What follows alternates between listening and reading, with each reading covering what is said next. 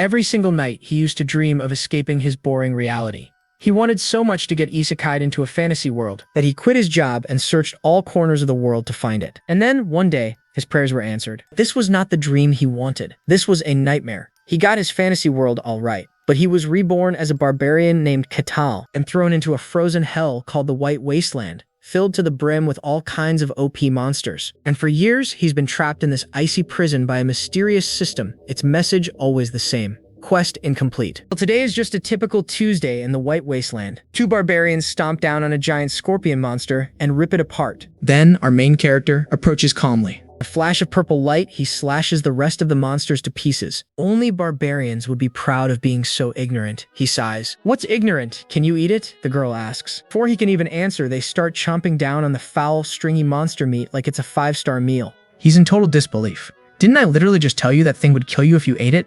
It's been less than a week, and here you are again, he growls. The girl and the bald dude give a proud thumbs up. It was a most noble challenge. Suddenly, the bald guy's face freezes. He starts convulsing and foaming at the mouth. He collapses and green bile erupts from his mouth. The girl panics, slapping him over and over. Watching this whole disaster unfold, Ketal just looks away. I'm going for a walk, he mutters. Bro has had enough of this life. Meanwhile, somewhere in the wasteland is a group of mercenaries. One is whining about the cold. Another one complains that crossing the wasteland is a suicide mission no matter the paycheck. The captain just shuts him down. You all knew what you signed up for, didn't you? Yeah, but we didn't know it would be this bad. The merc shoots back, shivering. Inside the warm carriage, an old butler listens to their bickering.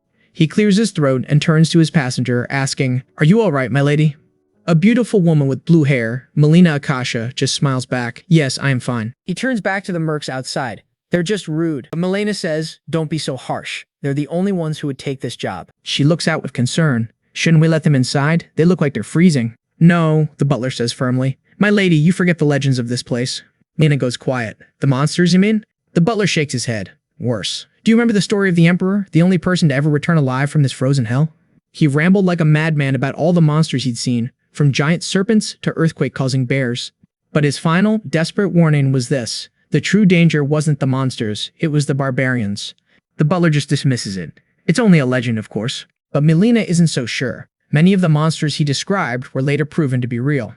And yet, the butler laughs, no one has ever actually seen a barbarian. Melina has to admit he has a point. Suddenly, the mercenary captain yells out, "Everyone, halt." "There's something out there," he says, his partner asking what he sees. They squint into the blizzard at a lone figure. "I can't make it out." The captain's eyes widen. "I've got good news and bad news," he says grimly. "Just spit it out," another merc yells. The captain replies, "The good news is, it's small. The bad news, it's heading right for us." Instantly, everyone is on high alert, staring into the storm with fear and confusion. The captain draws his sword, his face tense as the figure gets closer and closer. He can finally see it clearly. It's not a monster. Is that a person? The man keeps walking, his white hair blowing and his bare chest showing off a warrior's build. It's Ketal. He stops, and his glowing purple eyes stare them down. Mercenaries snap to attention, completely stunned as the man approaches. They can't believe it. A barbarian, just like the legends. But dude just smiles. He went for a stroll because he got bored with his people. He didn't expect to bump into this. He flashes a charming smile and introduces himself. He is Ketal, the Ashen barbarian. "I'm pleased to meet you." Ketal sizes them up, asking if they're merchants with hired muscle. He offers some friendly advice. Turn back now, but he already knows they won't listen. Then, his eyes drift over to the carriage. He knows someone's inside. The captain starts to panic, but Ketal just grins and makes a shocking offer. "I'd like you to hire me." The mercs are floored. Ketal clarifies that he wants to be their guide through this wasteland. The captain cautiously asks if he is an enemy. Ketal just smiles. "If I were, you would all be dead by now." The threat hangs in the air, leaving the guards pale and totally speechless. The leader knocks on the carriage and asks his lady if she heard all that. Lena says she heard everything. The captain leaves the final decision up to her. She asks the most important question. What would happen if we tried to fight him? Looking at the imposing barbarian, the captain gives his honest assessment. "I would definitely not recommend it." After a tense pause, Milena makes her call. "Understood. Tell him we accept his offer." The captain walks back to Ketal and delivers the news. She agreed. Ketal's eye glows as a smile spreads across his face. "Well now, that is great news." He takes a few steps forward, scaring the bejesus out of the mercs. Now he needs to talk to the real boss. The captain warns him not to pull anything, but Ketal just meets his glare with a confident grin. The captain has no choice but to lead him to the carriage. He shuts down their protests, saying their employer already agreed and fighting Ketal would be suicide. Inside, the butler is completely freaking out, but Melina tells him to calm down. Then, a knock comes from the door, and Kettle's voice rings out, "May I come in?" The butler lets out a high-pitched shriek, but Melina calmly replies, "Yes, come in." Outside, Kettle gives one last triumphant smile. His plan worked perfectly. The old butler is sweating bullets, looking absolutely terrified. And across from him sits Kettle, an absolute unit, just chilling with his arms crossed. The barbarian's voice is surprisingly calm as he speaks. He just tells the old man to relax. He promises he has no intention of harming him, but the butler isn't buying it for a second, inwardly screaming, "Don't lie to me." Meanwhile, the girl is just staring in shock. She can't believe a legendary barbarian is right in front of her. She manages to stammer out a greeting, and he just hits her back with a cool, "The pleasure is mine." Our guy looks out at the blizzard and notes how surprisingly warm it is inside. The blue-haired woman explains it's all thanks to magic. And he's genuinely intrigued. This guy's never seen real magic before. Looking back outside, he warns them that their chances of making it through are slim, but then he drops this line, "That's why I will protect your lives." However, there's a catch. He tells them there's just one condition. She nervously asks him what he could possibly desire. With a smile, he reveals his price. It's not gold or power. He just wants information about the world outside the snowfields. She is completely floored by this. Information? That's it? He just nods, knowing it's a pretty sweet deal for her. And yeah, what other choice does she have? She reluctantly agrees. He's pleased with her answer and asks for her name. She introduces herself formally as Melina of House Akasha.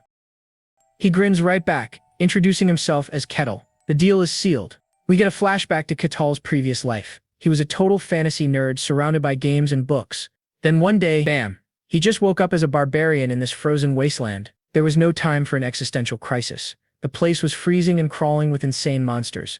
So he did what any MC would do. He became the leader of his tribe, fighting day in and day out just to survive and escape this snowfield.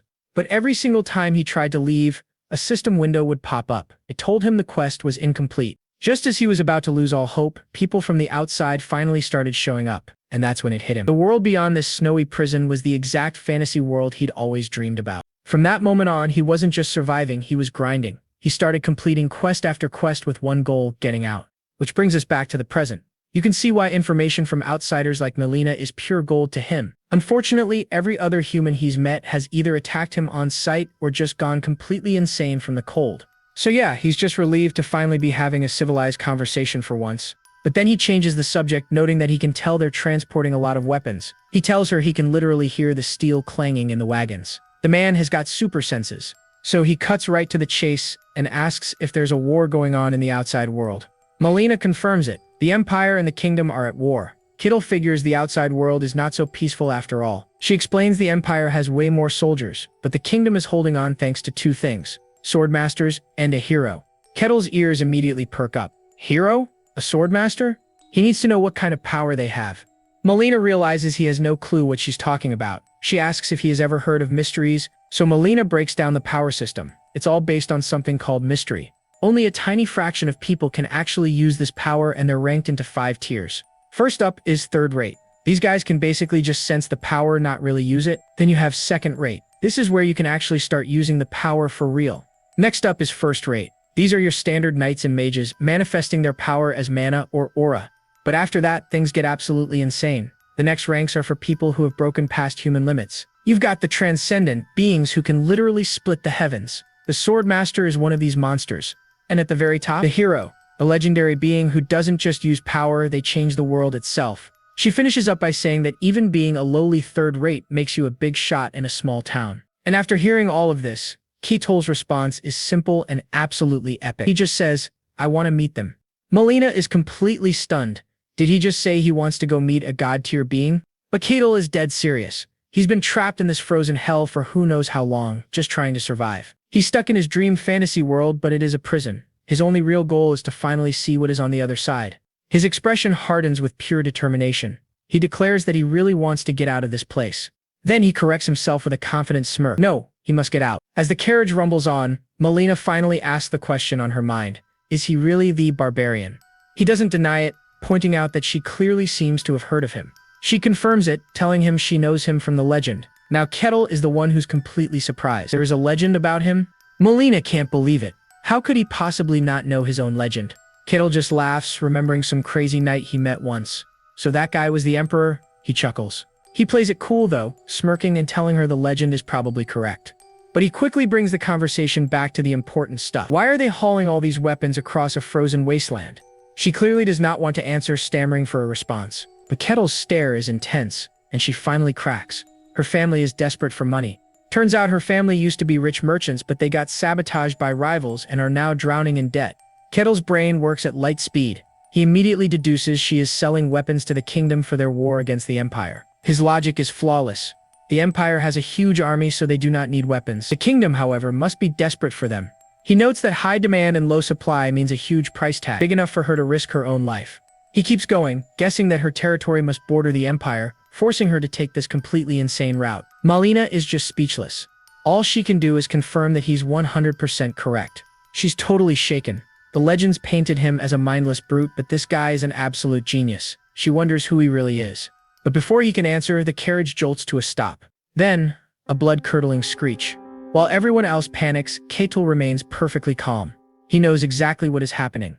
They have got company. Out of nowhere, a monstrous black slime erupts from the snow. The entire party just freezes in absolute terror. Kettle just squints at it, but Melina confirms their worst fears. This thing is a legendary monster straight from the history books. She explains this snowfield is a graveyard for powerful warriors. The few who survived all warned of this exact beast. But Kettle just grins like an absolute madman. He says, of course, they're chewy and make decent snacks. Melina's jaw just hits the floor. You eat them? He tells her to go catch it herself if she's interested, leaving her completely speechless. But the monster isn't waiting for a dinner debate. With a terrifying screech, it lunges straight for them. The guards immediately start to panic. Melina desperately screams Kettle's name for help. But Kettle doesn't even flinch. He just crosses his arms, saying he'll only step in if there's real danger. He tells a shocked Melina that her mercs can handle it. He wants to see what these outside world fighters are made of. The slime crashes down on them. The captain immediately shouts for a shield defense. A soldier gets his shield up just in time, bracing for the full force of the monster's charge. But it's not enough. The impact is insane, and the soldier gets sent flying backwards. Another warrior goes for a direct axe attack. He's also thrown back like a ragdoll, his weapon doing 0 damage.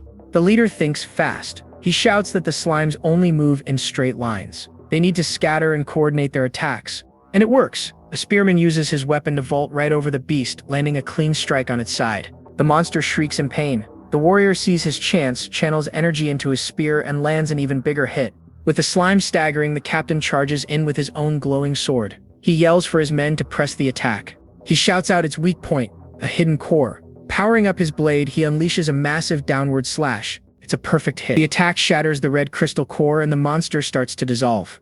Victory! The mercenaries erupt in cheers. But check out Kettle. He just watches, completely unimpressed. The next challenge comes. Now it's a pack of giant wolves. One of the mercs gets cocky. He says maybe the rumors about this place were overblown. The captain immediately shuts him down. He warns the guy they are not even halfway there yet. Meanwhile, some of the mercs start whispering. They're getting suspicious of Kettle, calling him a freeloader and wanting to test him. One of the mercs breaks off from the group. He walks right up to Melina, saying they need to talk. He reminds her they are risking their lives for this job. She gratefully agrees, saying they were the only ones brave enough.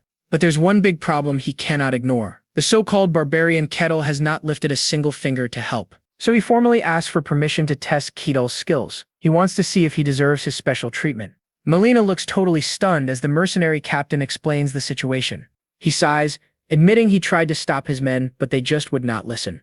But Kettle just smirks, totally unfazed by the threat. So you want to test me? Fine by me. But not right now.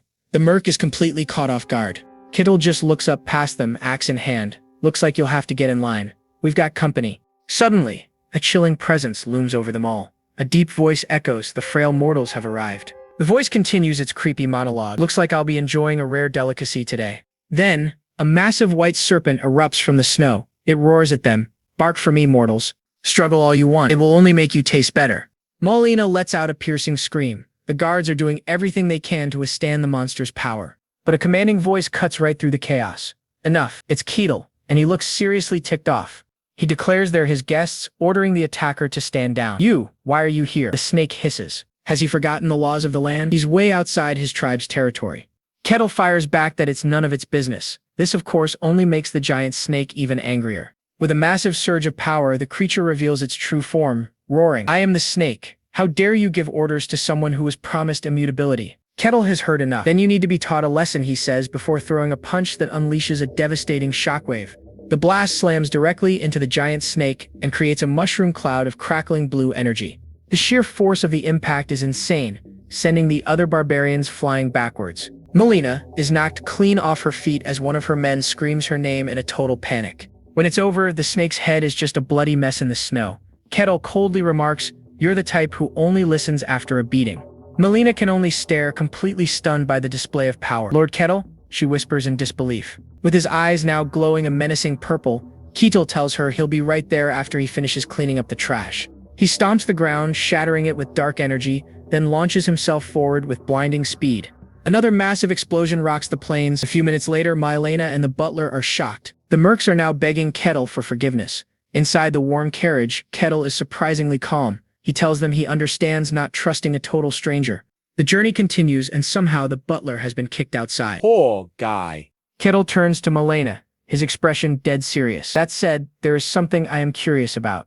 He asks why a noble lady like her would personally risk her life on such a dangerous trade mission. She hesitates for a moment, then admits she's the daughter of a concubine, basically the second wife of Lord Akasha. She explains that her mother was used in a political marriage and then totally abandoned, left with zero power. Clenching her fist, she confesses they're treated like servants. They're basically family in name only. "I volunteered for this trade mission," she declares, which clearly catches Kettle completely off guard. Her reason is simple but powerful, because someone has to set an example. A small smirk plays on Kettle's lips. He calls her intelligent, ambitious, and a greedy one.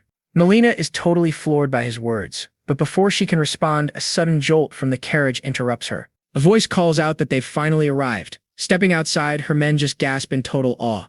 The endless blizzard has completely vanished, replaced by a vibrant, lush green valley stretching out before them. After thanking Kettle, Melina says her trip back will be easy, since she won't be packing weapons after selling the goods. But she can't let his earlier comment go. She turns and asks what he meant by calling her ambitious. He says he meant exactly what he said. He knows her once powerful family is now on the brink of financial ruin. He connects all the dots. If she succeeds where the main family fails, she'll win everyone's loyalty. He asks, "Your goal is to seize control of your family, isn't it?" She admits he's right. Kettle just smirks, noting that the story of a cast-off heir rising to power is a classic. Melina is shocked. This barbarian is genuinely smart. He's way more clever than anyone she has ever met. Thinking of the incredible power he has, an idea sparks in her mind. She asks if he's ever thought about leaving the snowfields. "How would you like to join me?" she asks boldly. He turns her down for now, saying he still has things he needs to take care of. Melina gracefully accepts his answer. She then removes an ornate emblem from her neck, offering it to him as a token of their meeting. She tells him to show it to the Akasha family if he ever decides to come to the outside world. Kettle accepts the gift with a huge grin. They part ways, hoping they'll meet again someday. He watches as her carriage disappears into the lush valley, leaving the endless snow behind. 5 years pass, and back in the endless land of snow, a declaration is made. Finally, all conditions have been met. A series of system notifications suddenly pop up, confirming a quest is complete and the rewards have been distributed. And then the message he has been waiting for finally appears. "You may now leave the snowfields." Kettle stands at the edge of the snowy wasteland, ready to finally step into the fantasy world of his dreams. With a confident smirk, Kettle looks ahead, totally ready for a new beginning. It's time to take his first step into the fantasy world.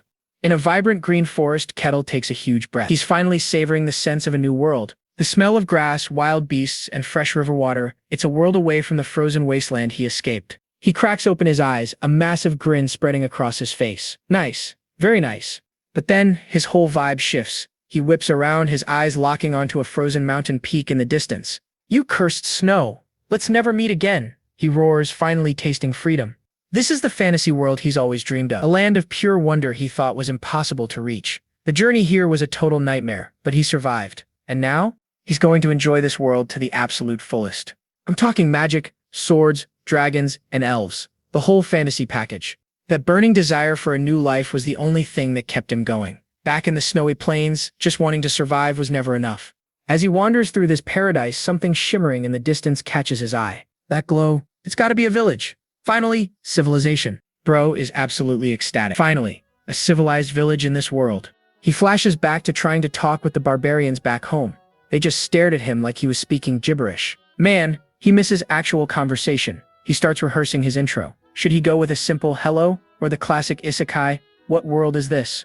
He decides to just play it cool and be a gentleman. With a plan in mind, he starts sprinting towards the lights. Meanwhile, in a peaceful clearing, an elderly elf addresses his people. "Elf villagers," he declares. From now on, this will be our home." The entire crowd of elves erupts in cheers. They're overjoyed to finally have a new place to call their own. But one of the younger elves isn't so sure. He approaches the elder, looking worried. "Elder, is this place really safe?" The elder shoots him a confident look. "It is." But the young elf isn't convinced. "I know humans can't come here, however. The snowy plains are right there. It's way too close. What about the monsters that live there?" The elder just scoffs. "Not a problem. For thousands of years, nothing has ever crossed those plains. Besides, we put up a barrier just in case." He explains it's a powerful barrier, woven from ancient elven magic. It completely hides their presence and stops anyone from getting close. "And even if something did get through," he adds, "it wouldn't matter, because we have Her Majesty the Queen." He smiles, totally certain that no threat could ever possibly reach their village. He is about to be proven very, very wrong. Right on cue, Kettle walks forward and feels his hand pass through something strange. It felt like tearing a piece of fabric. He pauses, totally confused. Felt like something just tore. Did I touch something? He just shrugs it off and keeps moving. But then a sudden sound makes him freeze in his tracks. Peeking through the grass, he spots a small child with pointed ears. Wait, is that an elf? He absolutely can't believe his eyes. A real elf, one of the most iconic fantasy races ever. He never dreamed he'd meet one this fast. Talk about incredible luck. For the first time, he's truly glad to be alive. But the little elf child is completely lost and on the verge of tears. "I'm scared. I think I wandered too far." Suddenly, she hears a voice right behind her. Her eyes go wide with pure shock. Kettle is looming over her, his massive frame casting a terrifying shadow. All he says is a friendly, "Hello?" The poor girl is completely petrified by the sight of him, and then she just faints from the sheer terror. Kettle just stands there, holding the unconscious child. A single bead of sweat rolls down his face. What just happened? I didn't even get to say anything and she fainted, he thinks. Well, I guess I should probably take her back to the village. He's already picturing the scene. He returns the lost child, and the grateful elves welcome him as a hero. He smiles to himself, already looking forward to that warm welcome. Cradling the sleeping child in his arms, he confidently walks into the elven settlement. The welcome he gets is not what he expected. The elves start screaming in absolute terror. "A human, and he is my child." Instantly, spears are pointed right at his face. They demand to know who he is and how he shattered their barrier. Yeah, this is not going as planned. The child's mother screams in pure horror, her face a mask of absolute fear. The elder is in total shock. Impossible. This land is untouched by humans. The barrier was perfect. How did he get in? He realizes the barrier is cracked and starts to panic. He screams for the queen, but she's out on patrol. Of course she is. Kettle tries to explain he's not an enemy, but they're not listening. An elf just screams, "Give back the child or we'll hunt you down." The elder's mind is racing. Their barrier was ancient magic. No simple trick could have broken it. He comes to the only logical conclusion. This was a prepared attack. The humans must have been tracking them for years. Kettle is just baffled. Do I really look like a kidnapper? He knows he needs to clear this up, and fast. Just then, the little girl in his arms starts to wake up from her stress nap. He gently places her on the ground. "Go on," he says with a kind smile. "Go back to your family." The child looks up at his kind face, and her brain immediately registers him as a terrifying, shadowy demon. So naturally, she lets out a blood-curdling scream and sprints back towards her parents. Kettle is completely crushed. Is my face really that scary? I thought I looked pretty good back on the plains. He turns back to the elves with his hands up. "Look, I returned the child. As you can see, I'm not your enemy." But the elder isn't having it. The hostage is free. Everyone, attack. In perfect unison, the elven archers draw their bows, taking aim at our completely bewildered hero. Fire! A glowing volley of magic arrows rains down from the sky, heading straight for Kettle, and he just stands there, totally dumbfounded. Can they literally not hear me? Kettle realizes elves aren't what he expected. They're way more savage out here. He always thought they were a gentle people, but in the wild, it's kill or be killed. So as arrows rain down, Kettle just stands there, totally unfazed as they bounce right off him like they're Nerf bullets. His attackers are getting desperate. They scream to keep firing, convinced his barrier has a limit. Kettle's had enough of this. He calmly raises a hand, ready to shut this little party down. And in a single instant, he unleashes a massive shockwave. The blast absolutely obliterates the elves' position, tearing the forest apart. The elven archers get sent flying. One of them screams for a barrier, but it's way too late for that. Trees are ripped from the ground as the elves are tossed through the air, screaming in terror. This wave of destruction carves a huge path straight through the woods. When the dust finally settles, an old elf can only stare in total disbelief. What just happened? At the end of the trench he just made stands Kettle. He calmly tells them, "I am not your enemy." Then he gets a little awkward, admitting, "Whoops, I guess I used a little too much power." Suddenly, out of nowhere, a flaming phoenix arrow comes screaming right for his head. It connects and erupts in a massive explosion right where he was standing. The old elf and his companion are completely confused. Just then, an elegant elven woman lands gracefully on a nearby cliff, and it's none other than Helia Royce, the queen of the elves. She demands to know what's going on. The elder immediately shouts that a human attacked them. The queen's face goes cold. She realizes this place isn't safe for them either, but Catul just walks out of the smoke without a single scratch. Hey wait, I'd appreciate it if you could listen to what I have to say. The queen and the elder are absolutely floored. How is he unharmed after a direct hit from Her Majesty? The queen glares down from her cliff. She thinks even a powerhouse like him is after her people. Her eyes fill with disgust. You can tell she truly despises humans. She introduces herself as Queen of the Leaf Clan and knocks another arrow. Aiming a fiery arrow right at him, she declares he will pay the price for his greed. Kettle is completely lost. Can't they understand me? But we're speaking the same language. Is she just ignoring me? Or could it be that the relationship between human and elves is just that poor? He sighs, realizing talk isn't working. He remembers a lesson: people listen once you land a hit. The queen lets her arrow fly and it crackles with brilliant blue energy. But this is no ordinary arrow. It transforms into a massive, roaring spectral beast. And Kettle's response? He just clenches his fist, gathering an insane amount of power. He throws a single punch and a devastating beam of pure force slams right into the magical beast. The elf queen can only stare, her face a mask of pure absolute shock. Kettle's attack completely overpowers hers. Whoops, looks like he did it again. The resulting explosion obliterates the spectral beast and slams right into the elf queen. She is slammed into the ground, defeated and surrounded by rubble.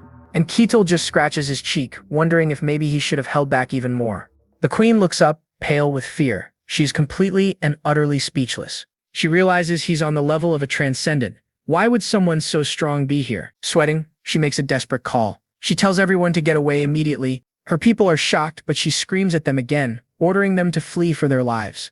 As her people run, she turns to face Kettle, defiantly yelling that he will never accomplish his goal. Kettle is more lost than ever. He was just trying to talk. This has all gone completely sideways.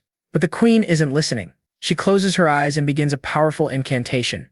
Her eyes snap open, unleashing a massive eruption of pure fire. From a magic circle, a colossal bull made of fire appears. Pigo. Kettle's eyes light up with pure excitement. A summon. He looks like a kid on Christmas morning. He thinks back to the ugly, grotesque monsters from his home in the frozen tundra. But this? A majestic bull with horns made of blazing fire? This is something else entirely. He thinks to himself, now that's a spirit. This is what a real fantasy world is all about. The queen gives her final order. Pigo. Annihilate the enemy before you. But the highest grade fire spirit just grumbles, complaining that contracts are nothing but a hassle. The queen immediately cuts him off, simply saying, silence. She knows that the stronger and more ancient a spirit is, the bigger its ego. She can barely even summon this thing and only got the contract with help from another tribe. Fulfill the contract, Pigo, she commands. Her voice leaves no room for argument. The spirit stomps its hoof, ready to fight. So, I just have to kill the human, right? But then it gets a good look at its target, and it completely freezes up. Because Kettle is standing there engulfed in a dark aura, flashing a terrifying razor-toothed grin. The mighty spirit is shaken to its very core. It thinks to itself, is that thing even human? The gigantic flaming bull spirit bursts from a magic seal, roaring with raw power. Kettle is absolutely losing his mind. This is straight out of a fantasy novel, and he's seeing it for real. But his fanboy moment is cut short when a voice calls him. You human have intruded upon our land. The fiery bull, Pigo, glares down at him. A pathetic human dares to covet the races of nature? It threatens to turn him into ash, but Kettle is just completely unfazed. Bro is just confused. Pigo doesn't wait for an answer. Its eyes glow with pure fury. It digs its hooves into the ground, charging up an insane amount of power before it attacks. And it's off. The spirit beast launches forward like a blazing meteor, ready for total annihilation. But Kettle doesn't even flinch. He just braces for the impact. The collision is insane, tearing the very earth apart.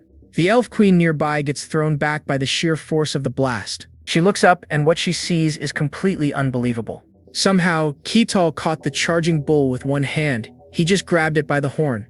This absolute unit of a beast is just suspended in midair. Its charge completely negated. Kettle just cracks this chilling smirk. He thinks a beastly form just makes it easier to handle. His eyes flare with purple energy as he cocks back his fist. His logic? Just beat it to death. The elf can only watch in absolute horror. She can't believe what she's seeing. And with a single punch, Kettle connects.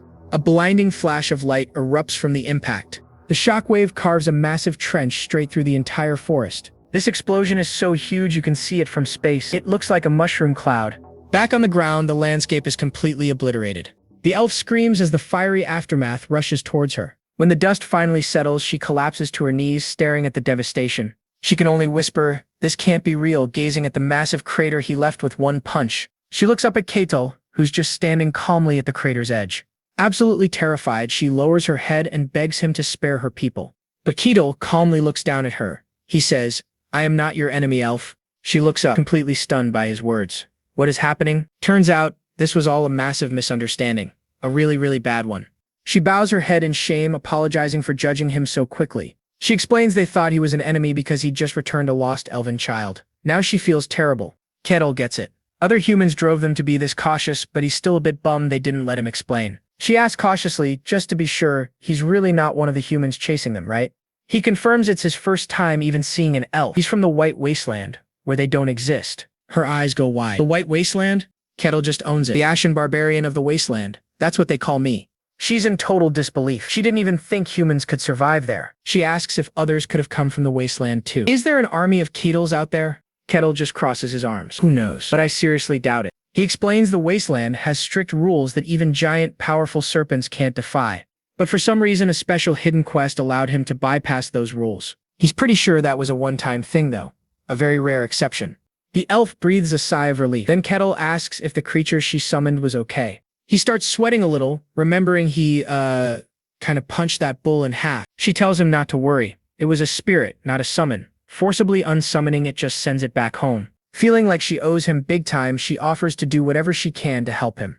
Now Ketil's interest is piqued. A spirit, huh? He immediately wonders if non-elves can make contracts with spirits too. The elf's face falls. She tells him that might not be possible. She clarifies that only humans with a deep connection to nature can do it, so for a guy like him, it's probably impossible.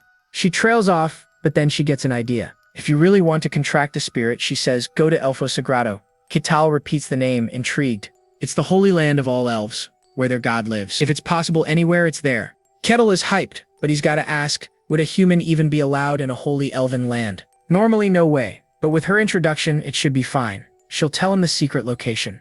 This place, Elfo Sagrado, is the dream destination for anyone who studies elves. She explains that letting a human near a place more precious than life is a huge risk. No elf would normally do this.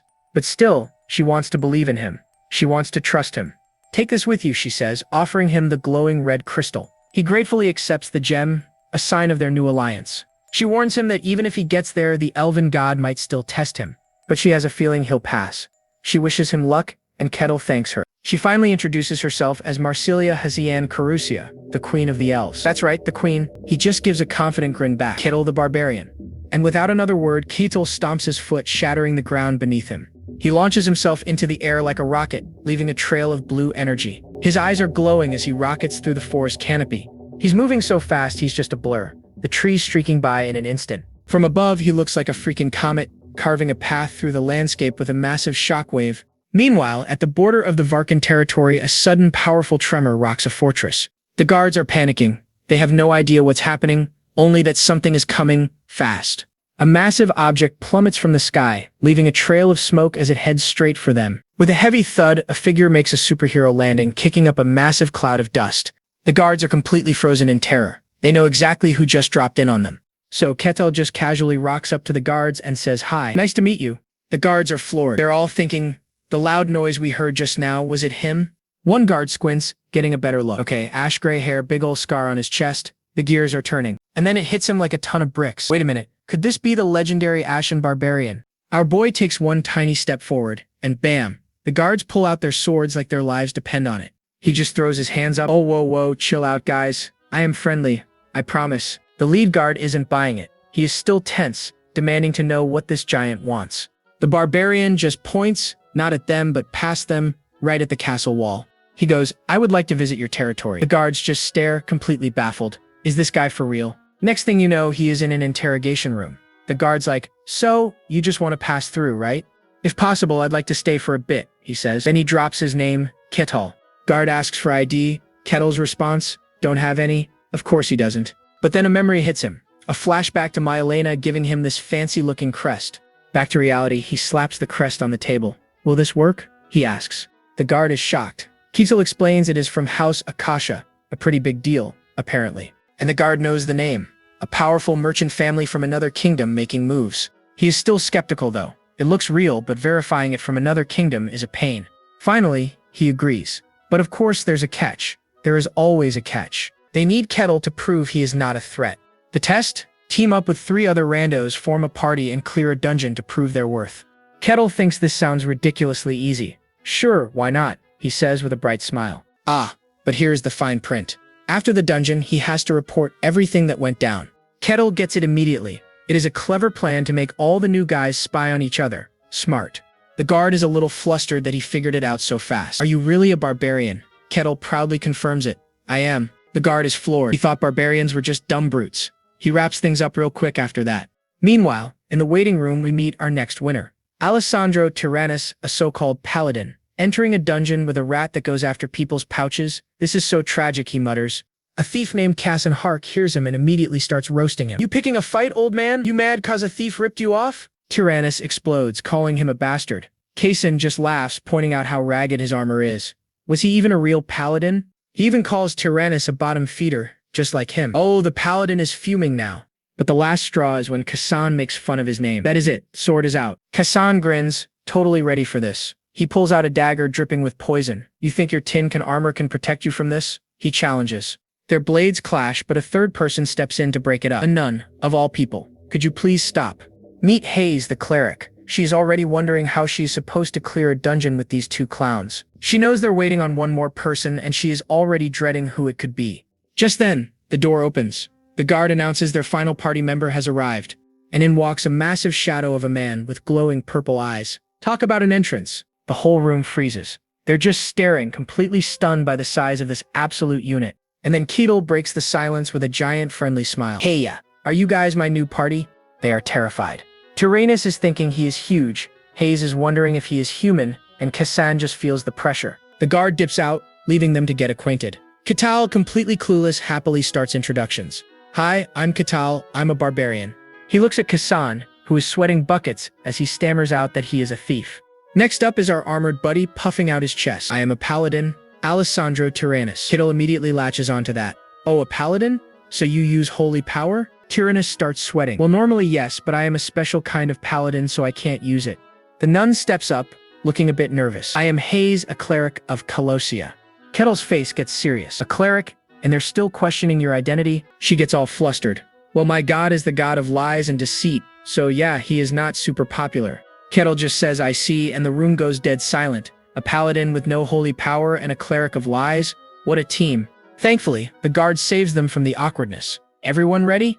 Let's go. They all exchange looks and nobody seems happy about this at all. Hayes and Cassan look especially miserable. They are definitely wondering what they did to deserve this. After a short walk, their hooded guide stops. We are here. Kettle looks up, and he seems a little surprised by the view. They're in a forest clearing, staring at a dark cave. Yep, this is the dungeon they're supposed to clear. Aight, let's start the raid. What's the plan? Kital asks Kassan and dude just flinches. He stammers and calls the barbarian, Sir. Kital just laughs it off. He tells Kassan to chill with the formalities since they're a team now. Totally embarrassed, Kassan tries to play it cool and starts laying out the strategy. His plan is classic RPG 101. The warriors are on the front line, thief checks for traps, and the cleric supports from the back. Solid, right? Kital's totally on board with it, but Kassan looks like he's already regretting this whole adventure. With the quote-unquote plan set, Kital takes the lead and gets ready to charge in. The team ventures into this dark, icy cave. And of course, Hayes is already spooked, whispering about how dark it is. Meanwhile, Kassan's spidey senses are tingling. He thinks the lack of traps is way too suspicious. And bam! He spots something. He throws a hand out to stop Ketal, warning him there are monsters ahead. Ketal looks down and sees bone fragments everywhere. Yep, it's a skeleton party, and they're about to get up and attack. Kassan immediately realizes this is a setup. This wasn't a test, my friends. It was an ambush meant to get rid of them. Ketal is super curious. Skeletons, you say? Kassan explains that skeletons are no joke. Apparently, they're like the Terminator, they just keep coming even if you chop off their limbs. Plus, their bones give them a massive defense buff. The difficulty of this dungeon just spiked through the roof. So Kazan snaps into leader mode, telling the cleric to get her buffs ready to go. He tells the warrior to tank up and for Ketal to get ready for a fight. Ketal just says, got it, thinking Kazan is some kind of tactical genius. The irony is just beautiful. Alright, it's showtime. Ketal steps forward. That one step is all it takes. His skeleton starts to wake up. Ketal's face is pure amazement as the skeleton clatters to life. The rest of the team are in a panic and getting ready to fight. The skeleton warrior charges right at Ketal, swinging a sword that's bigger than my student debt. But Ketal just slaps it and bam. One punch is all it takes to absolutely shatter it. Oopsie. The skeleton is now a glittering pile of bone dust. And the rest of the party? Their jaws are on the floor. Just pure, unadulterated shock. Ketal just smirks and says, huh, so taking the head off really does work. No kidding, Sherlock.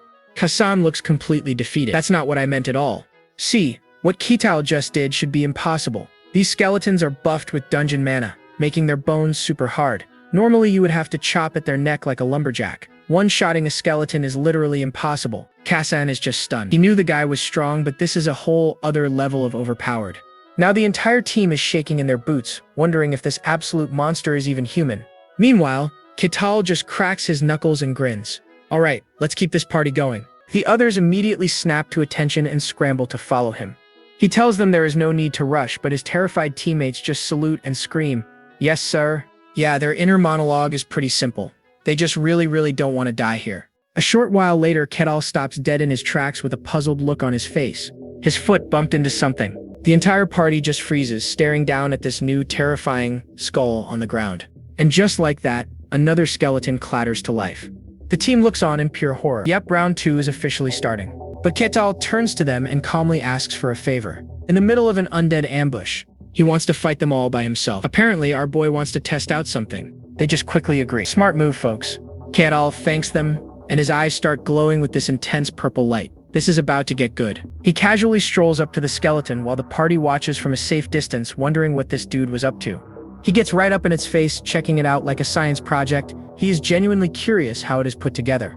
The skeleton is not having it and takes a swing, but Ketal just stops it mid-swing, with 2 fingers. He breaks the blade in half and looks at the skeleton, basically asking, "What now?" A broken blade won't stop old Skelly here, so it lunges and takes another swing. But instead of dodging, Ketal just grabs the skeleton by the wrist. He flashes this brilliant smile and says, "Then how about this?" Oh, he is enjoying this way too much. And crunch, he completely breaks the skeleton's hand and it falls to the ground. He watches it, completely intrigued. The poor skeleton just stares at its broken hand, totally confused. You can see the question marks above its head, but confusion quickly turns to rage. It lets out a battle cry and swings its massive sword with its other hand. It even does a fancy weapon toss, catching it in its good hand to keep fighting. That's some serious skill for a pile of bones. Ketal is actually impressed. He's like, "Oh, so you know how to switch hands?" The skeleton charges, but its attack is stopped dead. Ketal just casually catches its wrist. With basically zero effort, he breaks off the other hand and the skeleton is sent staggering back. But wait, it's not done yet. The skeleton lunges again, this time using its arm as a sword. Ketal is amazed. It can substitute parts of itself as weapons. Its intelligence is quite high. This brutal display is a little too much for the party, who look like they're about to lose their lunches. They can only watch and tremble in silence. This guy is a true barbarian. And man, do we feel sorry for that poor skeleton. With a menacing crack, our glowing-eyed barbarian puts the poor skeleton in his place. Its skull rattles to the ground and, get this, it starts rolling around. Our MC is amazed, so it can move with only its head. Amusing, he mutters. And crunch, he stomps on the poor thing. Then his entire vibe suddenly shifts from psycho killer to friendly neighbor. He apologizes for the delay. Kassan, who's still about to wet his pants, frantically insists it is no problem at all. Thanks, I guess, Kassan replies. Then he turns to leave. All right then, time to go. The rest of the party nervously agrees, like they have a choice. A while later, the group comes to a halt at the base of a huge staircase. They finally reach the 2nd floor. Great, more stairs. The atmosphere is tense and the whole party looks exhausted from the climb. Kassan cautiously suggests they take a little break, and to his absolute relief, Ketal actually agrees. Kassan weeps with gratitude. As the party collapses, Ketal just sits and observes. He breaks the silence, saying he has a question. He even admits he's not very knowledgeable on the subject. Oh, this should be good. Hayes is a bit flustered but encourages him, saying a desire to learn is a virtue. She then asks what he wants to know. Ketal asks a surprisingly logical question. Why is a dangerous dungeon allowed to exist so close to a populated town? Hayes explains that monsters generally stay inside. Any exceptions are handled quickly. Kassan jumps in, explaining that dungeons are a natural phenomenon. They can look like caves or even massive towers of doom. The key detail, he adds, is that they tend to pop up near densely populated areas. How convenient for our heroes. Hayes continues, saying that when a dungeon appears, the local lord sends in mercenaries like them to go clean it up. Ketal clarifies, so dungeons never appear directly inside a town, but always a certain distance away. Alessandro confirms this. Suspicious, right? Suddenly, Ketal's eyes light up. He asks the most important question of all. Is there a reward for clearing them? Hayes confirms that for a dungeon this size, defeating the final boss would probably yield some seriously hefty loot. A dark, knowing smile creeps across Ketal's face. He thinks to himself, just like the game. Hayes overhears him, but he quickly plays it off. Says he was just talking to himself before changing the subject. He then asks a question that leaves everyone stunned. Who is it that makes these dungeons? Now we're talking. Hayes replies that dungeons are just natural, but Ketal isn't buying it for a second. He says there are too many oddities. He points out that they conveniently appear near towns, almost as if they're demanding to be explored and tempting people with treasure. For a natural event, he concludes, it feels far too deliberate. And you can see the realization just hit Hayes like a truck. She's totally shocked. She admits she'd never even thought to question something so fundamental. Welcome to the Conspiracy Club, Hayes. Kassan is having a similar crisis. He always figured barbarians were ignorant savages, but this line of questioning is anything but. Remembering how cruel this guy can be, he starts to wonder if Ketal is truly a typical barbarian at all. You think? Kassan's train of thought is interrupted by Ketal cheerfully asking if everyone's rested. Talk about a mood shift. Startled out of their philosophical funk, the party members quickly agree they're ready to move on. They just want to get out of here. The party ventures deeper into the dungeon, but then Ketal suddenly stops in his tracks, looking surprised. He spotted a large treasure chest. Kassan tells him it's a dungeon reward, is for the taking if he can unlock it. But there's no chance in heck they can open this chest. They'd need a high-level rogue for that. Just then, Ketal turns to him and asks him, Kassan, can I unlock it? Oops. Kassan is completely dumbfounded. Ketal just lays out the simple logic. That's a treasure chest, and you are a rogue. Can't argue with that. Ketal is genuinely excited, saying it is a rogue's job to handle chests, right? But Kassan starts to sweat pure panic. He panics internally, screaming that if he had skills to actually unlock a chest like that, he would not be a bottom feeder stuck in a low-level dungeon. Kassan is freaking out. He cannot possibly tell Ketal the truth, not when the big guy is looking at him with such pure, sparkly-eyed expectation. His mind flashes to the worst-case scenario. Ketal's disappointment turns into a cold, deadly glare, calling him useless before crushing his skull. With a strange, sweaty smile, Kassan forces out a laugh and agrees to give it a shot, all while crying his eyes out on the inside. As he kneels, Ketal leans in close, watching with intense curiosity. Talk about pressure. Kassan is pretty sure he is not getting out of this alive if he fails. He desperately tries to recall the lockpicking skills he saw other adventurers use back when he was just a porter carrying their junk. With shaky hands, he begins to work on the lock. The sound of metal scraping echoes in the quiet dungeon. As Ketal looms over him, radiating a dark, impatient aura, Kassan realizes this is it. He has to risk his life on this one shot. This is the moment of truth for Kassan the rogue. Kassan is about to lose his mind when click, the lock opens. Ketal looks over, but wait a second. Why is Kassan trembling? Oh, he's full-on ugly crying now. Through his tears, he manages to sob out. It's opened. Hayes, the cleric, is totally blown away. Whoa, I heard only skilled thieves could do this. You are amazing. Even Ketal cracks a grin, looking impressed. Is that so? That's impressive, Kassan. Even Kassan can't believe it. He has always prided himself as someone who always does his best, but he thinks, was I not doing my best until now? It's a full-on existential crisis, folks. Ketal cuts right to the chase, asking what the loot is worth. Hayes figures it is enough for a family to live like royalty for a month. Understood, Ketal says with a smirk. Kassan, you are on loot duty. Kassan immediately snaps to attention. Yes, sir. He eagerly reaches into the chest and pulls out a super sparkly, gem-studded goblet. He has never held this much loot in his life. Suddenly, Ketal goes, Hey, Kassan. And then he screams in absolute surprise and terror. Ketal is completely lost. You need some help? But Kassan just shakes his head frantically. Does something hurt? Ketal asks. Kassan panics and yells, No, I did not do anything. Yeah, the rest of the party has absolutely no idea what is going on. After that little bit of weirdness, the party continues deeper into the cave. Suddenly, Kassan calls out, Wait, please stop. It is skeletons. Ketal sizes up the situation. Looks like 4 skeletons. I will handle 3 of them. The whole party flinches. Did he really just say that? You guys handle the last one, he says, looking all fired up. Kassan clutches his bag of loot, realizing this is a real fight. Alessandro just nods grimly. Understood. The moment Ketal takes a step forward, the pile of bones on the ground starts to stir. With a ton of rattling sounds, the skeletons begin to assemble themselves. Kassan watches, completely horrified. Man, watching bones put themselves back together is always creepy. The 4 skeletons rise, eyes glowing with an eerie blue light, and let out a collective silent scream. Ketal gives the order. Everyone, let the battle begin. Kasan is the first one to move, rushing toward the skeletons, his blade flashing. The first skeleton is taken by surprise, but just as Kasan is about to strike, Katal intercepts them. He's holding 3 of the skeletons in a tight bear hug. You are spectating a rare spectacle. Do not interrupt. I will handle you 3. The 4th skeleton, now all alone, swings its sword down. But Alessandro is ready for it, blocking the blow with a deafening clang of his shield. Kasan flies into action. He leaps over it, daggers drawn and ready to strike. Meanwhile, Hayes' eyes glow as she casts a spell, Shadow of Confusion. Alessandro takes the opening, swinging his glowing sword in a massive overhead cleave. The skeleton collapses to the ground. But hold up, they weren't able to break its core. The skeleton just reattaches its parts and attacks again. Katal watches all this with a pleased smile. It is really impressive to see a party's core skills in action firsthand. Quite rare, he adds, before crushing the 3 skeletons he is holding with his bare hands. Boom! Well then, he says as the bones dissolve, with the obstacles cleared, let us enjoy the show. As the 3 party members prepare for the second round, they're all thinking the same thing. Somehow, this barbarian is testing us. Man, do they all look fired up. The poor skeleton blinks in confusion. It knows it's toast. Hayes' eyes burn with intensity. If you show weakness, you will die. Fired up, Alessandro charges forward with a ferocious expression, overwhelming the final enemy. A flurry of red slashes fills the screen as the whole team goes all out. Finally, the skull clatters to the ground. With the fight finally over, the party collapses, panting from exhaustion. Katal watches his exhausted party with a thoughtful expression. Those adventurers he met at the white snowfield must have been strong after all. This party could barely even clear 1 skeleton. So off they go to the next floor. There were more monsters, but with Katal at the front, it was hardly a problem. Until finally, they get to the final floor.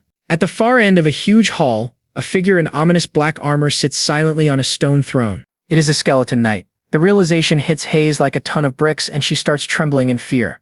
Katal calmly turns to his party. Is this skeleton different from the others we have faced? The reply is grim. Yes, it is strong, quite strong. It can expertly wield a sword and shield and is a knight-level fighter. They have no chance of winning. Hayes is terrified, thinking they cannot possibly handle this monster. Katal asks, what happens if we cannot clear this and decide to retreat? Hayes explains that if they bail, they need confirmation from the territory. If it is deemed a reasonable retreat, it is no problem. A slight smirk appears on his face as he looks at his tense comrades. That is reasonable, he says, agreeing with them. Meanwhile, the skeleton knight remains on its throne, its entire body pulsing with some seriously bad vibes. Alright, deep in the dungeon, we've got the final boss. A skeleton knight glowing with a menacing purple aura. It stands its ground, ready to throw down with our hero, Katal. And Katal just smirks. A skeleton that can hold its own form? Fascinating. My guy is easily amused. The skeleton knight doesn't care. It raises its massive sword, preparing to turn him into paste. Before anyone can even blink, the knight leaps into the air and bam! It unleashes a devastating energy wave. Hayes throws up a golden barrier. She's trying her best, but you can tell it's not enough. And it shatters. But it's Alessandro to the rescue. He uses his shield to block the party. The whole group is sent tumbling. They are completely and utterly outclassed here. Katal seems surprised for a split second. Even the party's tank Alessandro can't believe the insane power behind that single blow. Realizing its opponents are basically ants, the knight lunges forward to finish the job. But this time, Katal is ready for it. No more standing around looking impressed. He meets the attack with a single devastating punch that sends a shockwave through the dungeon. The knight is sent flying backward and is completely deleted from existence. His party members can only stare. Their jaws are on the floor and their brains have officially short-circuited. Katal just casually dusts off the dirt from his hands. Is that all? After that one-punch demolition, the party finds the real prize. A big old glimmering treasure chest. Katal turns to Kasan and asks him to unlock it. Kasan panics immediately. No way. The lock is way too high level for his current skills. As Kasan explains that they'll have to leave the loot behind, Katal just winds up and punches the chest. The chest bursts open, leaving Kasan and the rest of the party completely speechless. Again, Katal just grins, saying this way is much better, and tells a dumbfounded Kasan to handle the loot. Poor Kasan is left utterly bewildered. If you could just break it, why did you even ask him in the first place? Alright, having cleared the dungeon, the party emerges from a cave entrance into a bright sunny forest. And suddenly, poof, the cave entrance behind them just collapses. Kasan explains that a perfect clear makes the dungeon disappear, which also means there was no secret room. The idea of a secret room just makes Katal grin. That sounds fun too. This guy just wants more things to punch. Back at the city gate, the guard is shocked to see them return so quickly. He was expecting them to be paced. He nervously asks how the dungeon was. Katal gives him a beaming thumbs up and says it was satisfying. The guard begins the official entry procedure, which involves interviewing each member of the party separately. He asks Hayes if the barbarian should be allowed to stay. After a moment, she hesitantly agrees. See, the guard's real job is to weed out dangerous elements, but both Kasan and Alessandro vouch for Catal. They confirm that despite his monstrous strength, he didn't harm the party. The guard realizes he's not a typical barbarian. When it's Catal's turn, he has nothing but praise for his teammates, calling them all excellent and reliable. This is highly unusual for the guard. Forcing strangers to party up almost never ends on good terms like this. Convinced, the guard grants them entry into the city, but he warns Catal to stay out of trouble. He hands over the dungeon reward, a heavy bag of gold. Usually the guards confiscate the loot, but this time the guard decides to give it to them.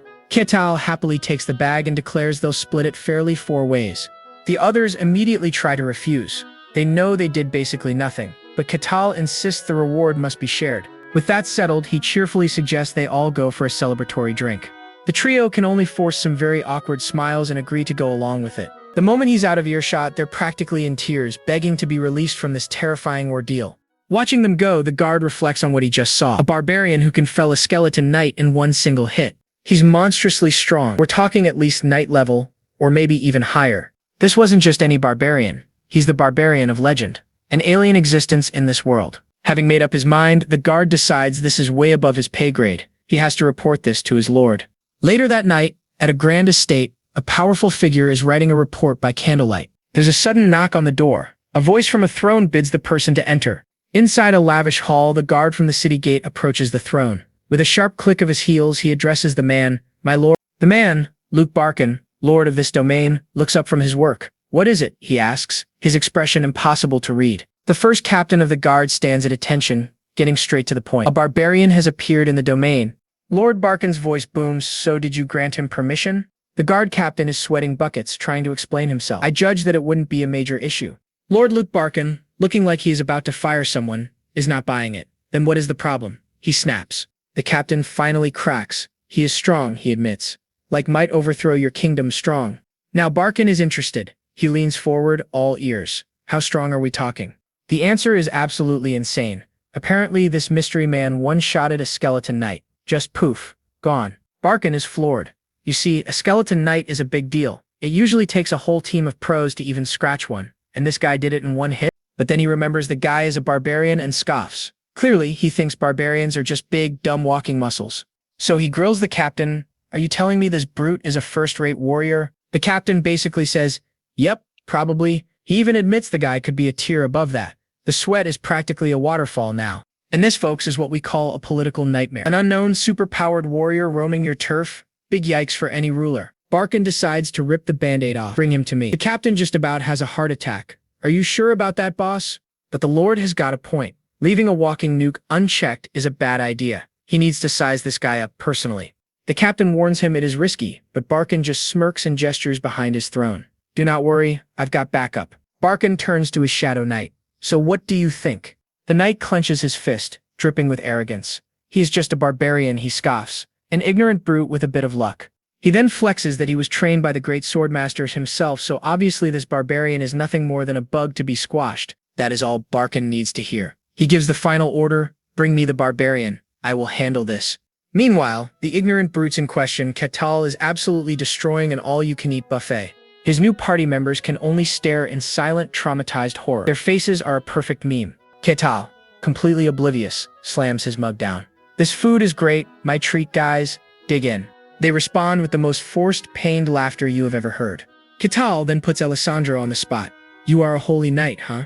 So where was all that holy power back in the dungeon?" Ouch. Alessandro starts sweating again, explaining that he was in training so his holy power hasn't awakened yet. Catal just bluntly calls it a shame. Zero social skills, this guy. Next target, Hayes. "You worship Colosia, right? Is there a temple around here?" Hayes awkwardly explains that her goddess is the deity of lies and deceit. So, yeah, not a lot of fan clubs or mega churches. She quickly changes the subject to the million-dollar question. "So, just how ridiculously strong are you?" The other two snap to attention, curious. Catal just stares back, a chicken bone hanging out of his mouth, completely clueless. He basically says, "I do not know, I just got here." Then he asks them, "How strong is a skeleton knight anyway?" The man has no frame of reference. Hayes gives him the rundown. "A second-rate warrior can barely fight one. A first-rate warrior could probably win like he did." Catal just goes, "Huh, so that's considered second-rate. Suddenly, a trembling voice calls out, "Excuse me." It's the shop owner, and he is terrified, stammering that they are closing. He probably wants this monster out of his tavern. Our boy cheerfully agrees to leave and asks if anyone wants to hang out later. "Oh, you sweet, simple man." In perfect synchronized terror, the other three basically scream that they have to go wash their hair for the next 10 years. Ketal gives a friendly wave. "See you next time." Meanwhile, they are all thinking, "Let us never, ever see you again." And I do not blame them. Finally, free of his terrified friends, Ketal finds a room and collapses onto a bed. For him, this is pure luxury. He feels very lucky he could afford a room with his dungeon loot. After living in the snow, a lumpy mattress is basically a 5-star resort. He starts thinking about his future. He is finally out of the wilderness and wants to actually live a little, experience the world. His bucket list is classic adventurer stuff. See the Elf Kingdom, visit the Magic Tower, check out the capital, you know, the touristy spots. He falls asleep dreaming about all these. The next day, he's woken bright and early by banging on his door. He stumbles out of bed and swings the door open. And look who it is. It is our favorite sweaty guard captain from the castle. Ketal is shirtless, looking like a walking mountain of muscle, and just grunts. "What?" The poor captain practically jumps out of his armor. The captain takes a deep breath and delivers the message. "The Lord wants to see you." Well, this should be interesting. Okay, so the big boss of this entire territory wants to have a little chat with our boy Ketal. And of course he grins and accepts immediately. He's a fanboy in a brute's body after all. He's like, "Cool, let me just grab a shirt." The poor guard is just sweating, thinking this has to be a trap. Why did he say yes so easily? So they start walking through this bustling fantasy town, and Ketal is just soaking it all in. He only saw it at night before, but the daytime graphics are apparently pretty impressive. He hits the poor, flustered guard with a cheesy grin and a big thumbs up. He's all like, "If this is a lucky fantasy, sign me up." The guard looks like he wants to just disappear. Not much time left on his shift. He'll just try not to make eye contact with the barbarian as much as he can. Finally, they get to the big doors. "I've brought the barbarian, my lord." The massive doors swing open, revealing the lord himself, gesturing them inside. Ketal steps onto this ridiculously long, fancy red carpet. Talk about a VIP entrance. The lord extends a hand, introducing himself as Luke Barkin, the ruler of this land. And get this, Ketal actually shakes his hand and gives a slight bow. Even introduces himself properly. Lord Barkin's brain just short-circuits. A barbarian bowing? It does not compute.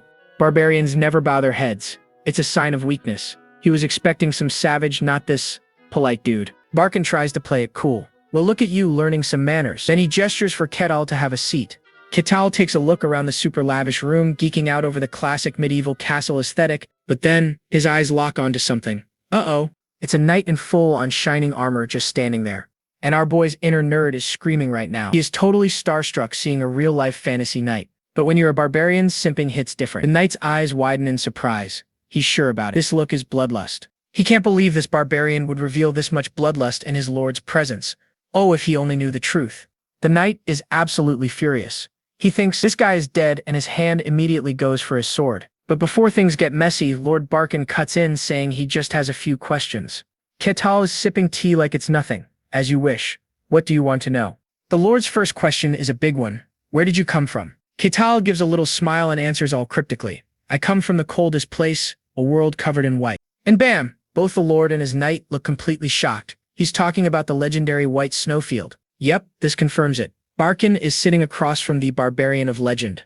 Barkin says it's hard to believe, but Ketal is just chilling. He's like, "Believe it or not, your call, buddy." So Lord Barkin switches it up. "All right, let me ask this. How strong are you?" But what he is really asking is, "Are you going to be a problem for me?" Ketal points out that's the wrong question. He has zero context for the power levels in this new world. The Lord and his knight exchange a look. I see a plan forming here. So Barkin proposes a classic test of strength. Friendly spar with his knight for a nice reward. You could literally see Ketal's ears perk up at that. The Lord has to add, not to the death, okay? Let's keep it clean." Ketal just grins. "Sounds good to me." The Lord seems a little surprised he agreed so fast, but Ketal is totally psyched. He gets to fight a real fantasy knight with aura powers. This is better than any video game. Lord Barkin clenches his fist, thinking, "Yep, a barbarian is a barbarian. All they care about is a good fight. Oh, you're a poor, misunderstood MC." And just like that, we cut to a massive arena. Lord Barkin is watching from his private box seats. Down below, Ketal and the knight are facing off, ready to go. The knight looks super serious, while Ketal looks like a kid on Christmas morning. From his throne, the Lord gives the signal. "Let's begin, and try not to kill each other, please." A bell rings, and the knight draws his sword. He tells Ketal it is an honor for him to witness his swordsmanship. Ketal agrees. "I'd prefer that too. But oh snap, the knight is officially triggered. He's thinking, I will show this punk. Time to show him the massive difference in their power levels. He powers up, erupting in a huge green aura. Now then, he taunts, what will you do? And with a massive swing, and his sword splits into 3 giant blades of pure energy right at Kital. Kital just looks up, completely stunned. Wait, there are 3 of them? Uh-oh. An illusion? Oh, heck no. Kital is having a minor freakout, realizing all 3 of those glowy green swords are 100% real. Was this what they called swordsmanship? Kital wonders. The knight gets a little cocky, taunting Kital. Is dodging all you can do? How cute. He admits it's impressive, but he's getting bored. Time to wrap this up. But right before the final blow, bam, Kital just raises his hand and flicks a finger at the sword, shattering it instantly. The knight's brain completely short-circuits. Huh? What was that? Did he just break my sword? In a flash, Kital closes the distance and grabs the knight straight by his chest plate and crumples it like paper. And with a mighty yeet, he hurls the fully armored knight clear across the hall like a tin can. Watching from his throne, Lord Luke Barkin is completely shook. His jaw is on the floor. The knight is down for the count in a massive crater. It took literally a single punch. Barkin cannot believe what he just saw. What kind of ridiculous power is that? Meanwhile, Kital just smiles like it was nothing and asks, so are we done here? Lord Barkin needs a moment to reboot his brain before he quietly confirms, yes. His mind is racing. One-shotting a first-class knight? That's not just strong, that's straight-up superhuman. A barbarian, with those kinds of stats, could completely break the game for the entire world. He decides it's time to phone a friend. A very specific friend with the title of Swordmaster. He's just wondering if the guy has even shown up yet, and if this news will be interesting enough for him. And right on cue, a mysterious voice echoes through the room. You mean my interest? A window just breezes open, and standing right there is some old man in a green robe. Very dramatic entrance. Barkin gives the old guy some serious side-eye. Your hobbies are still as weird as ever. Barkin just chuckles nervously, trying to play it off. Hey, everyone needs a little fun. And here's the name drop, folks. This is Swordmaster Kane. He wants to hear all about this interesting matter. Lord Barkin immediately shoots up and bows. Oh yeah, this guy is a big deal. We cut scene, and now we see the knight recovering in bed, probably feeling very sorry for himself. The door creaks open and Lord Barkin walks in to check on his walking L. The knight jolts awake in a panic, apologizing over and over for his terrible performance. But it's Kane's voice that cuts in. You should be apologizing to me. And plot twist. He's his master. Kane points out something strange. His armor got absolutely wrecked, but the knight himself doesn't have a single scratch. His conclusion? The barbarian wasn't a mindless brute. He controlled his power with insane precision just to spare him. That kind of control puts him way above a normal knight. He's at least at a superhuman level. And hearing this, both Barkin and the knight look like they've just seen a ghost. Barkin asks how the barbarian compares to Kane, who just scoffs. I'm a swordmaster. Brute strength can't touch this. But Barkin brings up a weird detail. Kital had all that power, but there was no aura, not a single trace. Barkin confirms his theory. He believes Kital is from the infamous White Snowfield. This gets Kane thinking. He's heard legends about the people from that region, or maybe they aren't exactly people. Could he be a heteromorph, a non-human creature just walking around in plain sight? But Kane quickly dismisses that. A real monster would have just turned the knight into a fine red mist without a second thought. Still, the big question remains. Why would someone from the literal edge of the world suddenly show up here? Kane brushes off the concern, muttering something cryptic about the Emperor and his weird requests. He tells Barkin it's nothing for him to worry about. Classic, it is above your pay grades line. The Swordmaster's focus shifts. So, is this barbarian still around? Barkin confirms that he is. With a determined look, Kane decides it is time to go check this mystery man out for himself. Oblivious to what's happening, Kital is having a chat with a guard outside. The guard asks him the million-dollar question, what's next, big guy? He's got the cash reward, and Barkin promised that he's free to do what he wants in the territory. Kital's thinking an official ID would be a good start to make it easier to get around. The guard lays out his options. He could find a high-status sponsor to vouch for him, or he could become a mercenary. The guard explains that if he grinds enough achievements, the guild will officially recognize his identity. But most low-level mercs are just glorified errand boys. He thinks for a powerhouse like Kital, getting a sponsor is the smarter play. But did Kital listen? Of course not. His eyes light up. A mercenary, taking on quests and slaying monsters? He is so in. He asks with this huge, goofy grin, where do I go to become a mercenary? The poor guard is totally caught off guard, stammering that there's a guild hall nearby. Guide me, Kital says, hitting him with a full-power, sparkly anime smile. And the guard just melts. The poor guy never stood a chance. Here's the thing, though. The reality of being a merc is not some grand adventure. They're the lowest rung of society.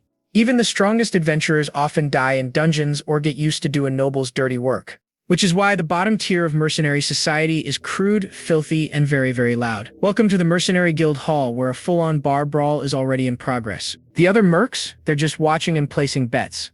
Meanwhile, at the reception desk, a woman with pink hair asks her colleague how the new recruits were doing today.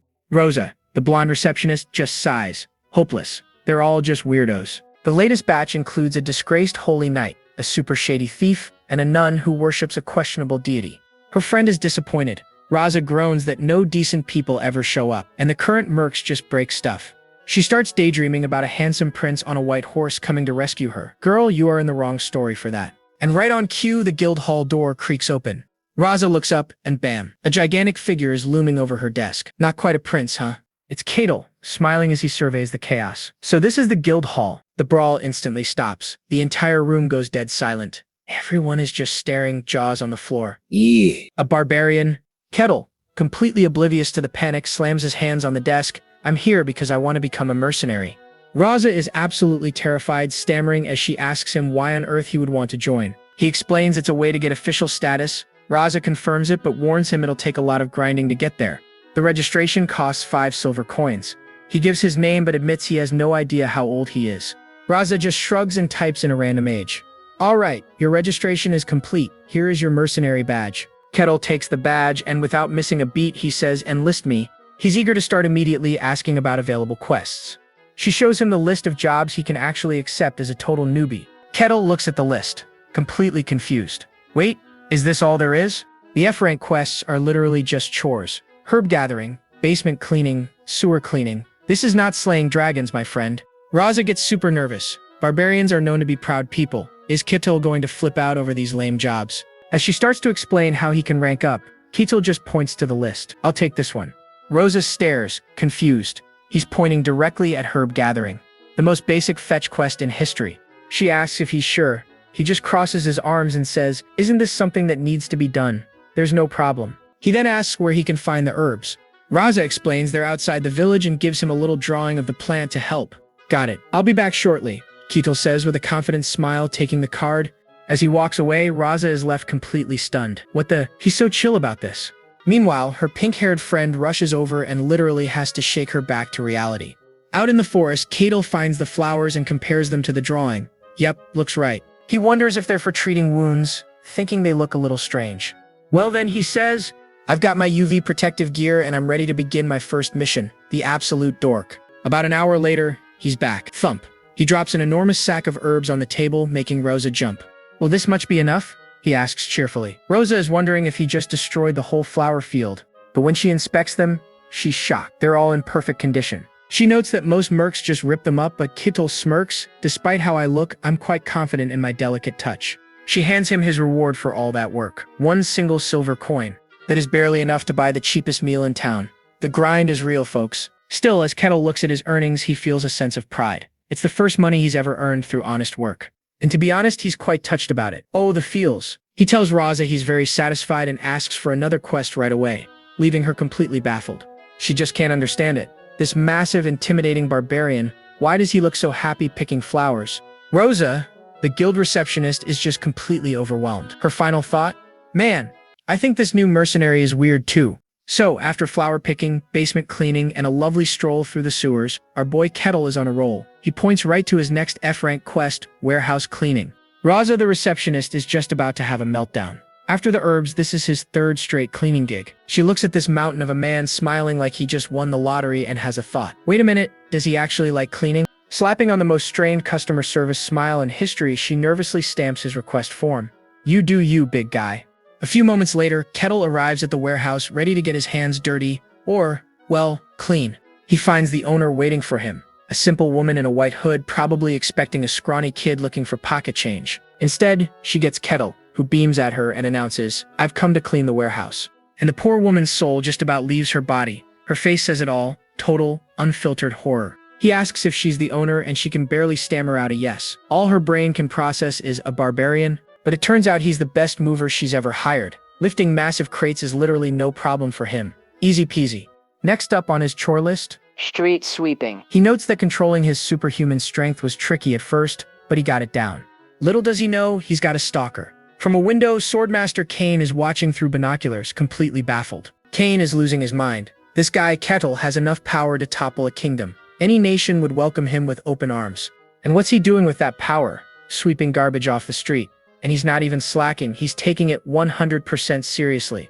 Kane is just speechless. Meanwhile, Keto wipes his brow, absolutely basking in the glory of a hard day's work. Ah, the satisfaction. He wakes up to a brand new day. He's a bit sore, sure, but he feels amazing. That honest work high is real, folks. He gets up and spots a small pouch by the table. He flashes back to Rosa, presenting him with his pay. Good work on your first day, Mr. Kettle. Here is your reward for completing all 15 requests. His eyes go wide. A whole pouch of 15 silver coins. This might be the most money he's ever seen. He is absolutely glowing with happiness. Thanks. I'll be back again tomorrow, he says, grinning from ear to ear. Man, that memory brings a smile to his face. He thinks, time to begin my second day in civilization. The next morning, Kettle is taking a nice stroll through town, oblivious to the freaked out faces of the villagers. He's walking with the confidence of a man who just got paid, when suddenly he grinds to a halt.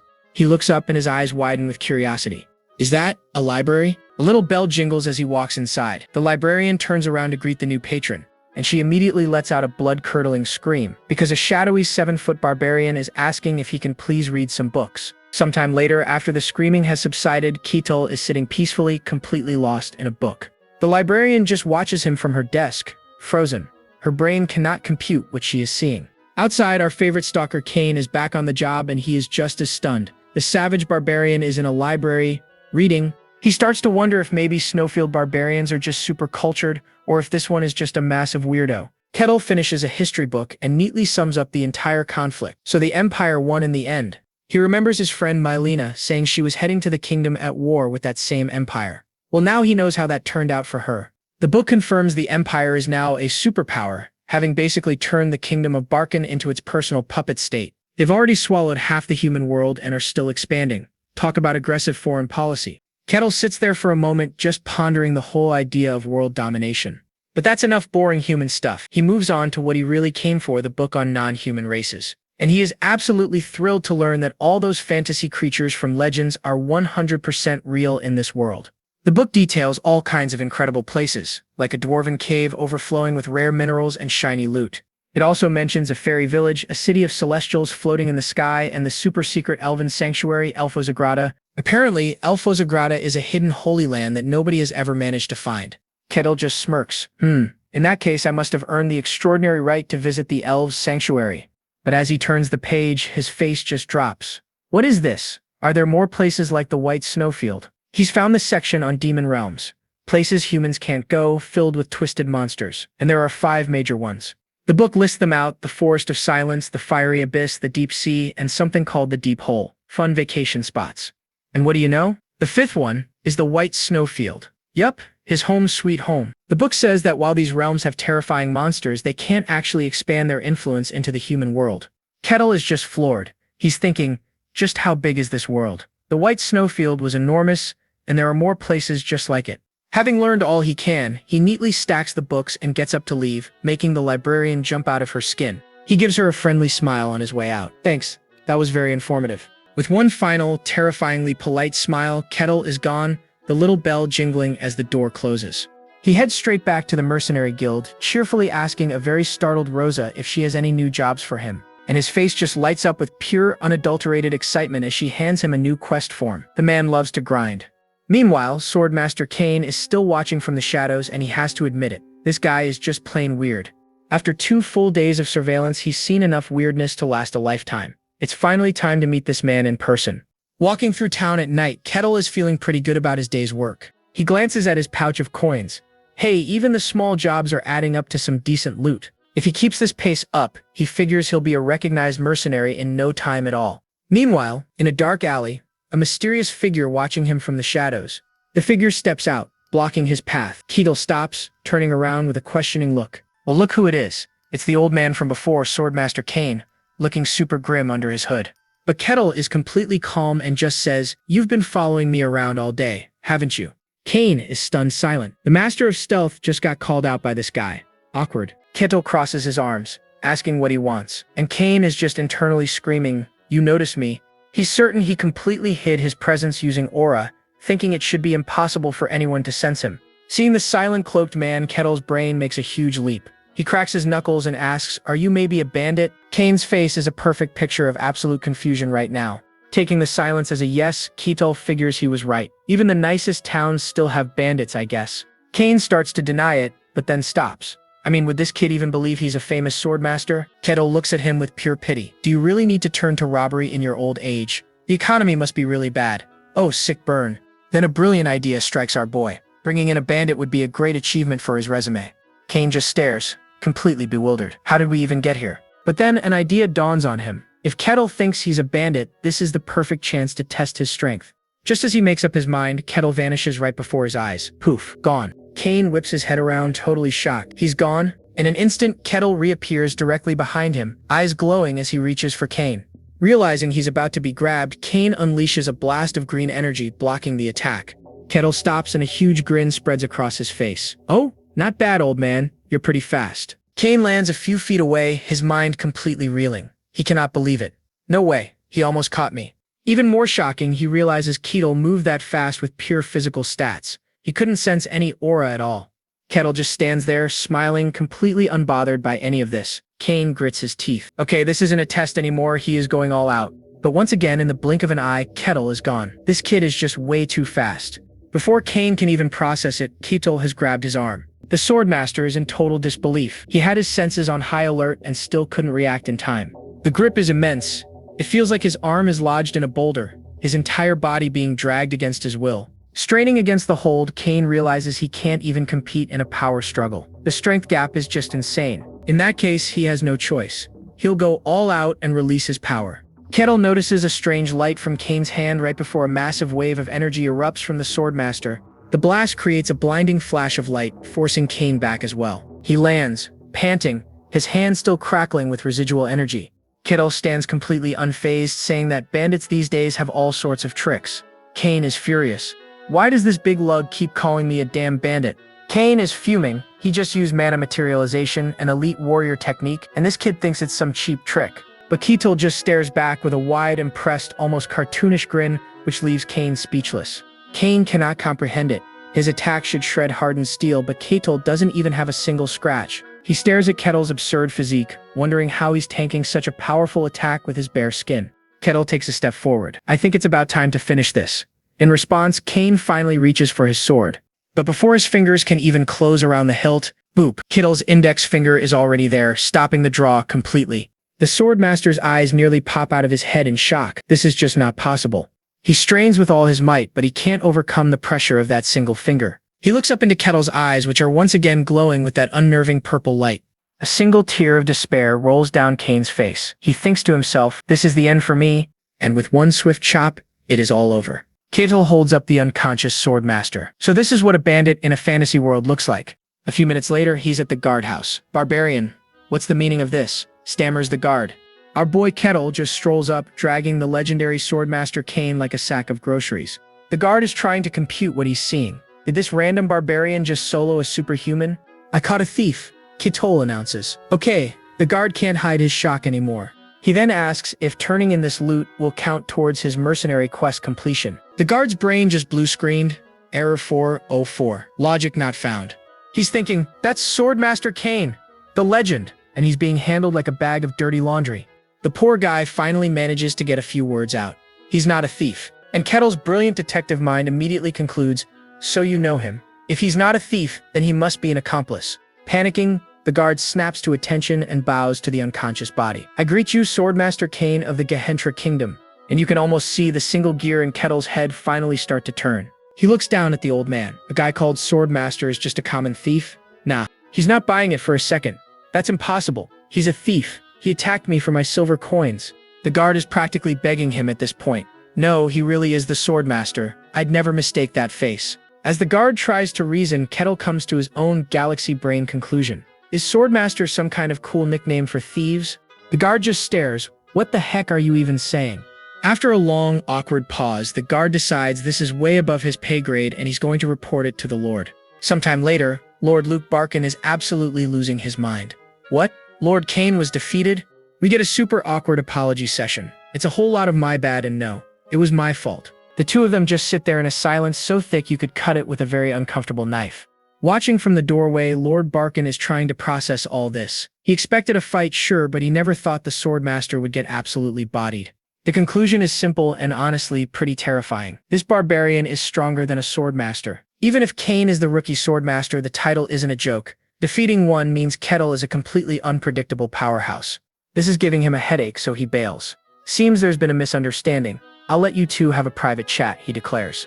And exits, closing the doors, and the room goes right back to that awkward silence. You can just feel the secondhand embarrassment. Kane takes a shaky sip of tea, his pride completely deleted from the server after that beatdown. He tries to pull himself together, making a formal reintroduction. I am Kane, the Swordmaster.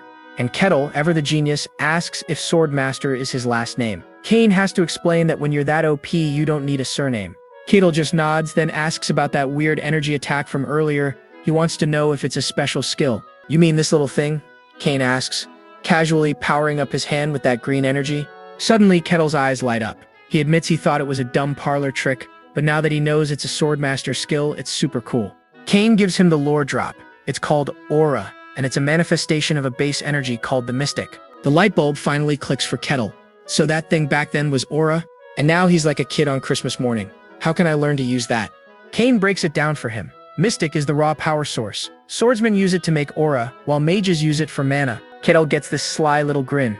So, anyone can learn to use this mystic stuff? Can you teach me? Kane is just stunned silent. Kettle leans in with a smile and says, please, teach me. And what can you do? Kane agrees. But he's still confused. Why ask me for help? You're clearly stronger than I am. Kettle just admits he knows absolutely nothing. He just swings wildly without any knowledge. And just like that, Kane's fighting spirit is back. This is his chance. He can teach this barbarian and restore his own shattered honor. He puffs out his chest. Very well. A sword master is nothing without his sword. Without it, I am but half a man. Kettle nods seriously and says, I thought so. No wonder you seem so weak. You didn't have your sword. And Kane's soul leaves his body all over again. He keeps twisting the knife too. I did think it was weird. If you had used your sword, maybe you would have won. Kettle gives him a big friendly smile, totally oblivious. Meanwhile, Kane is just weeping internally, knowing his self-esteem is about to be ground into dust. And with his fragile ego barely taped back together, Swordmaster Kane begins the lesson. He's trying to explain the difference between simple sword swinging and his fantasy swordsmanship, which uses the power of aura. He says the big selling point of his style is making illusions and reality one and the same. A pretty bold claim, my friend. He quizzes Kettle, asking, when you fought my disciple, what did you see? And Kettle immediately remembers the guy's sword splitting into 3 totally real attacks. Ah, so that's materialization, Kettle says, understanding it instantly. He even correctly guesses it's a style focused on finesse, not brute force, which Kane confirms through gritted teeth. Kane puffs out his chest again, explaining that combining a sword with aura is the only path to becoming a true sword master. To demonstrate, he channels his energy and bam! His sword ignites with a vibrant green aura. Gotta admit, it looks pretty cool. Kettle's eyes go wide with pure excitement. Ooh, so that's aura? A totally flustered Kane can only stammer. Yes, Kane still can't believe he's teaching a barbarian this stuff. He figures showing is way better than telling with this guy. I'll just show you myself, he says, taking his stance. His focus is absolute. This is his big moment to shine. He unleashes a powerful downward slash and whoosh, a fan of green energy attack screams across the entire hall, tearing up the floor. Kettle just watches intently, not even flinching. The strike, it split into 5 parts. As the dust settles over the now demolished floor, Kane explains that lots of people can create illusions with aura, but only my swordsmanship allows them to take physical form. He looks so proud of himself, asking, what do you think? And Kettle delivers the most devastatingly simple reply in history, I think I can do it too. Kane just sputters, calling it nonsense. He's internally screaming about the lifetime of grinding it took him to master this art. It's faster if I just show you, Kettle says, completely cutting off the old man's internal crisis. Then he hefts a massive battle axe, leaving Kane totally bewildered. An axe? What is happening right now? Kettle just plants his feet and swings that giant axe in a blur of motion so fast it creates multiple clear after images. Kane is stunned silent. A sword strike, then the horrible truth dawns on him. He just moved fast using brute strength. Kettle slams the axe down and boom, a monstrous shockwave tears a trench through the entire hall in a fiery blast. Kane's face is a perfect mask of pure, unadulterated shock. Meanwhile, smoke is just gently curling off Kettle's axe. With a confident smirk, our boy Kettle asks, what do you think? He knows exactly what he just did. Kane is trying to process this. It looked like an illusion made real, but it was just overwhelming speed and power. Even he was almost fooled. He tells Kettle it was just a simple swing, but Kettle counters that if the result is the same in a real fight, does the technique really matter? And Kane is left completely speechless. He knows Kettle isn't wrong, and the blow to his pride is just massive. Refusing to accept this defeat, Kane shouts, "Then how about this?" In a flash of green energy, he creates several solid clones of himself. Now Kettle is genuinely surprised. He's looking at them like, his body split apart. This is new for him. Kane and his clones all strike as one, their combined attack gouging a massive smoking crater in the floor. Kane proudly explains that this is a technique achieved through ultimate control of aura. Then he challenges Kittle, "Can you replicate it?" In response, Kittle doesn't say a word. He just plants his feet and hefts that giant axe one more time. He begins to spin, faster and faster, becoming a literal vortex of raw, destructive power. This is not looking good for Kane.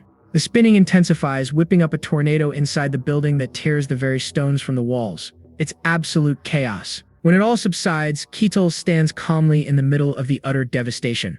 What do you think? This is the final straw for our swordmaster. Kane just collapses, shaking and wailing about his life's work being completely meaningless.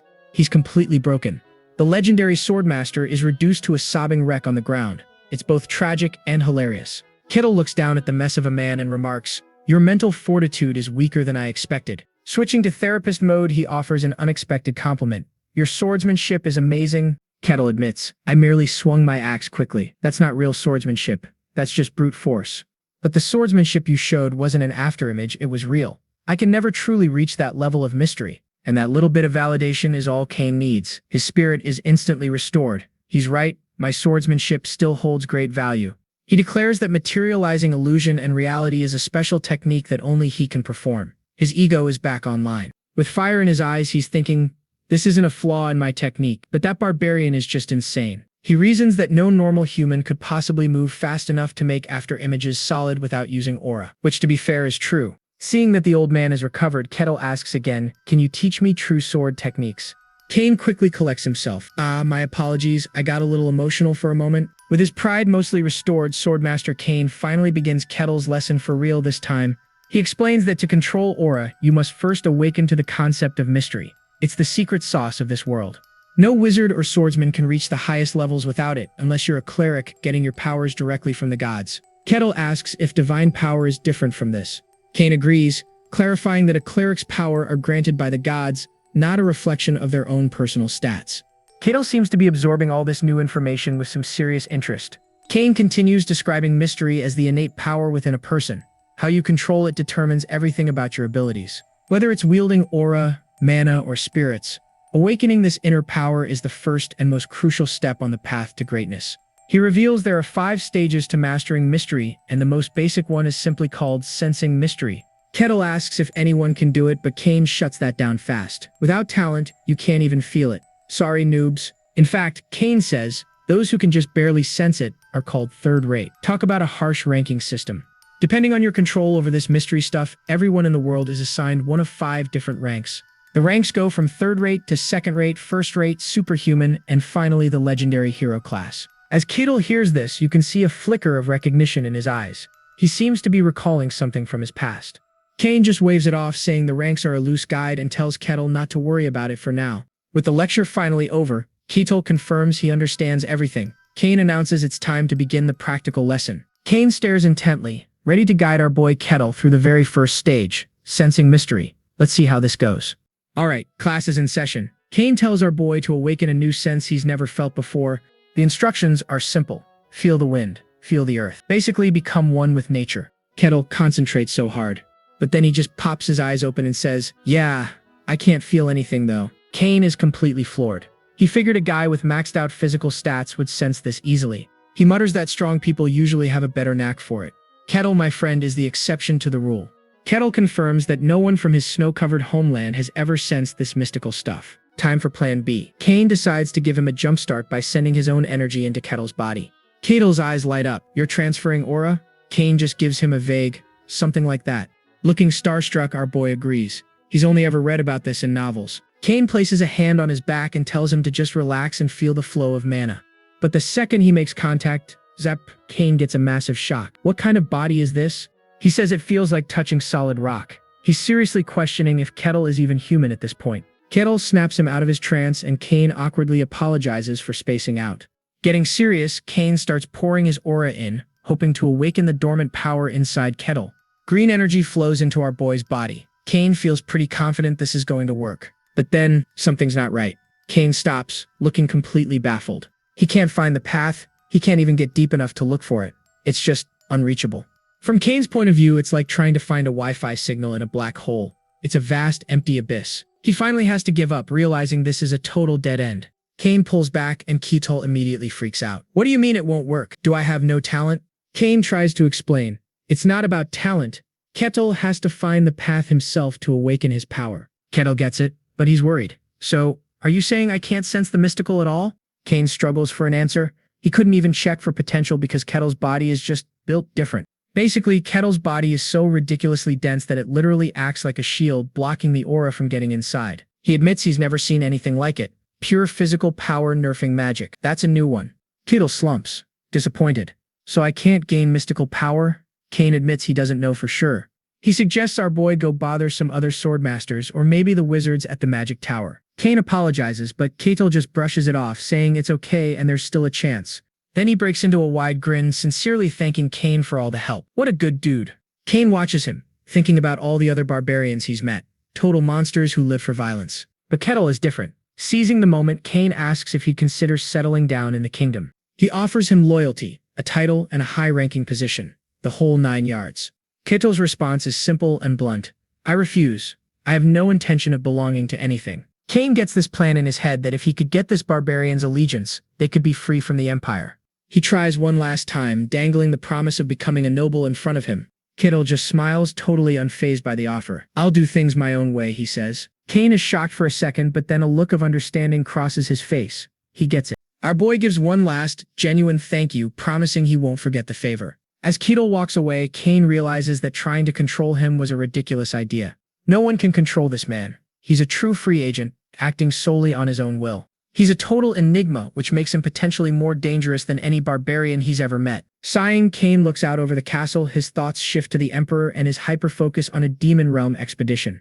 A few minutes later, Lord Barkin sits at his desk, fully aware of the Emperor's plans. Kane reports that people are dying for nothing and guesses the Emperor wants to be like that ancient Emperor. But Kane just brushes the thought aside, deciding it's a problem for another day. He continues his grim report. The Empire hasn't even conquered all human territory, making this whole thing foolish. Barkin gets the picture. It's only a matter of time before the Emperor's hungry gaze falls on them. Kane confirms his fears. Since their land is technically part of the Empire, a summons could come at any time. Leaning back, Kane sighs and complains about the world and the half-crazy Emperor causing problems. Suddenly, Barkin's whole mood shifts. He leans forward, dead serious, and asks Kane about a certain rumor. And Kane confirms it. One by one, the movements of demons are becoming more noticeable. Dungeons are appearing more frequently, and whispers say something is leaking out from the demon realm. Whatever is happening, you can bet it's not going to be good for humanity. Then Kane stops. But if you think about it, isn't it strange that the barbarian is also here? Barkin agrees. That's a very good point. Kane pushes him for an answer, but all the Lord can say is, I don't know. He explains that, at the very least, our boy Kettle hasn't been hostile towards them so far. But beyond that simple fact, everything else is a complete and total mystery. Meanwhile, the mystery man himself is just taking a casual stroll. But he starts to notice something is a little off. Yeah, everywhere he goes, people are parting like the Red Sea. They're literally grabbing their kids to get them out of his way. And what is our hero's brilliant conclusion? He thinks it's because of his clothes. Completely misunderstanding the situation, he's completely convinced his beast hide vest isn't civilized enough. So that settles it. Time for a major wardrobe upgrade. He eventually finds his way to a fancy-looking tailor shop. What could possibly go wrong? The tailor turns around and just about has a heart attack. There's a literal barbarian standing in his high-end store. Through his very real tears, the poor guy explains they don't have anything in Kettle's size. You think? But seeing Kettle's disappointed face, the tailor panics. He quickly offers to make him something custom. And just like that, Kettle's mood does a complete 180. He's thrilled and tells the guy to go for it. The tailor agrees. But his mind is playing a highlight reel of all the ways this giant could end him if he messes up. On his way to the guild hall, something shiny on the ground catches his eye. Look at that. A small, shimmering, blue orb. You know what that means, folks. It's time for a side quest. He gives it a closer look, totally intrigued by the swirling patterns inside. This thing looks pretty important. He figures he'll just ask about it at the guild and casually pockets the mysterious artifact. Once he's there, he shows the orb to Raza. He asks if she has any clue what this thing is. He places it right in her hand, explaining he just found it lying on the street. Rosa examines it. It's clearly crafted but valuable with no maker's mark. But then her eyes start to glaze over. Suddenly, snap. Kettle breaks the spell. For a solid second, she just stares into space. The lights are on, but nobody's home. Kettle leans in, asking if she's okay. He says it looked like her mind was getting sucked right into the orb. Rosa has no memory of it, but she can feel a strange energy coming from it. She offers to have it appraised. But our boy just laughs it off. He says figuring it out is part of the fun and asks for today's quests. She gives him a list of the usual F-rank jobs, cleaning and harvesting, and Kittle looks like he just won the lottery. After another glorious day of hard labor, Kettle is back in his room, feeling totally satisfied. He pulls out the strange orb again. He's still thinking about that bizarre effect it had on Rosa. Suddenly, a faint voice whispers directly from the orb. It says, "Come to me." The voice keeps repeating, feeding him directions straight into his head. He figures it must be domination magic. The orb keeps pulsing with this creepy invitation, so naturally, he decides to go check it out. He follows the mental GPS to a dark, ominous cave. "I've arrived," he announces. "Where's the one who called me?" A sinister voice echoes back. It says another sacrifice has entered. It calls him a dumb barbarian, but a decent offering. And there he is, folks. The source of the voice is a terrifying skeletal mage, its eyes burning with blue flame. He's sitting on a throne inside a massive glowing ritual circle. His resurrection is finally at hand. Okay, so who is this bony fella on the throne? A long time ago, he was a super evil sorcerer playing puppet master from the shadows. He was the guy behind all the wars, a real menace. Of course, the heroes eventually caught on and came to hunt him down. But just as they were about to win, he pulled the oldest trick in the book. He ditched his body and stuffed his soul into a life vessel, becoming a lich. Now, he's basically immortal. As long as his little soul jar is safe, you can't kill him. To get his body back, he set up shop near this remote town. He scattered these shiny orbs to lure in easy sacrifices for his ritual. These orbs were basically magical batteries for his grand plan. You know, the usual world domination stuff. Everything was going perfectly, until a major wrench got thrown in his plans. Why is a barbarian here? He picked this middle-of-nowhere spot specifically to avoid strong guys like this, so a barbarian showing up is just plain weird. The lich watches our boy through his magic crystal ball. He's like, "Well, you're a big fella. You'll make an excellent sacrifice." See, his magic orb has a neat little trick. It only hypnotizes people who haven't unlocked their own magic potential. So he just assumes our boy Kettle is a total magic-less nobody. A big dumb piece of meat for the grinder. So he sends out the spooky mental invitation. "Come on in, barbarian. Become the final piece of my glorious comeback tour." And Kittle just waltzes right up to the front door. A massive, imposing wooden door in the middle of a cave. He pushes it open, takes one step inside, and he immediately spots him. Standing right there is the man of the hour himself, a skeletal mage in fancy robes with eerie, glowing blue eyes. Kittle is completely fanboying. He whispers, "It's a real live lick." He is totally geeking out. He's like, "Wow, the ultimate fantasy story final boss. This is so cool." Now it is the lich's turn to be confused. "What are you?" he demands, realizing the mind control totally failed. Kittle just glances at the piles of bones all over the floor. "Ah," he says, "so that's how you have been luring people in." The lich still cannot sense any magic from him. He is absolutely convinced Kettle is just an ordinary barbarian. His only explanation? "You must have some super rare artifact that protects your mind." Kettle just gives him a blank stare. "I do not have anything like that, though." Our boy is honest to a fault. The lich is done talking. His staff starts glowing. "You think you can fool me? If you had just obeyed, this would have been painless. But now I'll just have to crush you with force," he declares, raising his minions from the dead. "Go, my bony boys." And the newly armed skeletons charge right at him. Kettle isn't even bothered. He just smirks. "An evil lich hiding in a dungeon, huh? I think I get the picture." He casually slaps the skeleton with his bare hand, and it shatters instantly. The lich is absolutely speechless. Kittle just shakes his hand and says, "You are a lot more shallow than I thought." Oh, that did it. The lich is furious. "Let us see you talk big when I cut off your arms and legs." He sends in the whole squad this time. "Cut him down." Kettle just scoffs and cracks his knuckles. Bam! He punches the first skeleton straight into dust. Then he follows up with a powerful kick. Crunch! Another one bites the dust. Literally. "You bastard!" The lich seethes. "All right, playtime is over." His staff glows super bright as he pulls out his trump card. "Rise!" Kettle's eyes widen. A huge, fully armored skeleton knight appears, holding a massive sword and shield. And what does our boy do? He gets excited again. Since this one was created by a lich, it might be different from the last one. "Kill him!" The lich screams. The knight charges forward like a freight train. Kettle just grins and cracks his knuckles again. He is finally ready for a real fight. The knight swings its giant glowing sword, but Kettle just watches. Kettle thinks that a skeleton knight summoned by a lich is very unusual. He just winds up and, bam! A single punch completely shatters the knight's skull, sending the undead warrior into a shower of bone and rubble. So much for that real fight. The lich is left totally speechless. His bony jaw is practically on the floor watching this casual display of pure annihilation. As the dust settles, Kettle casually stomps on the knight's twitching hand, crushing it for good measure. A little overkill, my dude. He glances over his shoulder, looking completely bored. Is that all you got? The lich desperately scans our boy, trying to figure out what his deal is. Who is this guy? But his magical scan comes up empty. No magic, no mana, not even a hidden artifact. The results just don't make any sense. Could it be? Did this barbarian really just defeat a top-tier undead with nothing but his bare fists? Is that even possible in this world? Deciding this barbarian is way too special to kill, the lich figures he'll have to get his own hands dirty. Consider it an honor, the lich says, floating down to the ground with all the drama of a final boss. Suddenly Kettle cries out and stumbles back as he's enveloped by a black, dense fog. The lich's voice echoes through the cave. Yes, fear me, barbarian. You will pay for invading my sanctuary. But Kettle just looks confused. No, I only came because the orb called me. Weren't you the one who scattered it? And yep, the narrator confirms it. The lich basically sent out a spam email to lure strong people here, and Kettle clicked the link. The lich absolutely loses it. Shut up. I am the great mage who destroyed 5 kingdoms. I am Kartos Branula's Kessis. Kettle suddenly remembers the elf queen. He's starting to wonder if having a super long name is the trend around here. Done with the chit-chat, Kartos unleashes a giant vortex of dark magic. Become the foundation of my resurrection. The spell completely swallows Kettle. His eyes glaze over, swirling like he's been hypnotized. Kartos starts gloating. This is his special magic. It controls emotions and traps people in negativity until their mind breaks. He's absolutely certain that a simple barbarian with 0 magic resistance is completely doomed. Easy win, right? But something feels off. Realizing this barbarian is a special case, Kartos decides to capture him for study instead. He orders his minions forward.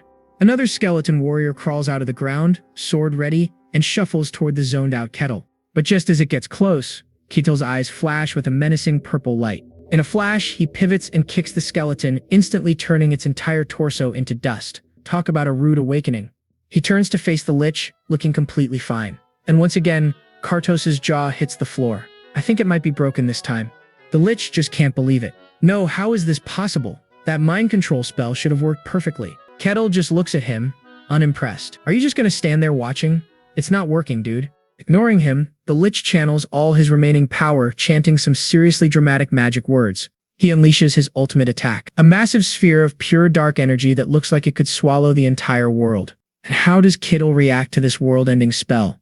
His eyes are literally sparkling. He looks like a kid on Christmas morning. Kartos cackles. Victory is mine. But suddenly he starts coughing his lungs out and collapses.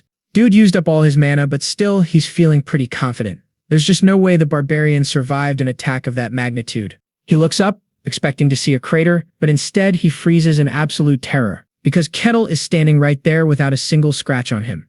Impressive, but is this really all you got? Kartos is having a complete meltdown. He just used his most powerful spell, one that could break the mind of a great hero, and it did nothing. He demands to know what Kettle is, but our boy is just lost in thought. That was impressive, but I don't feel anything from it. The lich is paralyzed with fear. Kettle picks up his axe with a grim smile. I suppose it's my turn now. But just as Kettle's about to turn him into bone meal, the lich has an epiphany. A dark, creepy smile spreads across his skull, thinking, so that's how it is. The lich is now fully convinced Kettle knows his secret identity. He's like, you came here because you know who I am. So it's true then. Kettle is just standing there thinking, what in the world is this bag of bones babbling about? And then Kartos just lets out this massive villainous laugh. Oh, Empire. Are you that afraid of me? I must admit, you're clever to track me this quickly. The guy's ego is completely off the charts. He starts screaming, but I will rise again. I will destroy your world once more. See, he's heard these rumors about a secret Empire project, a human production field where they basically grow super soldiers. And he's 100% sure Kettle is one of them. A weapon forged just to kill him. An assassin sent by the big bad Empire. Yeah, buddy, that's totally it. But even so, he's not going down without a fight. He announces his full, ridiculously long name. I am Kartos Branula's Kessis. I will kill you and destroy the Empire. And Kettle's reaction? He's just thinking, is this dude insane? Yes, Kettle. Yes, he is. Finally done with his monologue, the lich summons a glowing spectral urn. This, my friends, is his phylactery, his soul jar. He snatches the urn out of the air, ready to unleash his final trump card. Bam! A massive beam of pure magic erupts from the urn and slams right into Kettle's chest. Kettle's eyes go completely white. Is the spell actually working? The Lich's plan is perfect. He's using the urn to shove his soul right into Kettle's body to possess him. It's a one-way trip though. Once he's in, he's trapped in this new body unless he can become a Lich all over again. But hey, it's his only choice. He takes over, declaring, "Now this body belongs to me." But the moment he gets inside Kettle's mind, he realizes he's made a terrible mistake. He looks around like, what is this place? Is this really the barbarian's subconscious? Just looking at this mental hellscape is enough to break his spirit. He can feel that something is deeply, deeply wrong. He's starting to doubt if the Empire really was behind this. As his soul starts getting ripped apart, he realizes, no, this can't be the Empire's doing. Not even they could create something this horrifying. It's actually breaking his mind. And with one last confused the great Lich Kartos is just deleted. Poof, gone forever. Back in the real world, Kittle is just scratching his head. What the heck was that? He felt a little tickle and that's it. In front of him, the Lich's body clatters to the floor, completely empty. You'd think he'd be relieved, but Kittle is actually disappointed. He thought that attack was cool and wanted to know what magic it was. He strolls over to the bones, thinking the Liches in this world are pretty weak. Dude has no idea what just happened inside his own head. But hey, a win is a win. He cleared the dungeon, and now it's time to collect the loot. He grabs the Lich's staff, remembering that it was glowing when the skeleton used his magic. A little light bulb goes off in his head. Maybe this magic stick will finally let him use magic. So into his inventory it goes. Or as he says, in my pocket. Then he spots another item, the urn. He picks up the physical urn, correctly guessing it's a life vessel. He decides to take it to Rosa to get it appraised. With all his new toys gathered, he looks around, but suddenly his gamer senses start tingling. He spots a weird pattern on the wall, something he didn't notice before. A secret room? He wonders, before doing what every RPG character does. He pushes the button, and what do you know? The wall grinds open, revealing a hidden chamber. Classic. He steps inside and finds a room full of people just standing there, like mannequins. His first thought isn't about the people. It's, wow, secret rooms are real. His second thought is, okay, who are all these weirdos? He waves a hand in front of one guy's face. Hello? Anybody home? He tries it on another person, asking if anyone is still alive in there. He gets nothing. So now he's not sure what to do with a room full of human statues. He decides the best course of action is to just... His logic is sound for once. He'll report it to the guild and they can send someone else to deal with it. Not his problem. And so, back at the mercenary guild, Kettle strolls in with his new loot. Rosa greets him with a friendly smile, a little surprised to see him back so early. Kettle just grins back, saying he had a few things to take care of. You know, just a light afternoon of deleting an ancient evil. Rosa is confused, and Kettle explains to her about the orb and who was behind it. She just laughs it off, telling him not to joke around about something so serious. I mean, come on. A Lich, one of only 5 in the whole world, hiding out in this remote little town? Sounds like a bad joke. So to prove he's not joking, Kittle slams the Lich's giant purple urn right on her desk. That shuts her up real quick. He calmly explains that this is the Lich's life vessel and then asks if she can appraise it for him. Just another Tuesday for Kettle. And Rosa? Her brain just short circuits. She completely freezes, finally realizing this absolute madman isn't lying. Then Kettle just casually adds, oh yeah, and there are some people inside. He explains he could have gotten them out, but they looked kind of brain dead. So he figured, that's a job for the guild. And then, ding! The light bulb goes off in Rosa's head. She finally connects the dots between the Lich and all those recent missing person cases. She jumps out of her chair. Wait a second, I'll call someone right away. And a few minutes later, a city guard bursts in shouting, did somebody say Lich? Kettle just gives a little wave. Oh, hi, nice to meet you. He tells them it's all settled, no big deal. The guard stammers out the Lich's super long, unpronounceable fantasy name. When Keto just casually confirms it, the poor guy absolutely short circuits. Okay, so this Kratos was a legendary evil mage. A century ago, he drove kings insane and wiped 5 whole kingdoms off the map. He can't believe a monster like that was here in their little village. Yeah, but he wasn't that impressive, Kettle says. He did some weird stuff and basically defeated himself. The guard is just stunned into silence. The guard is sweating buckets, demanding more details. But Kettle's single brain cell has already clocked out for the day. There's nothing more to tell. Realizing this is way above his pay grade, the guard decides to bounce. He's reporting this directly to the Lord. The news reaches Lord Barkin and he is not happy. A Lich? Right next to my territory? He roars. The guard confirms it all. He has testimony from the rescued victims and, oh yeah, the Lich's actual phylactery is proof. Barkin immediately sees the political nightmare. A Lich this big will get the Empire's attention and his top fighter is on vacation. This is truly troublesome, he mutters. He slams his fist on the desk and gives the order. Prepare a message for the capital, now. Barkin admits they got extremely lucky. If Ketil hadn't found Kratos right after he respawned, they would have been the first victims. He knows Ketil's timing was perfect, but the accomplishment is still mind-blowing. This barbarian needs a proper reward. Staring at the moon, he wonders, what kind of loot do you even give a guy who can solo a legendary lick? The next morning, urgent shouting echoes through the castle. Barkin, already up, calmly says, let him in. The huge doors burst open and a frantic maid rushes in. My lord, the sun god's inquisitor, Lord Aquaz, is here. Barkin's eyes widen in pure shock. What? Why would a VIP like that show up in his tiny remote territory? And there she is, standing in a radiant holy aura. The inquisitor of the sun god has officially entered the chat. Later, Barkin sits across from her. He gives his formal introduction as lord of the territory and welcomes her. She introduces herself as Aquaz, inquisitor of the sun god, a judge who punishes the lost. You know, a totally normal job title. Oh, Barkin knows exactly who she is. She's the youngest and strongest inquisitor on the whole continent. A total celebrity famous for taking out warlocks. Her authority is absolute. Aquaz gets right to it, noting that his territory is a bit of a mess. Barkin tries to downplay it, realizing she can't be here about the lich, right? He finally just asks why she's here. She looks at him and says, I am here to discuss a divine revelation. Barkin is completely stunned. But before she shares the holy message, Aquaz has a request. She wants to hear all about the recent incident. He starts telling the whole story, and she is shocked. The barbarian defeated the lich? She asks. He confirms it, revealing the lich was the infamous Kartos. That name sends a shockwave through Aquaz. What? That creature was here? As proof, Barkin presents the lich's phylactery. Staring at the urn, Aquaz's calm and collected composure completely shatters. What exactly has happened here? She whispers. Clutching her holy symbol, her mind is racing, focused on only one thing. She wants to know if the barbarian was still in town. Lord Barkin confirms her worst fears. Yes, the ridiculously powerful barbarian is still hanging around his territory. Barkin adds that with this guy, anything seems possible. He even casually drops that Ketil also defeated Swordmaster Cain, leaving Aquaz completely stunned. Okay, so a new powerhouse has entered the game. Aquaz immediately tries to place him, asking which tribe this monster belongs to. Barkin tells her Ketil claimed to be from the White Wasteland, and that name hits Aquaz like a truck. The White Wasteland is just another name for the snowy desert, a literal demon zone. My friend, she is not happy. Suddenly, a thought strikes her. All the pieces start clicking into place. A new unknown power from a demon-infested land. She speculates out loud that maybe, just maybe, this barbarian is the entire reason she was sent here. Barkin is just standing there, completely lost. With a fire in her eyes, she makes it official. She needs to meet this barbarian, face to face. Now. Meanwhile, Ketil is back in his room, admiring the stone he swiped from the lich's staff. He figures it boosts magic or something. Then he thinks, I'll just ask the mage about it later. His brilliant train of thought is cut short when he notices the sun is up. Time for our hero to start his day. Right on cue, a fully armored guard shows up with a message. The sun god's inquisitor wants to see him. And the meeting is at the church.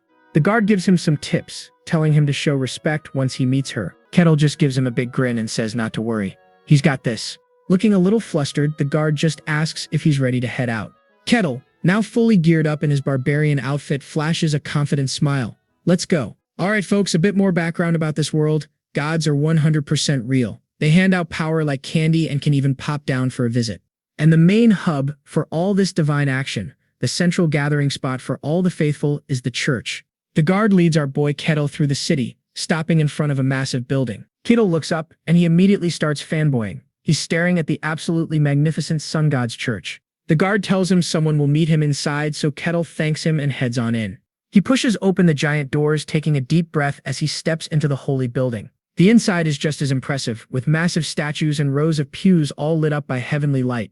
He's immediately greeted by a welcoming committee of 3 nuns. Welcome, Sir Ketil. One of them says Inquisitor Aquaz is waiting. She offers to show him the way. They lead him into a beautiful room full of yellow flowers where a woman stands with her back to him. She turns, introducing herself. Aquaz, Inquisitor of the Sun God, and she means business. Ketil gives a friendly smile. I'm Ketil the Barbarian. He's thinking she looks pretty young to be an Inquisitor. He figures she must have some serious skills to get a job like that so early. Aquaz, on the other hand, is immediately suspicious. She's wondering what this big giant is smiling about. Ketil cuts right to the chase, asking her why he was summoned. She explains it's about the dungeon incident. Apparently, the lich he killed was the infamous Kratos, a world-class villain with a huge body count. She says Kratos was so strong that basically only certified heroes could even stand up to him. Ketil's like, yeah, I've heard the stories, but he claims the lich he fought was a total klutz who basically defeated himself. Seeing her total disbelief, he just closes his eyes and says, "Look, I'm just telling you what I saw." So Aquaz makes a wild offer. How about they invite her god to be a direct witness to their little chat? She explains it's basically a holy lie detector. If he lies, a divine alarm goes off. She's thinking there's no way this barbarian agrees to this. She even gives him an easy out, saying he can refuse.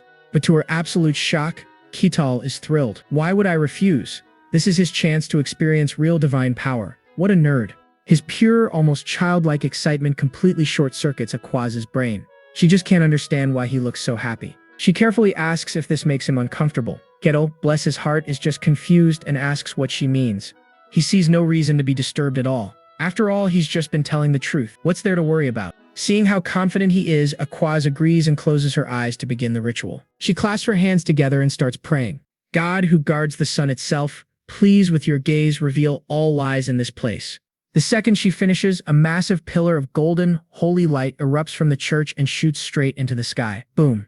Ketel is caught right in the middle of it, looking up in shock. "Oh my gosh, I can feel it," he exclaims. A presence from way up high, a being so immense and powerful it's impossible to describe. And right now, he can sense what this powerful god is feeling. Confusion? The god is just completely and utterly confused. Even the deity has no idea what to make of our boy. And just like that, the light fades. The room goes back to normal, leaving them both sitting at the table. Aquaz lets out a quiet sigh of relief. Thank goodness there was no holy reaction, she thinks. Pulling herself together, she makes it official. Then let's start. From now on, inside this place, no one may lie. Ketel just looks back at her with a cool, confident grin. Okay? All right. With the sun god's anti-lie detector officially active, it's time for the interrogation to begin. Ketel runs back the tape, explaining for the 100th time how he soloed the dungeon. Not a single lie detected. Aquaz realizes this dude was telling the truth the whole time. He just got lucky that the lich was when they faced each other. She apologizes for being so rude, but our boy Ketel just grins back, saying he kinda enjoyed it. Just when you think it's over, Aquaz hits him with the one last things card. She's got a personal question, and it looks serious. She leans in and asks the big one, "Are you really from the White Snowfield?" His answer? Yep, just like that. Aquaz is completely floored. The dude is actually from the demon realm. Her mind is racing. Could this guy be the legendary Grey Barbarian from the old tales? But wait, Ketel flips the script. "My turn," he says. "Why are you really here?" She tries to play it cool, mumbling about personal business. But Ketel sees right through that. He cuts straight to it. "Was that business to check if I was some kind of monster?" Oof, direct hit. Aquaz gets all flustered trying to deny it, but Ketel's not letting her off the hook. He gestures at the glowy room. This whole Eye of the God thing seems a little extra for a simple lie detector test, don't you think? And she's totally busted. Under the god's eye, she can't even lie about her intentions. Checkmate, Ketel. "So you came here just for me?" He pushes. She panics and says no, claiming there was an oracle. Turns out, a prophecy led her here, and she thought he might be the guy. But the test results were, well, confusing to say the least. She finally comes clean and apologizes for hiding things. But Ketel, being the weirdo he is, just says it was interesting. But now his curiosity is piqued. He hits her with another question. "So what exactly did this oracle say?" Aquaz hesitates. This is top secret info she'd never normally share, but for some reason she decides Ketel gets a pass. She spills the beans on the prophecy, and whatever she says, it leaves our boy Ketel absolutely speechless. A little while later, Aquaz is chilling by a window in a massive hall when she gets a visitor. It's Lord Barkin, and he can tell right away that something's on her mind. She admits she met Ketel, but now she's more confused than ever. Just what is he, she wonders. Barkin confirms one thing for sure. Ketel is 100% a barbarian from the White Snowfield. He says getting intel from that place is impossible, but his origin is confirmed. Barkin was really hoping it was all a big mistake. Because if this news leaks, the whole world will freak out. A lot of people want a piece of the White Snowfield, especially the Emperor. And if the Emperor gets involved personally, absolute chaos. Aquaz tells him to chill. They'll cover up the Lich incident and keep Ketel's identity on the down low. Barkin can finally breathe again. Then he asks the million-dollar question. Are all the barbarians from there like him? Aquaz thinks for a second. Probably not. Her logic is solid. If they were all that OP, they would have already conquered the entire world by now. I mean, it's true. Most barbarians are basically walking mountains of muscle with about 2 brain cells to rub together. But what happens when you give those powerhouses a big brain? You get someone like Ketel.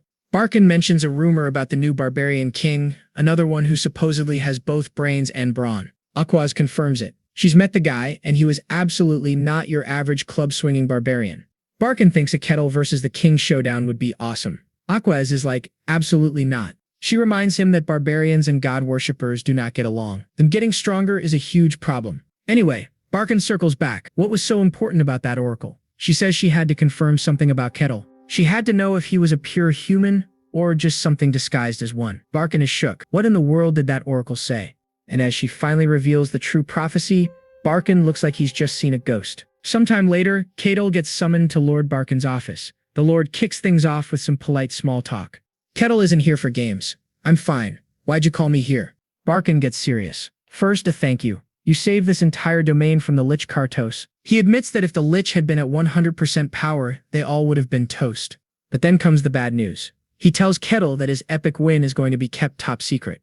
Beating the Lich is a huge deal, but if the Emperor finds out, he'll immediately mobilize his forces. Not good. Kettle just shrugs. Fame was never his goal anyway. Barkin says it's not an apology, but he does have a reward prepared. He taps the desk and a servant brings in the goods. Kettle's eyes practically pop out of his head.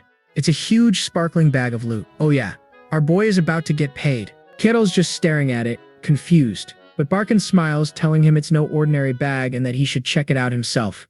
Kettle is just staring at this tiny pouch, totally mesmerized by the magical sparkles. Barkin just tells him to stop gawking and open the thing already. He then reveals it's a pouch-type artifact, a magical item for storage. Get this. The space inside is apparently as big as the entire room they're in. An artifact. Our boy's mind is completely blown. It's the first time he's ever seen one up close. Barkin says he can even put stuff in that's bigger than the opening. Kettle, being Kettle, has to test that immediately. He shoves his comically large axe at the tiny hole, and it gets slurped right in. Barkin explains how to get it back. Just reach in and picture the item in your mind. Kettle is absolutely freaking out over how cool it is. He loves it. He promises to put it to good use. Well, now that that is settled, he's got one last thing to deal with. The prophecy. He remembers Swordmaster Kane's report. Aberrations from the demon realm are starting to pop up, and Barkin can't help but wonder if these strange events are tied to that same dark prophecy. The prophecy warns of a great evil descending on this very land before spreading across the entire world. You should know, folks, that the Barkin territory is a network of small villages that keep regularly in contact. But then one day, a remote village just goes completely silent. Poof. Off the grid. A nearby town sent some folks to investigate. Spoiler alert, they didn't come back either. Hearing this, the Lord sent in the guards. And you guessed it, they vanished too.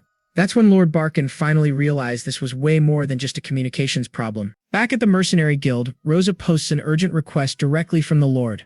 Kettle asks for the details. The job? Go check on the village that went dark. She says it's a simple dispatch mission, but the pay is ridiculously high. Say no more. Kettle is on it.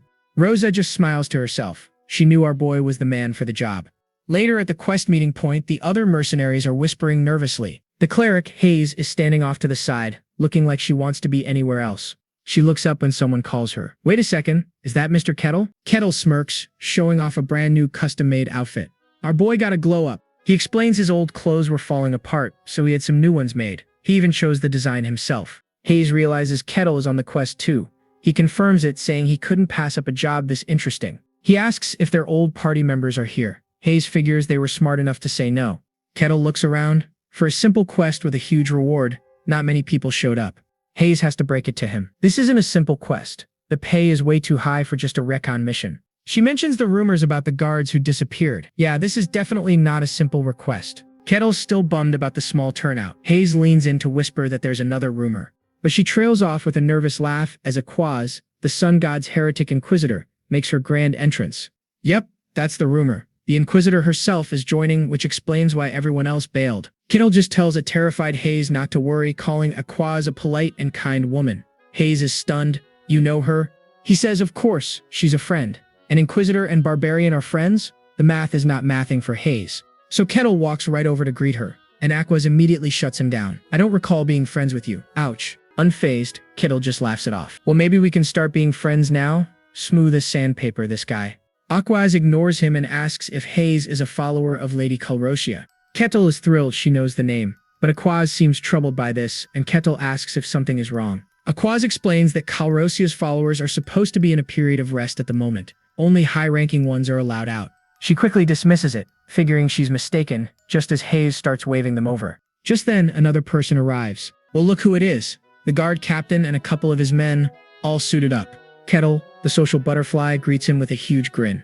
Aquaz looks like she's had enough of his nonsense. Meanwhile, Poor Hayes looks completely overwhelmed by this super team of Dune. The guard captain formally welcomes everyone who accepted the request, and without further ado, they set off. Alright, so the party sets off for the village. Kettle looks around at the whole squad and is like, hey, this kind of feels like a raid.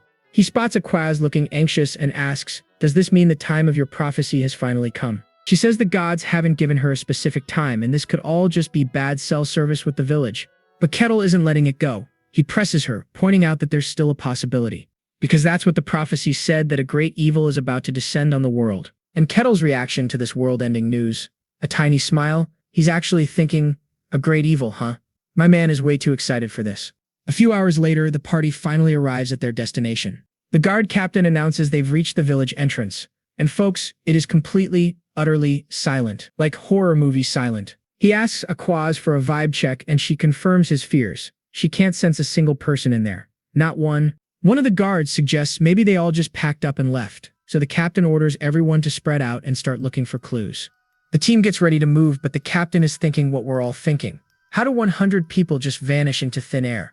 He's determined to get to the bottom of it, ordering the search to begin. There has to be something here. And almost immediately, one of the guys finds something. Captain, he yells. Over here, there's food on the table. The captain assumes they left it when they fled, but the soldier yells back, no, that's not it. The food is still warm. And freeze frame. The gears in the captain's head are turning, and he does not like the horrifying picture they're painting. This is seriously bad. The village went dark days ago, and every single person they sent to check on it has completely disappeared. Back in the house, the mercenary confirms it. They found zero trace of anyone leaving or trying to hide. With a grim expression, the captain tells him to keep searching. This whole situation is just plain wrong. Everywhere they look, it's the same creepy story. Signs of life happening just moments ago, but not a single living soul to be found. Another soldier reports back saying there's proof people were here, but absolutely no sign of where they went. It's like they just evaporated. The captain turns to Aquaz, desperate for an answer, but she's clueless. So he looks to Kettle for a big brain idea. Kettle confirms he hasn't found anything either. He can't sense a single presence. Super helpful, my man. Just as the captain's about to lose it, Kettle casually suggests, why don't we just ask someone who knows? The captain's brain just blue screen. Kettle looks at them all like they're crazy. Didn't you notice? He says, there's someone else here. The captain starts panicking, realizing he means a new person. And right on cue, a mysterious woman appears across the way with a very smug smirk. Well now, isn't this interesting? She says, pretending to be surprised. I thought I was perfectly hidden. How'd you spot me? Kittle walks right up to her with some galaxy brain logic. You weren't there a second ago, and now you are. It's kinda hard to miss. She laughs, explaining her magic is supposed to trick their brains into thinking she was there all along. She even points out that the Inquisitor fell for it. The woman sizes Kettle up, noting he's not a magic user. Her smile gets real sinister. Who are you? She asks. The guard captain's danger senses are screaming. He immediately yells at his troops, everyone, fall back, now. As his men start running for their lives, he realizes Aquaz is just standing there, completely frozen with fear. With a look of pure terror, Aquaz stammers out, I can't sense anything at all from her. And that sends a chill down everyone's spine. If the top-ranked Inquisitor can't get a read on this woman, it can only mean one of two things. Either she isn't evil at all, or she's a demon so ridiculously powerful that her presence is completely undetectable. My money is on option 2, folks. Marcelia lets out a big dramatic sigh, whining that she wanted to follow them around for a while. Bummer. Then her face just melts into this drooling, monstrous grin. Well, I've decided, she purrs. And in a flash, her true form is revealed. And with a wicked grin, she makes a promise, I'll take you as my slave and drag you to hell. With a snap of her fingers, a massive surge of dark magic explodes from her claw. A sphere erupts and she floats into the air, looking down on our terrified party like they're ants. Kettle, Hayes, and even the super serious Inquisitor Aquaz can only stare up in total horror. Their jaws are on the floor. A city guard starts screaming for everyone to run. But it's way too late. A massive purple energy dome slams down from the sky, trapping them all inside. Whoops. The demoness gloats, claiming the whole village is now her personal playground. No one can escape, she purrs. She licks a long purple nail, her glowing eyes locking onto her victims. You're all my prey now. The crowd is in disbelief. A demon? Here? But Kettle just looks curious. Hayes stammers out that it's a named demon, before immediately collapsing into prayer mode. And Kettle just places a hand on her head and tells her to relax because he's right beside her. She looks up, wondering if she should believe him or not. Kettle crosses his arms and asks, so anyway, what's the big deal about a demon with a name? So Hayes has to give him the lore dump. See, most things people call demons are just weak little fragments of corrupted mana. But some are born from pure darkness itself. They take a name through sheer force of will, basically leveling up their existence. These are true demons, and even the weakest one has enough power to wreck an entire kingdom. So yeah, it's a big deal. So, that's a named demon, Ketel concludes, finally catching on. Hayes just shakily confirms he's right. She recognizes the demon as a Setiar, a legendary baddie from centuries ago. What is she doing in this random village? Ketel approaches the energy barrier, wondering if he can just punch his way out. Hayes explains that it's unbreakable. The only way out is to take her down. He taps the shimmering wall, a look of understanding on his face. I see.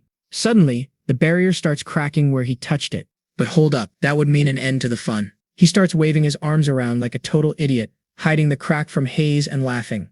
A completely baffled Hayes asks what he's doing. He just gives her a cheerful thumbs up and says nothing at all. Okay, the scene shifts back to the battle. Asura taunts the Inquisitor, asking if she enjoyed the little game she played with the village. Aquaz remembers the abandoned village, where meals were left half-eaten, to think that this was nothing more than a demon's mischief. She grits her teeth, absolutely disgusted by this demon who toys with human lives just for fun. Meanwhile, Ketel is literally watching their epic psychic battle with 3D glasses and a bucket of popcorn. I cannot make this up. Aquaz's mind is racing. Summoning a named demon requires a huge sacrifice, way more than a single village of people. And for a being that powerful to set up her territory without anyone noticing, that should be completely impossible. A CTR just smirks under a blood-red moon, taunting, "You really thought I was going to tell you my master plan?" Aquaz clenches her fist, declaring, "Foul corruption dares to defile the earth." She's going full righteous warrior mode. The demon just throws her head back and cackles. Corruption? Filth? She's loving this. "Hey, dog of God," she sneers, "do you really think your little god can save you from me?" "The world is fracturing," a C-tier proclaims. "This world doesn't just belong to you guys anymore." See, ages ago, there was an ancient war where gods and humans teamed up to fight against evil. In the end, the good guys won, and all the demons got banished from the world. A classic tale. "From the foul depths of hell, I have awaited this very day," she snarls, a terrifying grin spreading across her face. And now for the big reveal. I am a Setiar, the demon of gravity. Okay, that's a pretty cool title. She vows to wash away the shame of her old defeat and drench the entire world in evil. Aquaz retorts, calling her a disgusting creature and declaring the world belongs only to the gods and humans. Therefore, evil shall return to its rightful place. She raises her hand, summoning a brilliant holy light. Calling upon her god, she's engulfed in a massive pillar of holy energy. The light fades, revealing her decked out in a suit of radiant golden armor, wielding a massive holy keyblade thing. Ketel, our resident anime critic, notes with approval, "Just as I thought. She doesn't get attacked while transforming. Thanks for the commentary, buddy." Her transformation is complete.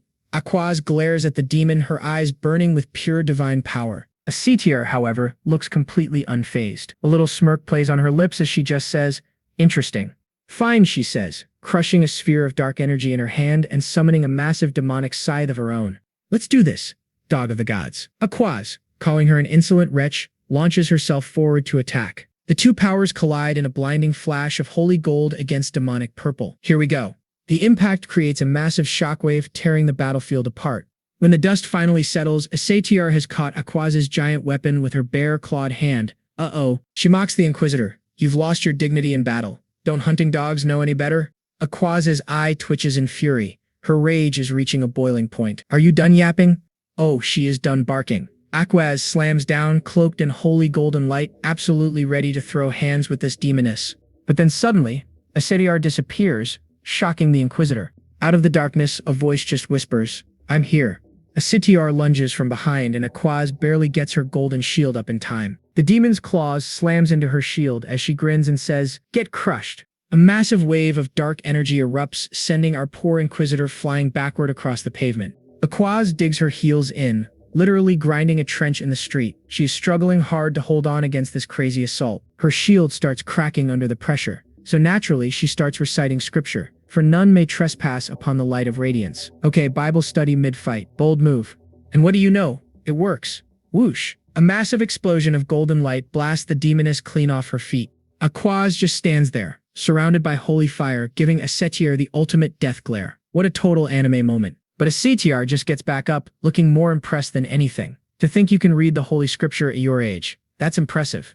Aquaz isn't impressed. She just keeps on praying. Carmenon, Chapter 5, Verse 59. Its radiance burned away all that was evil.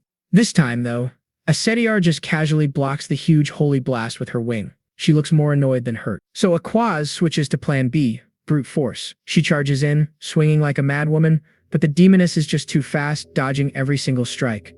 The two become a blur of motion, trading blows at lightning speed. You can barely even see what's happening, folks. And you can see the difference right here. Aquaz is straining, sweating bullets. Meanwhile, Asura is grinning like she's having the time of her life. Their weapons lock in a massive clash. Boom! The shockwave just rips through the city streets, tearing everything apart. And what about the rest of the party? Oh, they're just screaming in terror as they get yeeted by the shockwave. Meanwhile, back at the main event, these two powerhouses are still locked in a brutal, close-quarter struggle. But then you've got this guy, Kettle, just watching the whole thing with a big, goofy smile on his face. He's clearly enjoying the show. Hayes, the cleric, runs over to him, totally panicking. "Lord Kettle, can't you help Lady Aquaz?" He's practically begging. Kettle just glances down and casually goes, "I probably could, but why should I?" Hayes' face says it all. What the heck, dude? His logic? It's not his problem, so why should he interfere and ruin such a good fight? This guy is not a team player. He even admits he's itching to fight a demon himself, but for now he's happy to just watch the show. He's treating this like pay-per-view. Poor Hayes is completely floored. His brain just short-circuited. This is not how a hero is supposed to act. While they're having that little chat, the battle of light versus darkness rages on, ending in another spectacular explosion. The C-tier parries another blow and sneers. "So you really are God's hunting dog." She's back to the dog insults. "Even so, my strength is superior." But Aquaz gets the drop on her, thinking to herself that demonic power can never truly oppose the gods. Oh, famous last words, maybe. The CTR realizes this is turning into a stalemate. If this keeps up, they'll be here all day. She needs an advantage, and fast. So what does she do? She pulls a classic villain move and rockets straight for the defenseless party members. You know, the ones who were screaming earlier. Aquaz screams a warning, trying to stop her, but it is way too late. A CTR is just too fast. The demoness unleashes a devastating attack right at the helpless adventurers. What a dirty move. And once again, the party members are just screaming in agony as holy and demonic energy explodes all around them. They're having a really bad day. Aquaz is furious, gritting her teeth as she desperately blocks the blast aimed at her very useless comrades. Her eyes are glowing with pure divine rage as she screams, "Filthy creature." Oh, now she's really mad. A C-tier just laughs right in her face. "You really expected a demon to play fair? Well, she's got a point. That was a rookie mistake." Aquaz is absolutely livid. Her eyes are glowing with power and she starts chanting again. Looks like she's about to pull out her ultimate move. And there it is. Spitting a holy verse, Aquaz unleashes a massive torrent of golden power. She pops a radiant sanctuary, yelling for her completely useless companions to get inside. But watching from the shadows, the demoness STR is having a great time with this little show. She taunts them for wasting such a big spell, but Aquaz, eyes blazing, just tells her to shut up. A C-tier just smirks. Oh, she loves getting a reaction. Yes, that's the look I wanted to see. Alright, enough talk. The two of them charge each other head-on. Aquaz swings her massive cross-shaped weapon, painting the air with a powerful golden arc. Asura dodges like it's nothing, reappearing above her. Death is nothing more than death itself. Okay, sure. She closes the distance in a flash, whispering that no one will remember Aquaz's noble sacrifice. She throws a kick, sneering that Aquaz will only bring shame to her god. Then comes the classic villain offer. Drop the shield, protecting your friends, and maybe she'll let her win. What do you say? But Aquaz sees right through it, calling out her cheap parlor tricks. A CTR's wicked smile returns. You don't really think you're getting out of here alive, do you? Aquaz just readies her stance, declaring that she's heard enough of this nonsense. The demoness's grin widens. Fine, then die like a good little martyr. She unleashes a massive pillar of dark energy, forcing Aquaz to brace against the raw power. And then suddenly, a Asura appears right in front of her, moving faster than the eye can see. What? Before she can even blink, the demoness strikes. Boom! A massive explosion of energy sends the poor Inquisitor flying backward. Aquaz looks up in shock and pain as a CTR closes in for another attack, way too fast to stop. Tendrils of dark energy whip around Aquaz, trapping her completely. She doesn't get it. Her sanctuary should be pushing back the darkness, but it's being totally overwhelmed. A CTR's voice cuts through the chaos. Enough. I'm sick of hearing your god's boring verses. She smashes a fist right into Aqua's stomach, shattering her golden aura. As a CTR moves in for another hit, Aquaz barely manages to raise her shield to block. But it's no use. His shield can't hold and explodes into a shower of golden glitter. Asura's energy blade slices through her armor. She catches the shield's crystal core as Aquaz screams in pain. And just like that, Aquaz is completely defeated, bound by dark magic and writhing in agony. With the Inquisitor down, the golden dome protecting the others begins to crack, then shatters completely. The party is exposed and terrified. Welp, looks like it's game over for them. Asatir grins at them. Don't worry, I'll save you all for dessert. But first, she turns back to Aquaz. I wonder what a noble hound of God tastes like. Just as she opens her fanged mouth to take a bite, a calm voice commands, stop. A hand clamps down on her face, stopping her cold. It's Kettle, that's far enough. The demoness is completely stunned. She's just like, what? How? Kettle stands there, effortlessly holding her back. She's in disbelief. She couldn't even sense his presence. With a casual flick of his wrist, he sends the powerful demoness flying across the square. Bam. Kettle just stands over the fallen Inquisitor, asking, are you all right? Aquaz looks up, completely stunned. She remembers this is the guy who defeated Swordmaster Kane. But even as she's processing this, a menacing presence makes itself known. Oh, she's back. The demoness Asitr glares at the two of them, and she is not happy. Picking herself up from the rubble, she growls, insolent barbarian. Her eyes are burning with fury as she screams, how dare you interfere with my meal? Kettle coolly crosses his arms. She's my friend, I can't just let her die. Asitr scoffs, saying she was going to keep him as a toy, but Kettle just deadpans, I have no intention of becoming your toy. With a wicked grin, she asks, really? Before summoning a massive purple scythe, then you'll just have to die. But just then, someone commands, step aside.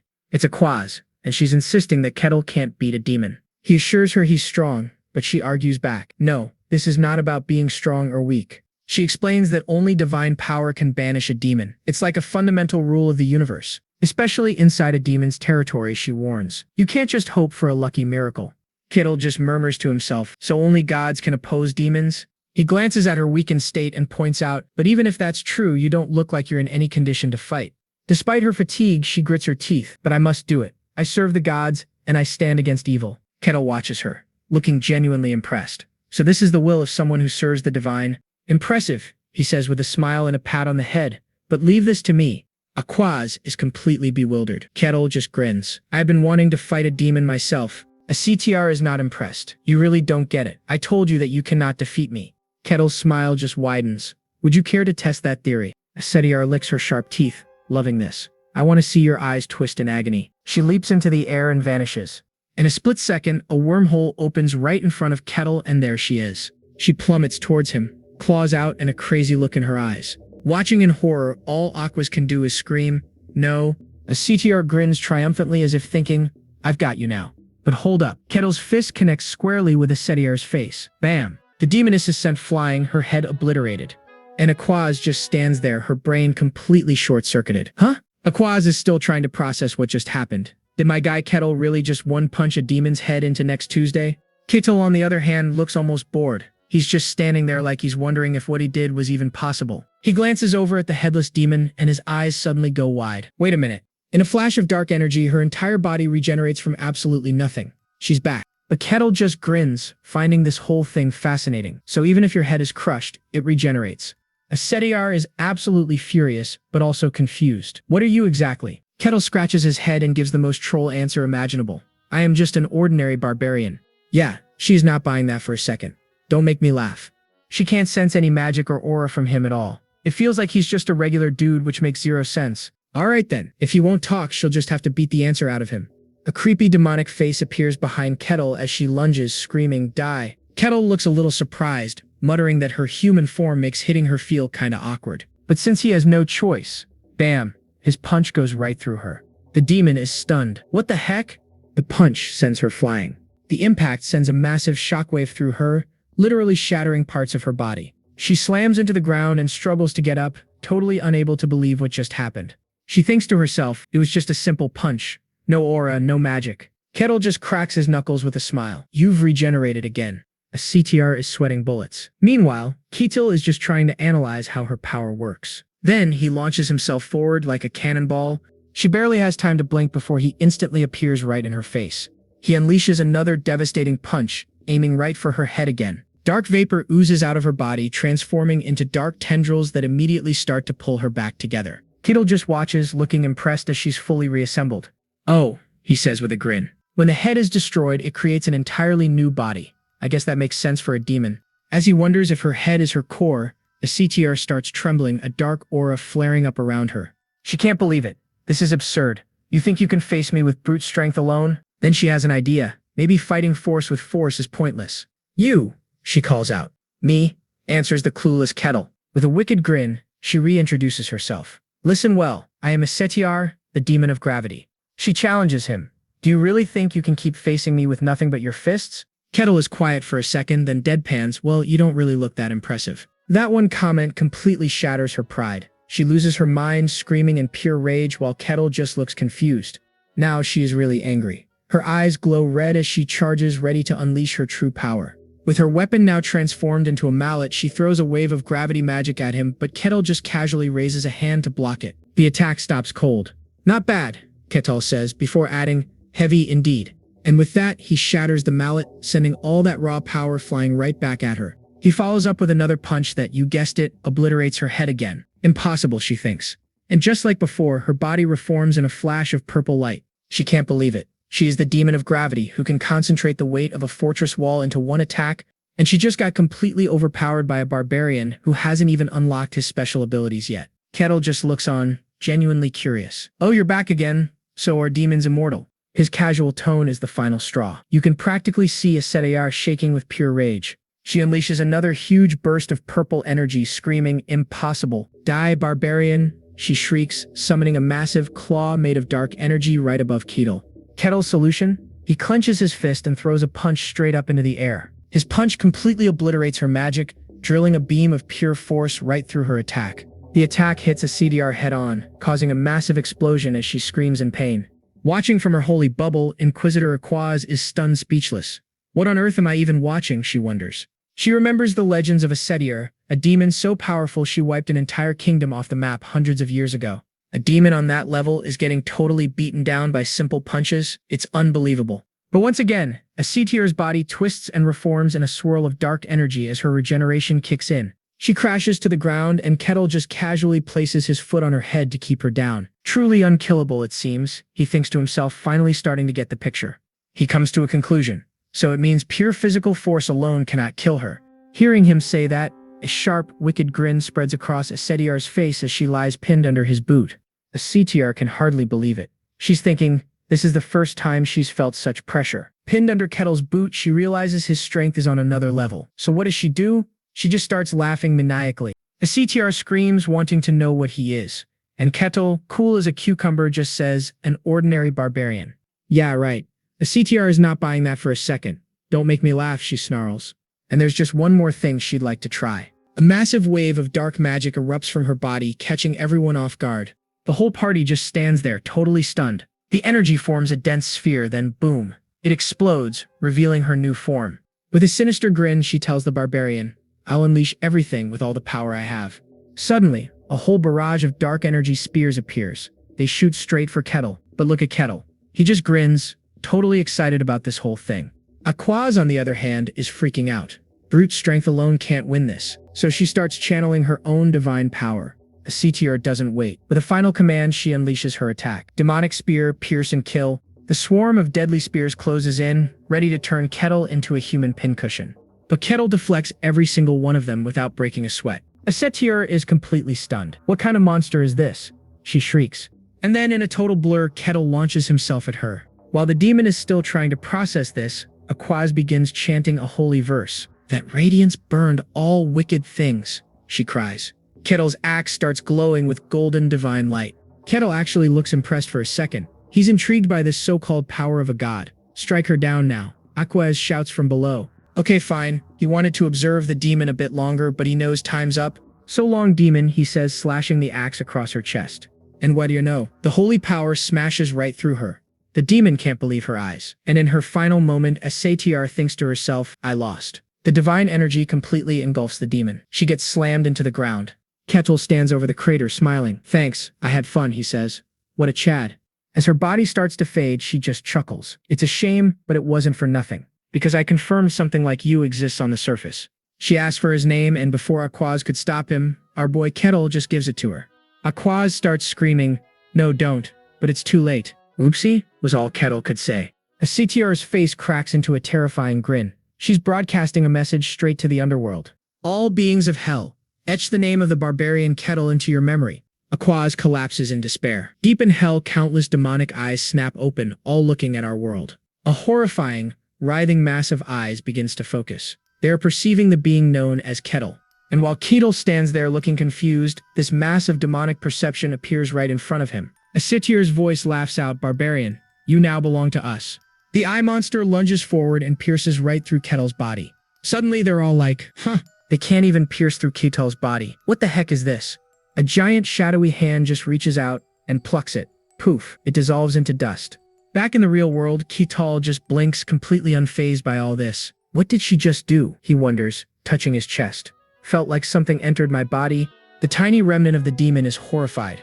It can't understand why its darkness failed to take root. Ketel just sees the last bit of dark energy on the ground and casually kicks it away like it's dust. Meanwhile, Aquaz and Hayes are completely losing their minds. They are screaming in total disbelief. But Ketel? He's just stretching like he finished a morning jog. He is totally relaxed as the energy fades. He turns to his stunned friends with a satisfied smile, and he asks the only thing on his mind, "So, is the request complete?"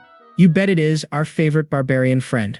While our heroes are having a nice little post-battle chat, news of the incident is spreading through the Barcan territory like an out-of-control wildfire. A paperboy is shouting at the top of his lungs, "Extra, extra, we got news from the village that went dark." And you better believe the citizens are snatching these papers up, their eyes going wide with total shock. The headline drops a massive bombshell. A named Demon Esitir showed up right after that whole lich mess. Lord Barcan is having a full-blown meltdown, slamming his fists on his throne. What is happening? Why is my tiny territory suddenly the center of a biblical apocalypse? The poor guy can't wrap his head around it. A legendary demon from the history books just decided to pop in for a visit. His guard captain reports that the rumors are already out of control, but luckily they have a bit of good news to spin. The official story, wink wink, is that the Sun God's Inquisitor showed up just in time and successfully kicked the demon out. Barcan knows they're in damage control mode now. One wrong move and this whole situation could explode. Meanwhile, Ketel is having a chat with his new bestie, asking why everyone seems on edge. "Well, it's not a small matter," Aquaz replies. He asks if she's leaving already, telling her she should probably rest a bit more. But she's all business. "No, I can't waste a single second. The Holy Land must know about this immediately." Ketel just shrugs. "All right, if you say so, I'm not going to stop you." But just as he turns to go, she calls his name, stopping him in his tracks. She gives a slight bow. "Thank you for saving me. Without you, I would have become that demon's chew toy." Ketel, in typical Ketel fashion, just waves it off. "Don't worry about it." He says it was no big deal. "I was just saving a friend." Then he turns back with that $1,000,000 grin. "Hey, we're friends now, right?" Aquaz is completely stunned. Her brain just short-circuited. A barbarian and a divine inquisitor. As friends? She reminds him of her title, the Sun God's Inquisitor. Like that's supposed to scare him off. Ketel's response is just perfect. "Is there a reason I shouldn't be?" His pure, honest confusion just melts all her defenses. The guy is just too wholesome. He laughs it off. "See? Then it doesn't matter." A tiny smile finally breaks through her serious expression. "You're right." Now that they're officially besties, Ketel has a question for her. "So, is it really a bad idea to tell a demon your name?" Aquaz's face gets serious again. It's because of something called the brand. "All right, folks, get your notebooks out. It's lore time." She explains demons use names to carve a dark mark on your soul. Basically, it's like putting a giant neon sign on your back that says free lunch for every evil thing in the area. If you get branded, you either need a holy power wash to clean it off, or you end up as demon food. Not great options. Ketel looks confused, pointing to himself. "Wait, so did I get one of those?" Aquaz shakes her head. "No, surprisingly, you weren't branded, Ketel." However, she says with a grim look, "Your name is probably trending on Hell's social media right now." But she tells him not to freak out. Without the brand, they know his name, but they don't have his address. So unless you run into them on the street, you should be fine. Ketel actually finds this whole thing fascinating, especially that his fists of fury didn't just instantly delete the demon. Aquaz just sighs. That's just how demons are. And here we go. History lesson part 2. Long ago, the gods created humans. Humans were kind of dumb and just did whatever they wanted, and the gods were like, let them figure it out. Then, some mysterious interdimensional party crashers took an interest in the human world. These beings, which we now call demons, crossed over and started causing all sorts of trouble. The gods couldn't just sit back and watch their creations get destroyed, so they finally decided to step in. They teamed up with humanity and kicked them back to their own dimension. After that, humans built a bunch of churches to thank their saviors, and things were pretty good for a while. But of course, the demons slowly started creeping back into the human realm. So the gods gave some of their power to their most loyal followers, because only holy power can truly hurt these things. Ketel finally gets it. They can't be killed by normal attacks because they're basically aliens from another dimension. Aquaz nods. Exactly. They were never a part of this world's ecosystem. Ketel figures it would be a huge pain if these things started showing up all the time. Aquaz reassures him that the big-name demons can't just pop in whenever they feel like it. However, she reveals that the seal on the demon realm seems to be weakening. Dungeon cycles are off and monsters are appearing more often.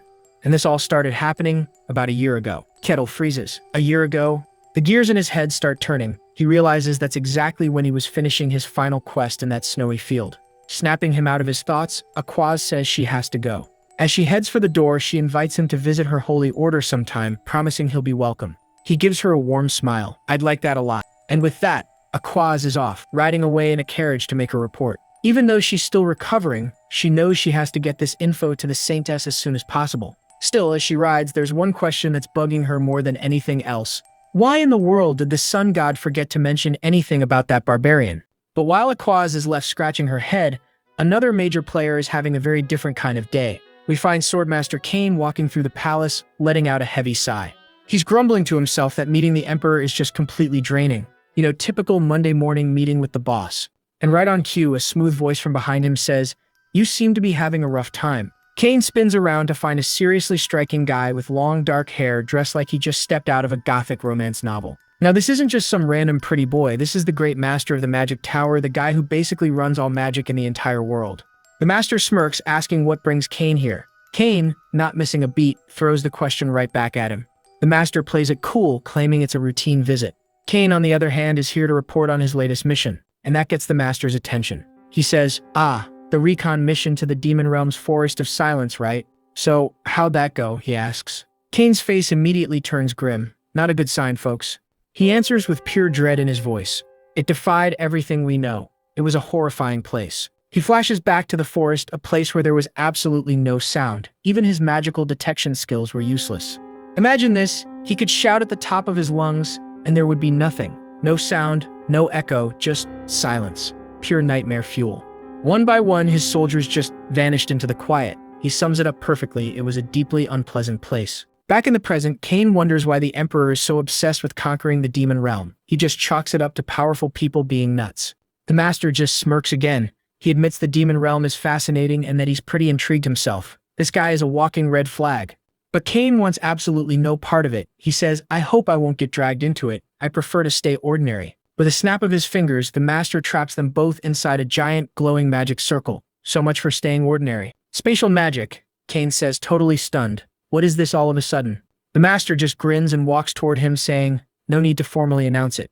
You met someone very special, didn't you? And that question hits Cain like a truck. The jig is up. Cain immediately realizes he's been spied on. The eye of observation. When did you put that on me? The master just laughs it off, saying it's a hobby. A hobby? Cain's response is basically go die, and honestly, same. But now the master gets straight to the point. He wants to know what Cain thinks about that barbarian from the White Snowfield. Cain plays it safe, admitting he's not really sure what to make of the guy just yet. So the master lays out the stats, a barbarian from the demon realm who defeated a sword master and the lich Kartos. That makes it pretty likely, doesn't it? Wait, hold up. Cain is shocked. He defeated Kartos? The master seems surprised that Cain is just now hearing about this. He explains that while it's not public knowledge yet, rumors of Kartos failing his resurrection are already spreading through the magic tower. And then folks, the master does a big reveal. He's a lich too and claims he even went to pay respects to his fallen friend. Cain is completely unfazed, dryly asking if a lich can even feel sad. The master insists that friends are important for people who've lived as long as him.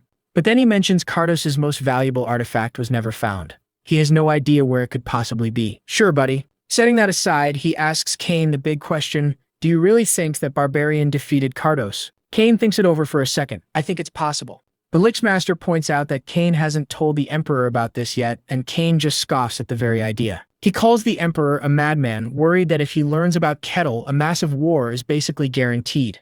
A wild barbarian versus a control freak Emperor? Yeah, that sounds like a recipe for tearing the entire kingdom apart. The Lich Master finds this whole idea fascinating. Are you saying that Barbarian could take on the entire empire alone? Cain isn't sure, but he admits, I felt something similar to what I felt when I first saw you. The Lich Master's eye glows with interest. Don't tell me, a hero class? Cain says he's not qualified to make that call, but the Lich Master is already sold. He knows Kettle must be incredibly valuable. That look on his face has Cain worried. Meanwhile, the guy they're obsessing over is just strolling through a busy market in his brand new adventurer gear.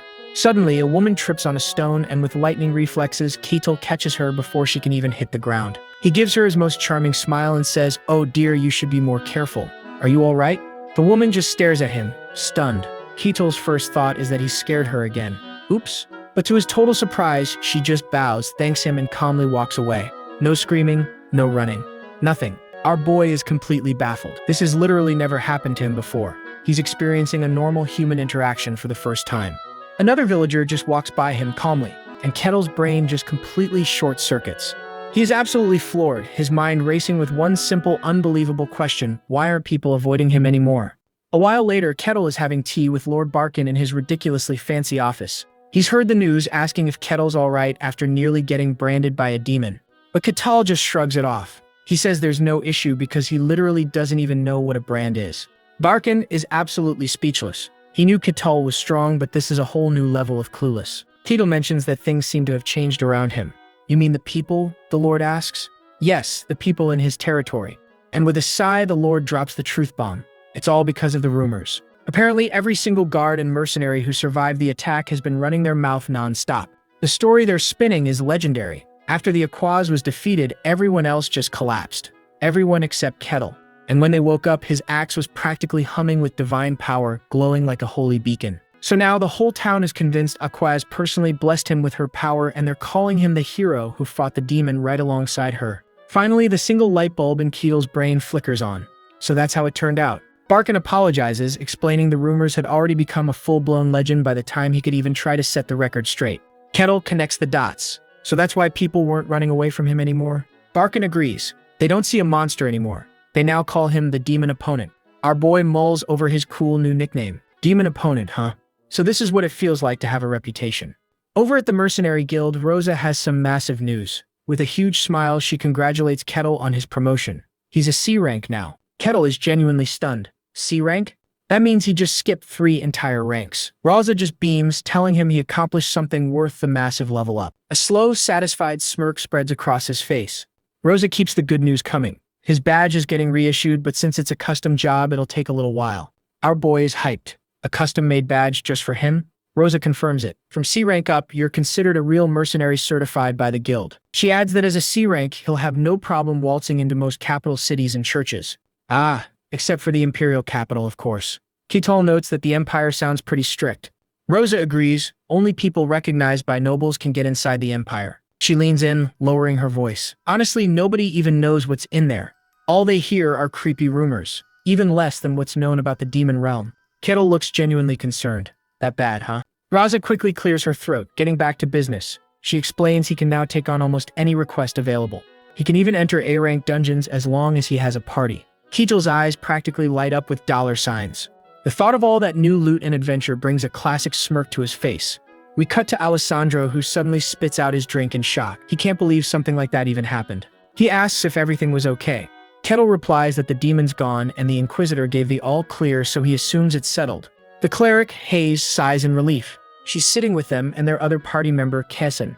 Kessan is super impressed, talking about how amazing the Inquisitor was, but Hayes slams her hands on the table and screams, "No." See, here's a little secret, folks. Hayes didn't actually pass out during the fight. She saw everything. Kettle completely overpowered that demon. Aquaz just swooped in at the very end to steal the credit for a battle that was already won. Trying to change the subject, Kessan asks Kettle what his plan is now that he's a big shot C rank. Kettle just replies coolly that nothing changes. He'll just keep doing his job, but as a C rank now. Kessan is totally blown away by his humility.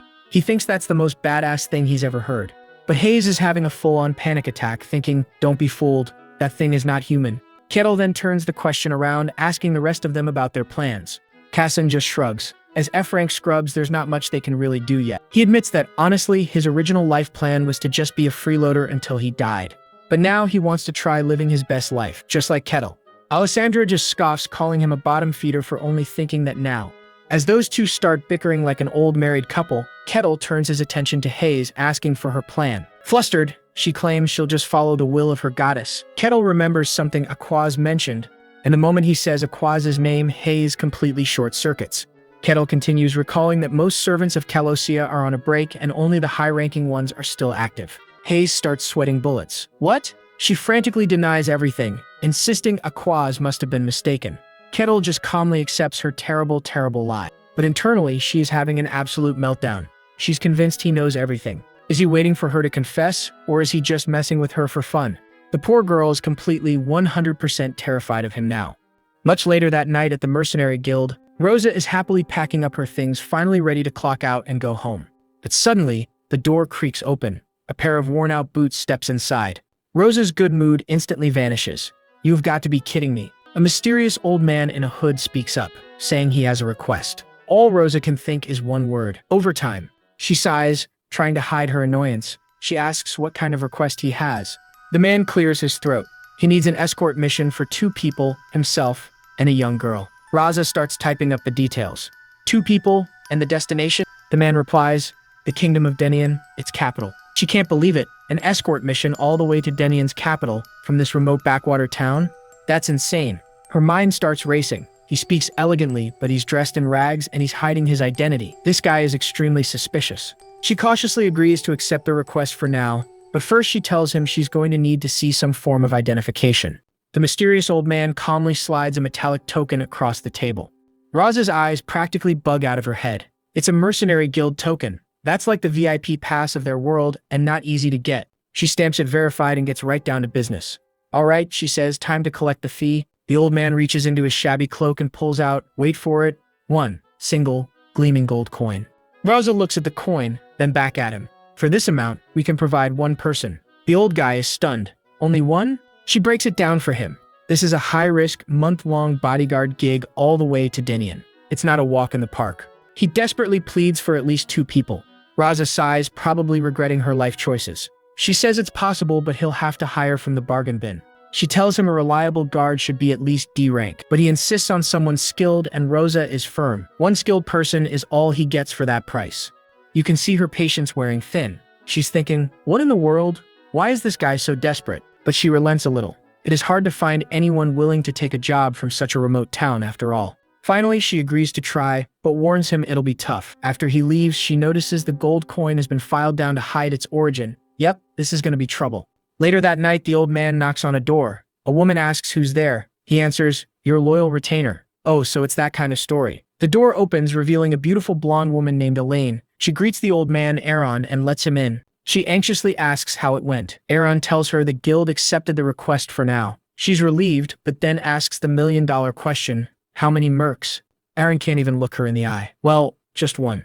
Elaine is shocked into silence as Aaron apologizes, explaining they're broke. She just says it can't be helped, and Aaron starts blaming himself for getting scammed on the road. They try to console each other, but they're clearly devastated. Then they go full drama, wailing with tears flying everywhere, until someone tells them to shut up. Poor kids. She asks how long the search will take. Aaron doesn't know. Defeated, Elaine decides they should just get some sleep. The classic sleep on it strategy. Aaron bows, drowning in shame. Just another fun night of waiting and dread. They're almost out of food. Aaron blames himself, but she quickly shuts that down, saying it's not his fault. Aaron states they can't possibly tell the local lord about their situation. Elaine agrees. Even hiring a single bodyguard is a risk they can barely afford. Then comes the exposition drop. She reminds him why they fled their kingdom. They were surrounded by enemies with no idea who was a friend or a foe. Aaron apologizes again for being weak. Elaine asks if he's sure the Denian kingdom is safe. He reassures her that it is. He explains that the king of Denian made an oath to protect her, but he also warns that their enemies might come after Denian for helping them. And then he drops the bomb. "You must survive, Elaine Mavrochi. Our princess." Bam! She's royalty on the run. If she's lost, their kingdom is finished. The princess is still worried, but can we really trust a mercenary? Aaron takes her hands, promising that their gold guarantees a trustworthy choice. So who will be her guard? A blush creeps onto her face as she imagines a handsome, charming hero. Oh, you sweet summer child, you have no idea. Meanwhile, that handsome hero is just our boy Katal, sprawled on his bed and bored out of his mind. He's thinking about his old companions in the white snowfield. He remembers they were the only ones who didn't keep their distance from him. He sighs, betting they're still off living their usual stupid lives. He suddenly wonders if his quest is over now. The system window that was with him since he arrived in this fantasy land is nowhere to be seen. He recalls his very first quest. Just survive for 1 week in that frozen hellscape. Yeah, just survive. Back then, that little blue quest window was his only guidepost, his only companion in the freezing cold. But after he finally escaped the snowfield, the quest just stopped. And now that things are quiet, he's actually getting bored. He sits up with a jolt, a sudden thought hitting him. Wait a minute, was the system only for the white snowfield? Looking out at the night, he decides it doesn't matter. Thanks for everything, system window, he thinks. Now I'll enjoy this world however I want. The next day, Kettle is back at the guild, looking sharp in his new gear.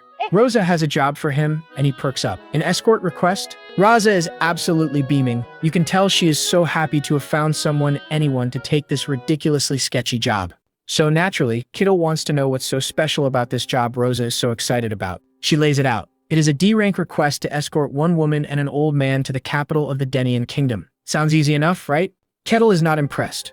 Rosa warns him it is a long trip and he will have to handle all the preparations himself. He figures it will be a pain, but the pay is unusually high. But there is always a catch. And that ominous tone she is using? Yeah, that definitely gets his attention.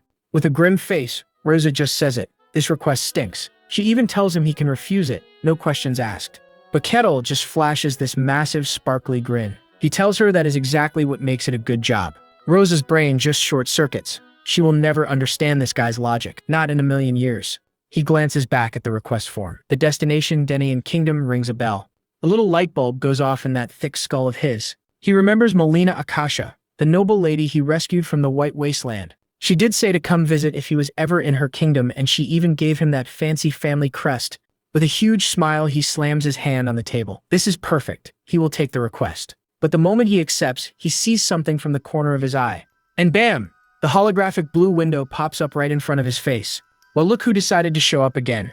It is a new system quest, escort the client to the Denian Kingdom. Our boy is completely stunned. Why did it pop up again? Why now? Of course, Rosa cannot see it. She just sees him staring blankly into space like a weirdo and asks if he is okay.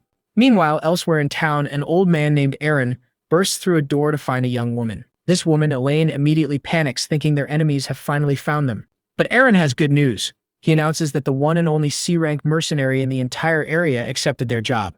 Elaine's face lights up with pure hope. A C-rank. He tells her the meeting is set for tomorrow. Back with Kettle, he is still trying to process the return of the system window.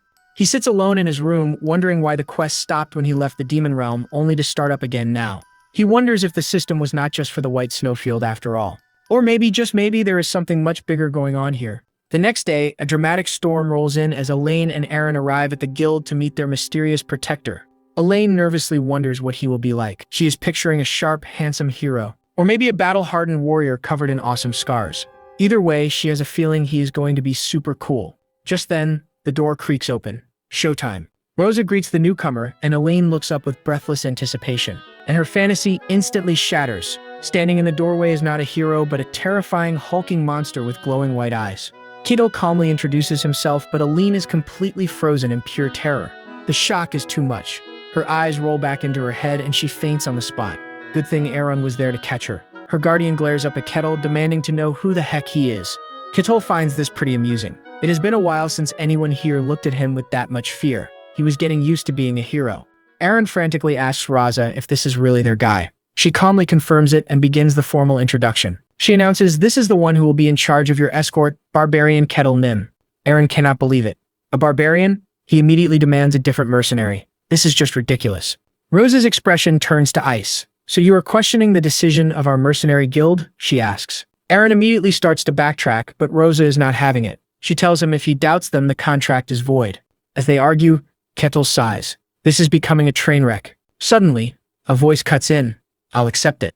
Elaine's now conscious and ready to take control.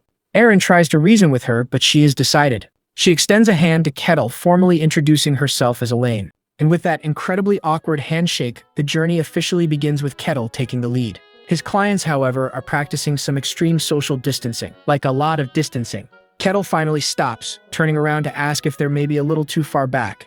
He figures it's probably a good idea to stay close, for protection. But the two of them immediately start waving their hands like they're trying to land a plane. We're totally fine, really. No one is around, so this distance is perfect. Kettle just shrugs. If they want to be weird about it, that's their problem. So he just turns around and keeps walking, leaving them to eat his dust. Helene watches him go, wondering how in the world she got into this mess. Her mind flashes back to the disaster that was the Mercenary Guild last night. Kettle had introduced himself with this huge, goofy smile, completely unaware of their sheer terror. Elaine, meanwhile, was pretty sure she was about to have a heart attack. Just trust me, he'd said with a grin. Your safety is 100% guaranteed. All she could do was squeak out a tiny yes while dying on the inside. And back in the present, she's still not convinced this wasn't a terrible, terrible mistake. When night finally falls, Kettle announces it's time to make camp. He checks in on his petrified clients, asking if they're holding up all right. He points out that it's getting too dark to see, which is exactly what they wanted when they left so late. Aaron just nervously agrees, clinging to Elaine's arm like a security blanket.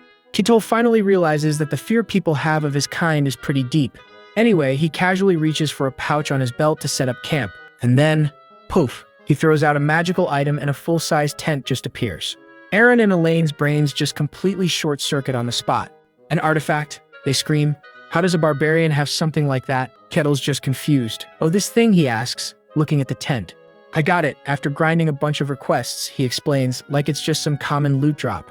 His casual answer only makes them freak out even more. You can almost see the smoke coming out of their ears. He offers them the tent, but Elaine nervously asks what he's going to do. Kettle just scoffs. He's used to sleep outside. Compared to the white snowfields, this was paradise. He then grins and says he'll stand watch all night, mentioning that one time monsters hunted him for a month straight without sleep. Okay, that's a bit too extreme. So he just smiles and tells them to sleep peacefully. Elaine immediately insists they take turns on watch, telling him not to push himself. Kettle tries to refuse, but they are not taking no for an answer. He thinks he's failing to earn their trust. My friend, they're just terrified you'll murder them in their sleep. The next morning, Elaine crawls out of the tent looking like she just wrestled a bear and lost. Aaron didn't do any better. He's basically just a lifeless husk propped against the tent. She stumbles out of the tent, clutching her stomach as it growls loud enough to wake the dead. Kettle overhears her. Hungry? He asks. Hang on, I'll whip something up for you. Elaine just stares at him, her brain buffering. It does not compute. And to her absolute shock, the walking mountain of muscle starts cooking with the skill of a master chef. She can't believe what she's seeing. A barbarian cooking? Is this a prank? Aaron, who's practically drooling, yells out and asks if he actually learned how to cook properly. Kettle just shrugs and calls it a hobby. He flashes back to the snowfields where his people just ripped into raw monster meat. Yum. But our boy was built different. He decided to turn that monster loot into fine dining. The ingredients were so toxic they nearly unalived him, but after tons of trial and error, he mastered it. He proudly declares that there's nowhere on Earth he can't cook a decent meal. Compared to his homeland, cooking out here is basically child's play. He presents them with a perfectly plated shrimp pasta that looks like it's from a 5-star restaurant. Elaine's brain freezes. She panics and says she doesn't like greasy food.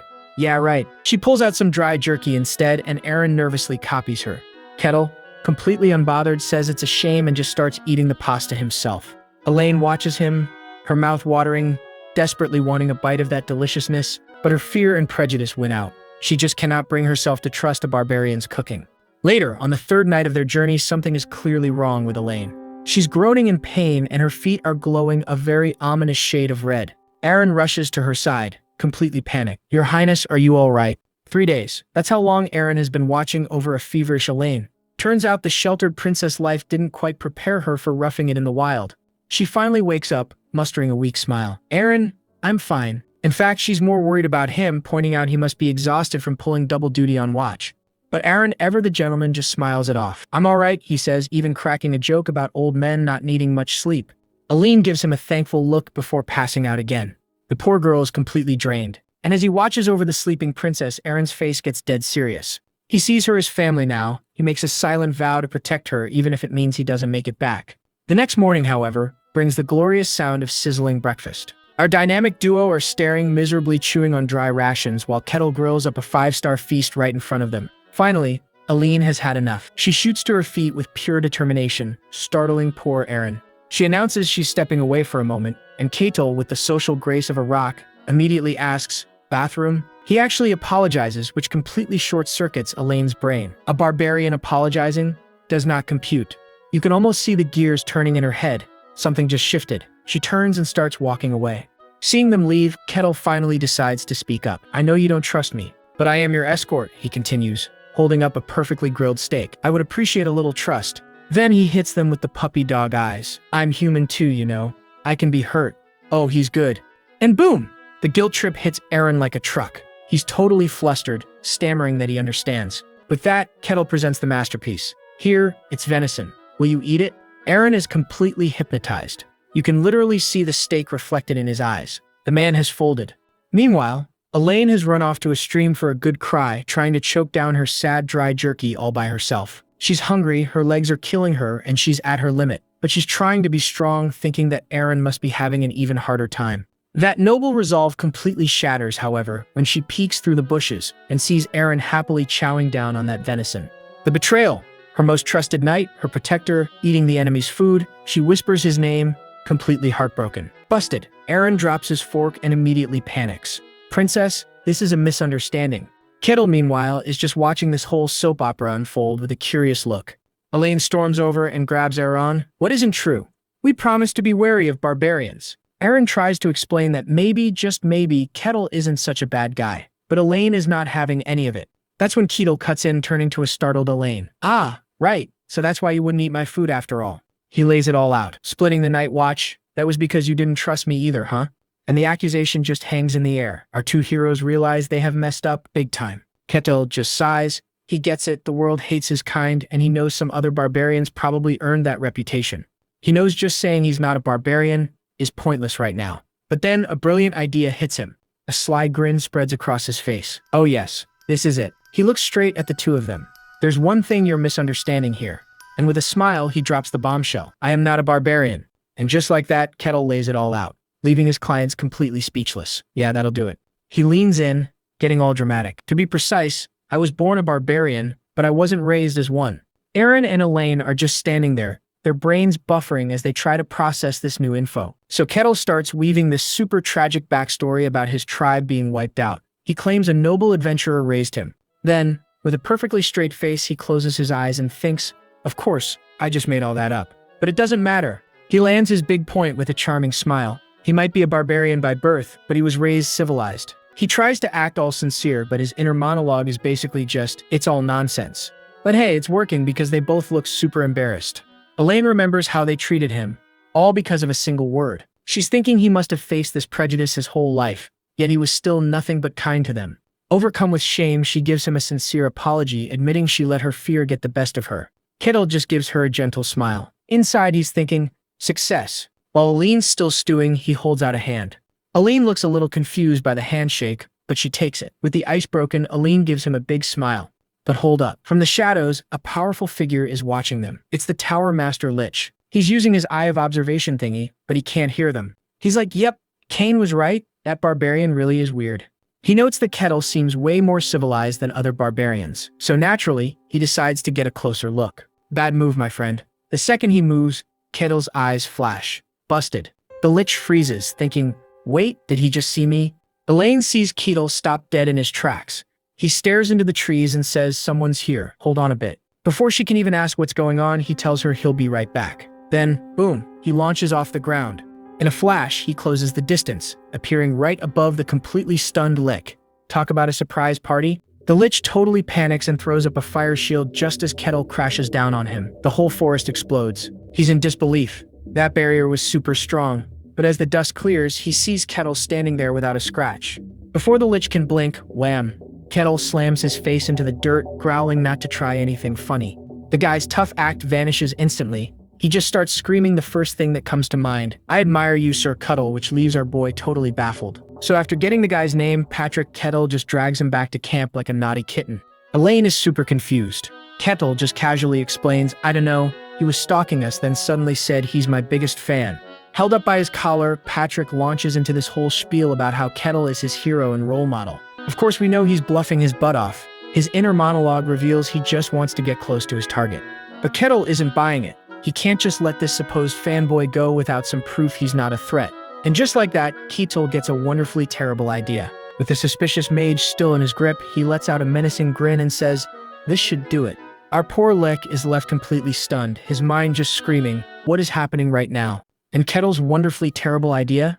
He just ties the guy up. One of the greatest mages in the world. Our poor Lich here had this whole Patrick disguise ready to go for his big spy mission. He really thought he was slick. And that brilliant plan has officially hit a snag. A very, very ropey snag. Kettle gives the rope one last sharp tug, looking way too proud of himself. Yep, that should do it.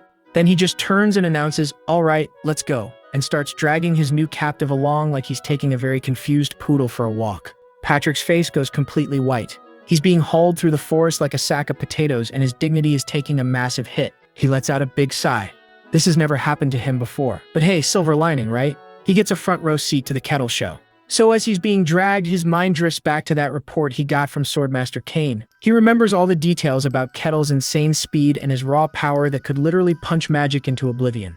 Even in this nerfed human body, Patrick is pretty sure he could take a superhuman. He starts to wonder if Kettle is legit hero class. Finally, Alen decides to speak up. Lord Kettle, I have something to tell you. Kettle looks back. Ah, so you're finally ready to spill the beans? Elaine is surprised that Kettle knew she was hiding something. All the sneaking around at night was a dead giveaway. Kettle just nods. It was easy to tell. And Elaine looks totally busted. He says he understands why it was hard to trust him, and Elaine sincerely apologizes, ready to tell him everything. She even gives him an out, saying he can totally bail on the quest if the full story is too much for him. But just as she's about to spill all the tea, Kettle cuts her off. Wait, we have company. Right on cue, there's a rustle from the bushes nearby. Elaine flinches. They are definitely not alone. And popping out of the foliage are two heavily armored knights. As more knights surround them, Kettle just looks at Elaine. Seems they're here for you. Elaine is completely stunned. The head knight introduces himself as Captain Lucento Edenheimer and greets her as Princess Elaine of the Lucian Kingdom. The mage, still tied up on the sidelines, hears this and it clicks. The Lucian Kingdom? This just got way more interesting. Captain Lucento steps forward, explaining that they've been searching everywhere and the king is worried sick. He asks her to please come with them. But instead of relief, Elaine's face fills with pure, unadulterated terror.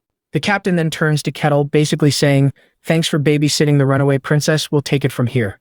But Elaine just says one word, "No." This shocks everyone, but Elaine just continues, "Who are you?" Lucento looks completely confused. Elaine clenches her fist, demanding again, "Who the hell are you?" He starts to stammer his name, but she screams, "Don't make me laugh. I know the real captain, and you are not him." She accuses the imposter of taking over the castle, of replacing her friends and family, and demands to know what he did with her real parents. Meanwhile, Patrick does some tiny gestures behind his back and weaves some magic to check the knight, but he's shocked to find that he's completely human. Elaine is still screaming at the knight, "You want to devour me too and take over our kingdom, don't you?" Tears stream down her face, but her voice is pure steel. "I will never let that happen. I will avenge everyone who disappeared." The knight captain just listens to her whole speech in silence, and then he lets out this big dramatic sigh. He turns to everyone. "Did you hear that?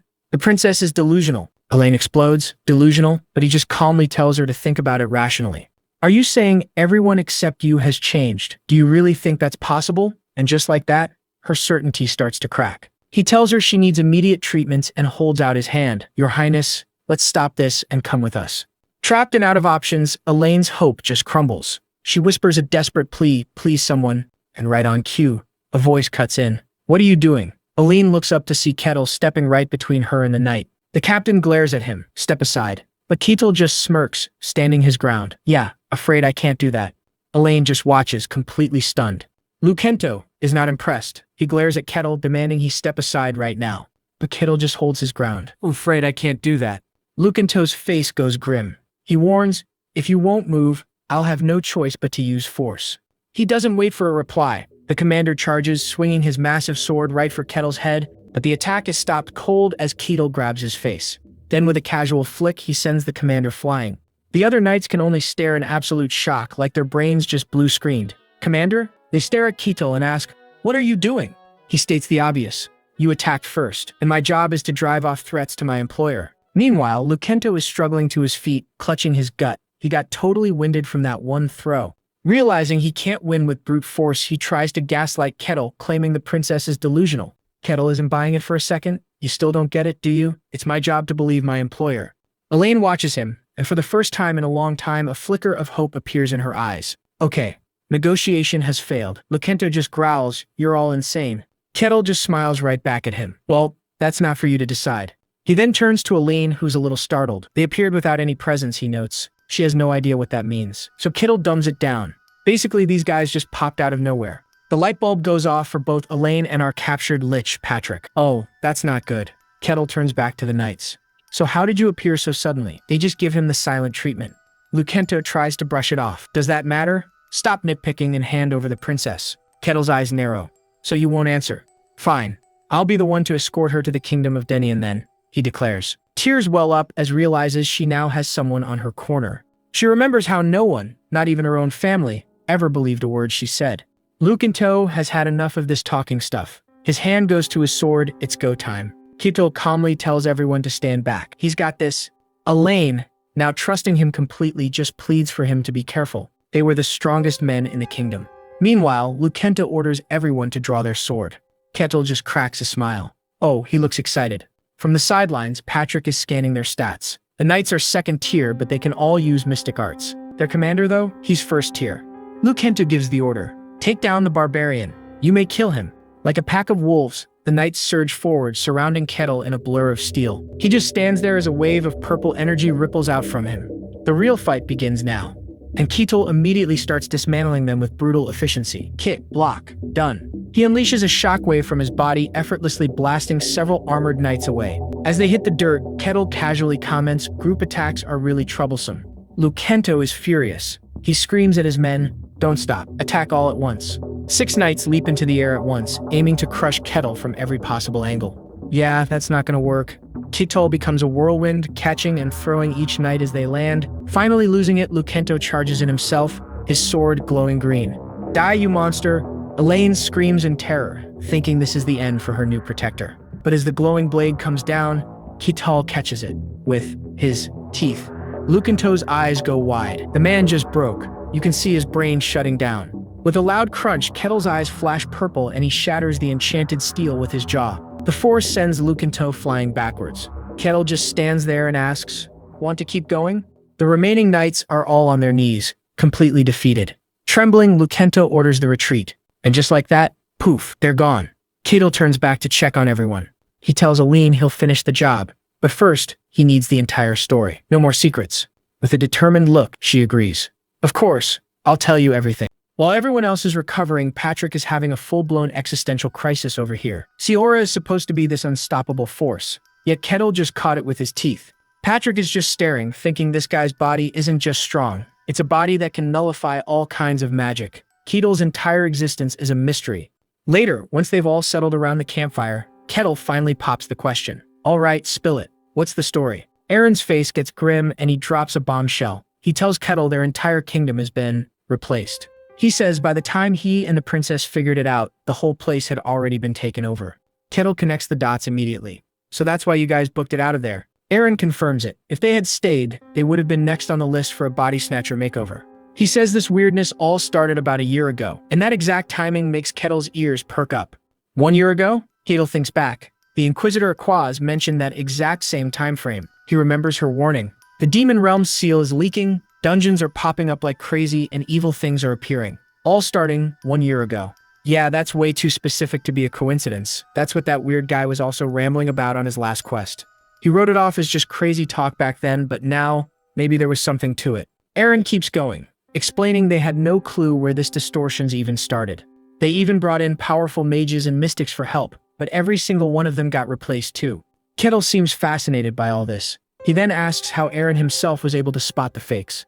Aaron admits it's hard to explain, he just feels it. The very air around the replaced people feels wrong. There's this deep sense of wrongness he can't shake, even when they're acting perfectly normal.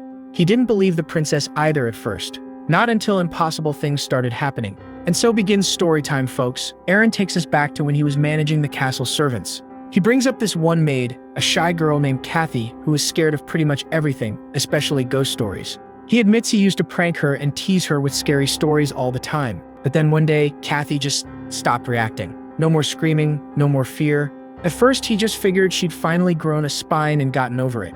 The real red flag came later. Part of Kathy's job was cleaning the huge castle statues, which terrified her. One day, her worst nightmare came true.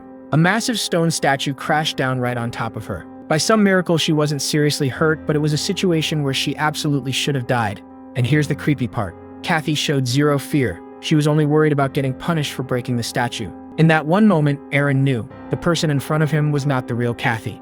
Kettle sums it up perfectly. A girl who was scared of everything suddenly stopped being scared of death. Very interesting. Aaron says that on the outside, she acted the same, but he knew the real Kathy was just gone. After that, he started testing other people in the castle and realized most of them were already fakes. Kettle asks, "And that's why you ran?" Aaron confirms it. They knew they'd be next if they stuck around. So Kettle asks the next logical question. Why run specifically to the Denian kingdom? Elaine finally speaks up, because only the king of Denian can issue something called a human declaration. She begins telling an old legend from a time when humans lived among many other races. Apparently, one man wanted a kingdom just for humans, so he made a deal with some nameless god. The god granted him a single, powerful ability, the power to know what is human and what is not. After getting this power, the man built a kingdom which eventually became the Denain kingdom we know today. Elaine finishes explaining that only the descendants of that founder can perform the human declaration. Kettle smiles. Something like that exists, huh? This world is never boring. He tells her it's a solid plan. Eileen looks up at him with tears in her eyes, asking if he's sure he wants to continue. He just gives her a warm smile. Nothing's changed. I made a promise to escort you, and I'm keeping it. Overwhelmed with relief, Elaine clasps her hands together and thanks him from the bottom of her heart. And then she makes a huge promise. If he completes the request, she will grant him any wish his heart desires. Kettle just smoothly accepts, saying he'll look forward to it. This makes Aaron's jaw hit the floor in sheer panic. Later that night, Patrick sidles up to Kettle and asks the million-dollar question. So do you actually believe her story? Kettle glances at him. Not 100%, but I think she's telling the truth. Patrick pushes back, pointing out that those turquoise knights they fought were definitely human. Kettle quietly agrees with him. I think so too.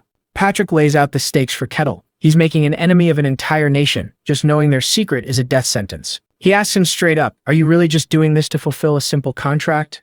After a long pause, Kettle finally admits, well, that's part of the reason. But then this massive, insane grin spreads across his face as he reveals his real motivation. He says it would be a huge waste to miss out on something this exciting, and Patrick is left completely speechless.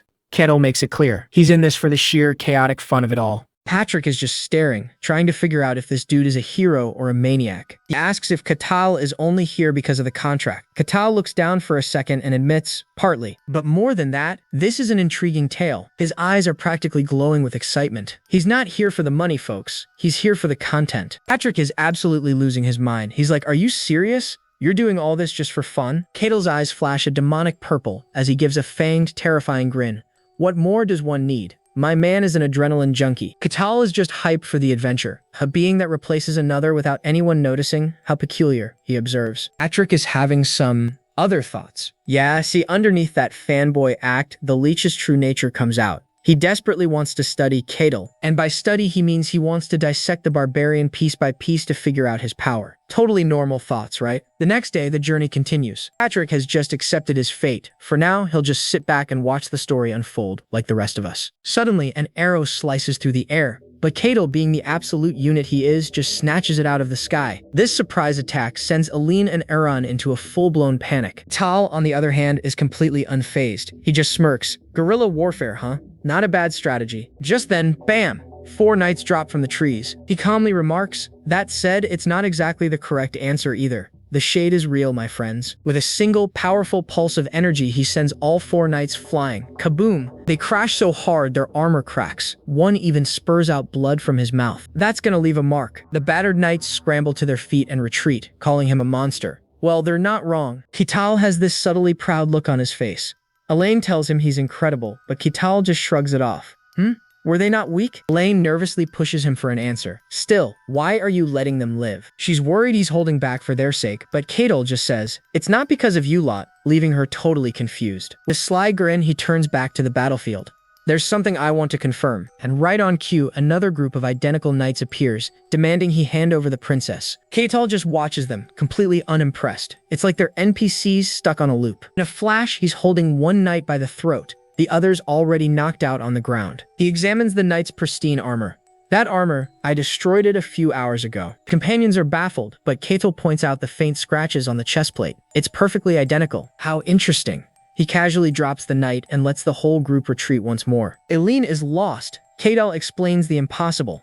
Their broken armor and swords have been restored completely. Aaron confirms that level of restoration magic would need at least a full day and a massive setup. This is way too fast. Catal agrees. Something else is going on. He's finally starting to put the pieces together. He's figured it out. The knights are basically respawning. They're defeated, turn into red spirits, and then just reappear, fully reset. Now then, only one final confirmation remains. And like clockwork, the knights show up again with the same battle cry. Ignoring them completely, Catal turns to his client, Eileen. With his final test in mind, he grips his axe, and the next moment, the blade is dripping with blood. Catal stands over the fallen knight, noting that because they have human forms, his axe meets a slight resistance. He glances at his horrified clients, stating that this bloody experiment should be enough to confirm his hypothesis. As Elaine steps forward, looking deeply troubled, Catal turns and asks her pointedly, Can you do it? Her mind flashes back to a time she watched the knights from a balcony, specifically a young man named Kay. She remembers how he changed, becoming someone she didn't recognize. But seeing him die for real was still traumatic. In her memory, she screamed for it to stop, but the corrupted knight just kept demanding she be handed over. Back in the present, the entire party is just stunned, trying to process what just happened. Aaron is aghast, and Elaine's horrified reaction is all the proof Catal needs.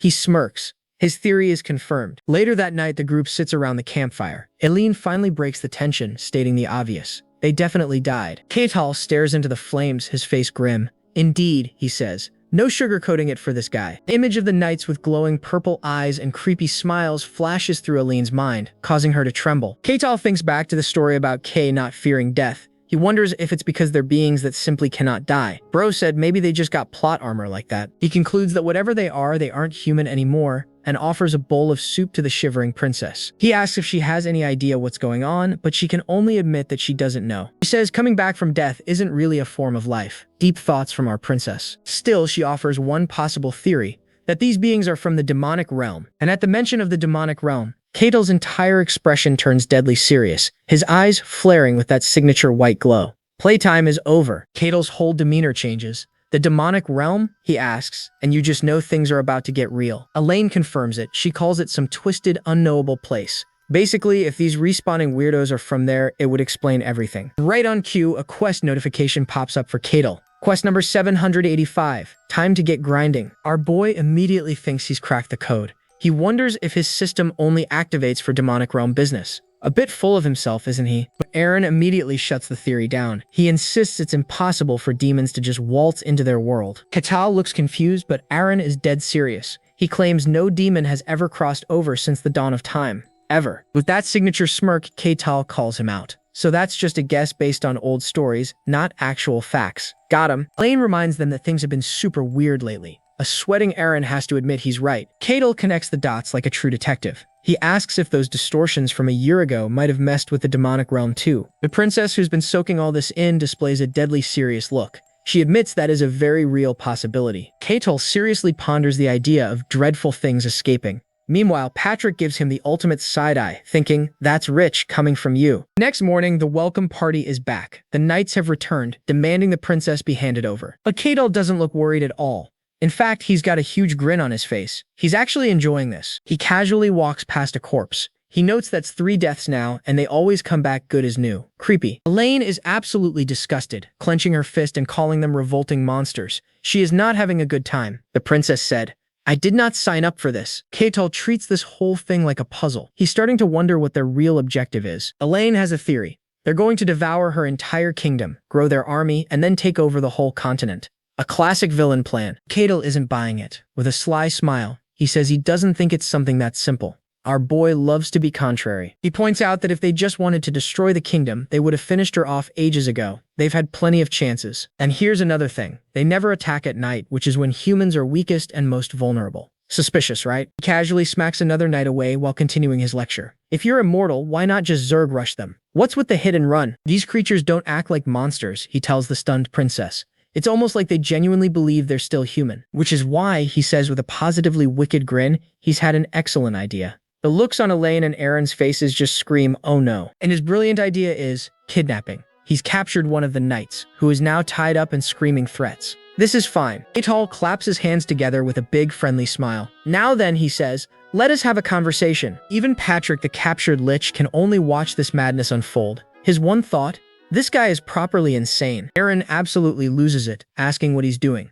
When Catal says they're having a sincere conversation, Aaron just snaps. You want to talk to a monster? The captured knight looks totally baffled by this. A monster? What are you talking about? I am human. Elaine screams at him to shut his mouth. She calls him a disgusting monster for even daring to imitate a human voice. She tells him she watched him die and come back to life over and over. And now he expects her to believe he is human? Not a chance. Bro's humanity card got revoked instantly. The knight keeps pleading his case. We are not monsters. We are human. Princess, you have to believe me. This is the last straw for Elaine. She absolutely loses it, screaming, don't treat me like I am insane. She accuses them of devouring her parents and reveals her deepest fear, that they plan to turn her into a monster too. The knight frantically denies it. No, that's not it.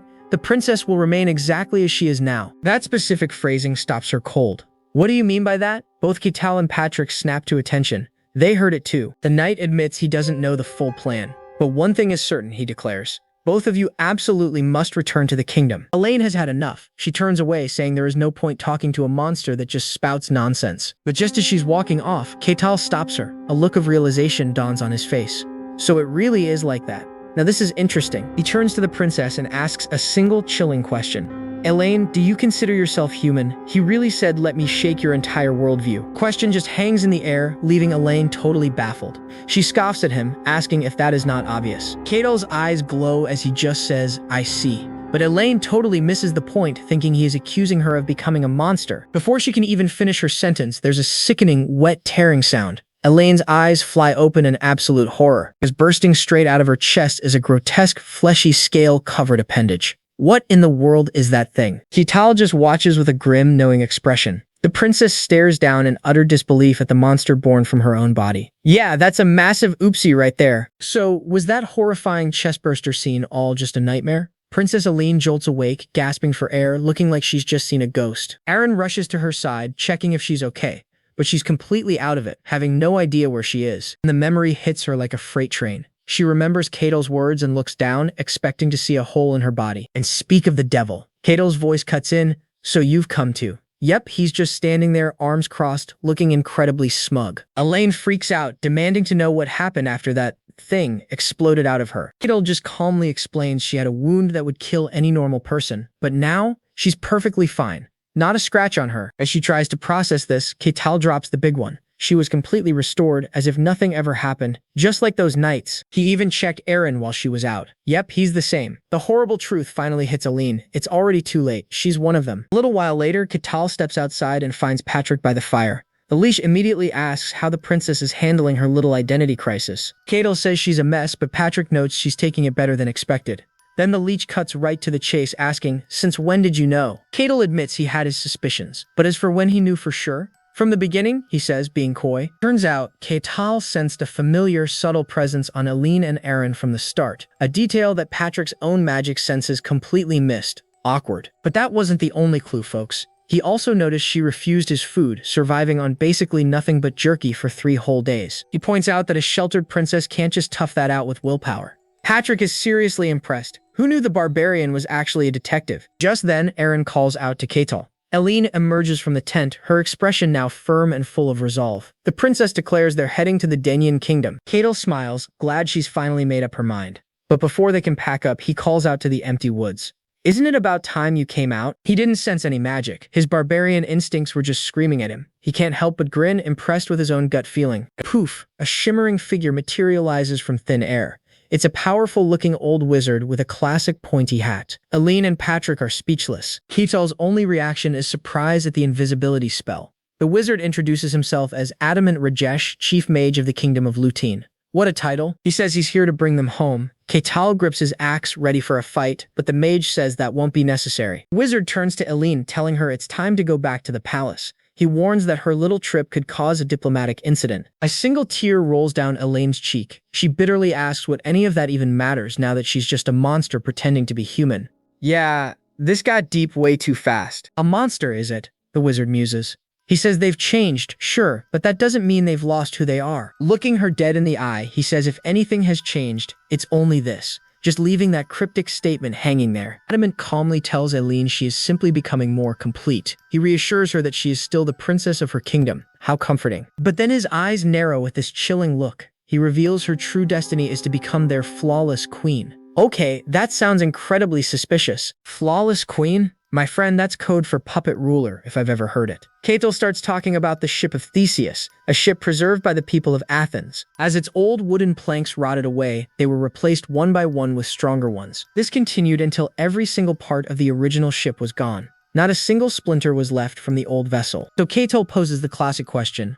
After all that, could you still call it the same ship? Dude, read the room. He then compares this to the Lutein kingdom, calling it one massive ship of Theseus. And you can see the look of pure horror dawning on Elaine's face. Just then, the old mage steps forward, his presence way too commanding for my liking. He looks Aline dead in the eye. Please return now, princess. Your place is in the Lutein kingdom. Yeah, I'm getting major stranger danger vibes here. The poor princess just stammers, completely intimidated by this guy's creepy demand. She has no idea what to do. Keital leans in with a predatory grin. Want me to? I can make that man go away for you. Mage turns his glare to Keital. Barbarian, you already know we're the same kind. There's no reason to stop me, is there? Keital looks completely unfazed. So what about it? I honestly could not care less what you are. He stands firm between them, making his position perfectly clear. I'm only stopping you to protect my employer. Aline is completely lost in her thoughts, her mind reeling from the fact that she isn't even human. She feels like a total fraud. But I'm not Elaine. I'm just... What a total identity crisis. But Keital just cuts her off with a simple, firm no. Not on his watch. Tears stream down the princess's face as he says the one thing she needed to hear. To me, you are Aline. He tells her he never knew the old Aline. The person who hired him, the one he's been traveling with, is the only Aline he knows. The one I want to protect is the current Aline. And just like that, our boy becomes a true knight in shining armor. Turns the decision over to her. What do you want to do, Aline? The choice is hers. She hesitates, clutching her chest, her expression a mess of turmoil and fear. But then, something snaps. Her eyes narrow with pure resolve. I don't want to go back. Keital cracks a satisfied smile. My employer says so. Guess that settles that. The mage's face darkens as he sighs, so it ends up like this. It sure does, buddy. Keital gives the order. Patrick, I'm counting on you. The lich nods and leads Elaine and Aaron away from the danger zone. With them at a safe distance, the mage sneers. You seem to be enjoying this situation, Barbarian. Keital flashes a huge grin. I actually am. You clearly look like a powerful mage. Oh boy, he's excited. I wonder what kind of magic you'll show me. He lives for this, doesn't he? Adamant's robe begins to glow with an intense blue aura. You'll regret stopping me, Barbarian. Famous last words. He gathers immense power, chanting an ancient spell as the world around him starts to warp with magic. But before he can even finish, Keital moves in a blur of purple energy, appearing right in his face. No monologues for you. Crunch. Keital's punch connects, and the mage is utterly obliterated in a massive explosion of blood and gore. Keital grins, clenching his blood-soaked fist. The first way to deal with a mage, kill them before they can cast a spell. He watches as the splattered blood begins to evaporate into a swirling red mist. As expected, mist rapidly reforms into the mage, who looks on in absolute terror. This is insane. What just happened? He can't believe it. Keital's speed was so insane that he couldn't even react. He got totally blitzed. Keital wonders if there's a limit to the regeneration, and casually stomps the ground. Instantly, massive rock pillars erupt and skewer the mage. Keital just looks on surprised. Oh, that works too? Adamant gets ripped to shreds again, but his eyes are glowing with fury as he prepares his counterattack. Thick, powerful tree roots burst from the ground, twisting around him to form a monstrous wooden golem. Screams turn into ashes, unleashing a massive torrent of fire that engulfs the own wooden form. Watching the spectacle, Patrick realizes Adamant is just spamming spells that use a huge amount of mana. He comes to a stunning conclusion. Adamant is a mage with infinite mana since it restores itself along with his body. Talk about a cheat code, but even with such a broken ability, Patrick knows how this will end. He picked the wrong opponent. The colossal fire spell erupts, but as the flames clear, Adamant is horrified to find Keital is just gone. Before he can react, Keital appears right behind him, his fist crackling. The mage finally gets it. He's not fighting a man, he's fighting a monster. Keital is just getting started, a manic grin spreading across his face. He's actually impressed, wondering if all mages are this strong. Adamant's eyes widen in terror as Keital lunges, moving way too fast for anyone to possibly track. In a flash of purple energy and a spray of blood, Keital's arm blurs into a vicious backhand, sending the mage's head flying. Off with his head! Keital stands over the headless corpse, looking at his own blood-splattered fist with a strange expression. He examines the blood, sensing something is a little off about it. This isn't normal. The decapitated body dissolves into a cloud of red particles, quickly reforming into a furious Adamant once again. He's completely restored, screaming at Keital, "What the hell are you?" This is getting repetitive, my man. Adamant is absolutely seething, thinking this whole situation is just a ridiculous joke. He is not having a good day. Keital just gives him this calm, almost condescending smile and says, "Just a normal barbarian. I love this guy." Finally getting serious, Adamant declares, "Fine, let's stop testing each other. About time." The ground itself begins to tremble as he gathers an absolutely immense amount of magical energy. He floats into the air, surrounded by a swirling vortex of power, and announces, "From now on, I'll fight at full power." Keital just grins, completely unfazed by the light show. Now this is something to look forward to. Yeah, he's enjoying this a little too much. And when Adamant says full power, he means it. He instantly traps Elaine and her crew inside a raging magical storm. Catel just calmly sizes him up. Okay, so he's an experienced mage, one who can casually whip up a natural disaster. No big deal. Even our boy Catal has to admit the light show is pretty impressive. He even gives the mage a little smile, thanking him for the show. Thanks to you, I got to see something interesting. Okay, show's over. Catal takes one single, deliberate step forward. Boom! He stomps his foot, and the entire world just erupts in a massive wave of purple energy. The shockwave absolutely obliterates the forest, tearing through everything. Adamant gets launched backward, his face a perfect picture of pure shock. Meanwhile, the rest of the party is totally fine inside their little magic bubble, just staring. Patrick is losing his mind. He's a mage, right? He didn't feel any magic? Was that just a stomp? We pull back to see the real damage. Catel is standing in a giant, freshly made crater. And of course, he doesn't have a single scratch on him. Typical. Adamant is horrified. His ultimate magic was beaten by a normal barbarian. The old mage is seething, his ego completely shattered. This is impossible. Absolutely impossible, he screams, right as Catel starts glowing with this dark purple aura. Yeah, you can see the pure terror in Adamant's eyes. You can see his bravery clocking out. Bam! Catel punches the ground, unleashing another shockwave, this time glowing red. The mage's body dissolves into a red mist, but then he just reforms. He admits Catel is strong, but he's still confident. You can't defeat me. Catal actually agrees with him. True, normal methods won't be enough. He opens his hand, and this weird, jagged, dark shard just appears in his glove. Then, how about this? The mage is just staring, completely lost. Catel clenches his fist, and the air around him just explodes. A huge shockwave of pure power bursts out, literally vaporizing the ground. He stands there, smoking a little, with this look of faint surprise on his face. He opens his hand. That shard has been crushed into a fine, sparkling dust. And the mage's eyes go wide with horror. He knows exactly what Catel just destroyed. Catel gives him a menacing grin and holds up the dust. Is this your true nature? Oh, Adamant has lost it. His face is a mask of pure rage as he screams, "You bastard." Catal's eyes narrow. Care to continue? He lays down the new rules. From here on out, you'll be risking your life as well. The mage just stands there silent and seething in his red mist. Just like that, the ominous red energy fades away. He gives one final threat before vanishing. You'll pay the price for this. That threat is scheduled for later, and the battle is over. Catel is left standing alone in the middle of a wasteland. The boss fight over, the party regroups and gets back on the road. Finally, after a long journey, they arrive at their destination. Before them are the massive stone walls of the Kingdom of Denian. Patrick stops them here. He says this is as far as he goes, since he's a foreigner. Catel apologizes, but Patrick just waves it off. He says traveling with Catel was fun enough. Catel feels the same, saying he hopes they meet again. We likely will, Patrick says with a cryptic smile, and it won't be long. Catel just watches him go, wondering what that was all about. Foreshadowing, maybe? They approach the gate, and of course, a guard immediately yells, "Halt, barbarian! Step back!" Catel is completely unfazed. Yeah, he's used to this kind of warm welcome. But before things escalate, Elaine steps forward with some real confidence. Open the gates. He proudly pulls the princess card. I am the first princess of the Kingdom of Lutain, Elaine Mavrochi. She demands an audience with King Barbosa Denian, leaving the poor guards stunned. And what do you know? It works. Soon after, Catal is kicking back in a super lavish guest room.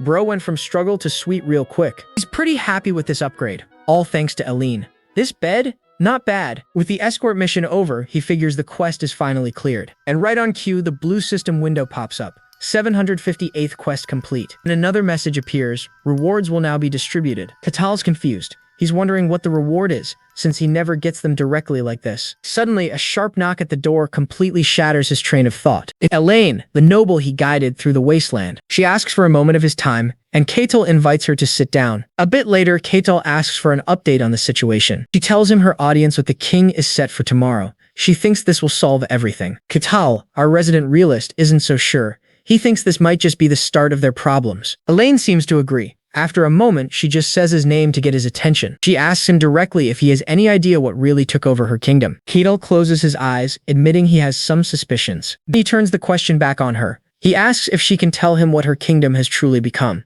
In response to her question, Catel holds out a shimmering, iridescent shard. He tells a completely bewildered Elaine, "It is the true nature of whatever replaced you." Yeah, she has absolutely no idea what she's looking at. That's not confusion, that's pure buffering. Catel explains that he had to forcibly compress this stuff just to make it visible to the naked eye. He's not even sure if this medieval world can grasp the concept, but he asks if she gets it. And surprisingly, she totally does.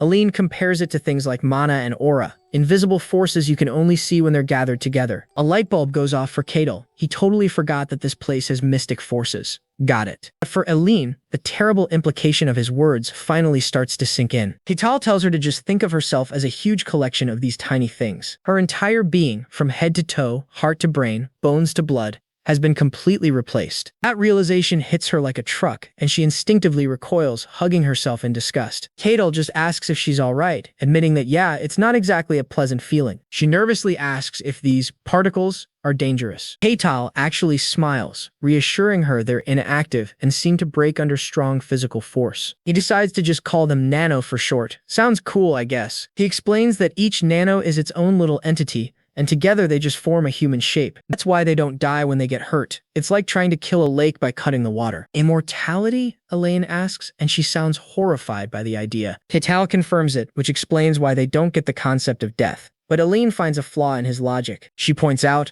unlike them, I'm afraid of death. Shouldn't I not understand it either? He has to admit she's got a point. Then he leans with a brand new theory. It's just a guess, but you're probably experiencing a mutation. And yep, she looks absolutely floored. A bit later, Ketil is kicking back on a ridiculously fancy bed in the Dinian palace. He's just chilling, wondering if Aline is having her chat with the king yet. He muses on the idea of meeting a real fantasy king, one who supposedly got his power from a god. I wonder what he's like, he thinks with a smile. I'd like to meet him. Speak of the devil. Just then, the door to his room swings open. A very stern-looking knight calls out to him. Barbarian, His Majesty wishes to meet you. This guy, Maximus, leads Ketil through some seriously opulent palace halls. He gives Ketil a little warning shot. Show some basic respect, for your own life's sake. Ketil just gives him a relaxed smile. Sure, I'll keep that in mind. They arrive at the throne room, and Maximus announces his arrival to the king. Ketil steps inside. He's a little taken aback. He sees Elaine, the king, and... wait, another familiar face? The king, Barbosa Denian, speaks first. So you're the barbarian who escorted Princess Aline? Ketil gives a surprisingly respectful bow. Nice to meet you, king. I am Ketil the Barbarian. His polite little act catches both Maximus and the king completely off guard. It's hilarious. The king has to cough to regain his composure. Princess Elaine said you're quite different from ordinary barbarians. Ketil just grins. That's what they tell me. His eyes then drift over to the guy beside the throne. Is that Patrick? Elaine gets all flustered, explaining that he's the tower master, and Patrick immediately starts sweating. Quickly tries to play it cool. You must be mistaking me for someone else. Internally, he is absolutely losing his mind. Ketil just plays along with a smile. I see. I must have been mistaken. My apologies. Patrick forces another smile, relieved. He can't believe Ketil saw through his perfect disguise, which changes his appearance, mana, and even his personality. He's certain there's no way Ketil could have seen through it after just one quick meeting. Right? But Ketil's silent stare is making him extremely nervous. This whole perfect disguise thing might not be so perfect. Ketil decides not to blow the mage's cover. He figures he'll just let it slide for now. How nice of him. Changing the subject, Elaine anxiously asks about the human declaration. From his throne, the king gives his verdict. They are human. He explains his ancestors' decree was simple. If you believe yourself to be human, then you are. Therefore, Elen, Aaron, and even the knight she captured were all undeniably human. Hearing this, Elaine's face just falls. The king notes that their real desire was to simply remain human. Ketil just grins, finding the whole situation pretty fortunate for their side. He then gets straight to the point, asking the king why he was really summoned here. King reveals he knows all about these nano things, and the problem is a lot closer than they think. Tragically, his own close friend and even their child have already been devoured by this plague. Patrick confirms that the tower is holding them back for now, but soon the entire continent will be replaced. The king looks Ketil dead in the eye, saying he's heard Ketil knows a way to eliminate them. Ketil lets that sink in. Then a slow, dangerous grin spreads across his face. I see. So the objective is extermination. And right on cue, a familiar blue window pops up. The system has a brand new quest. Respond to the beings of the demon realm. Yeah, he's definitely not relaxing anytime soon. The captured knight named Parman is brought in, bound and screaming on the throne room floor. Everyone's here for the show.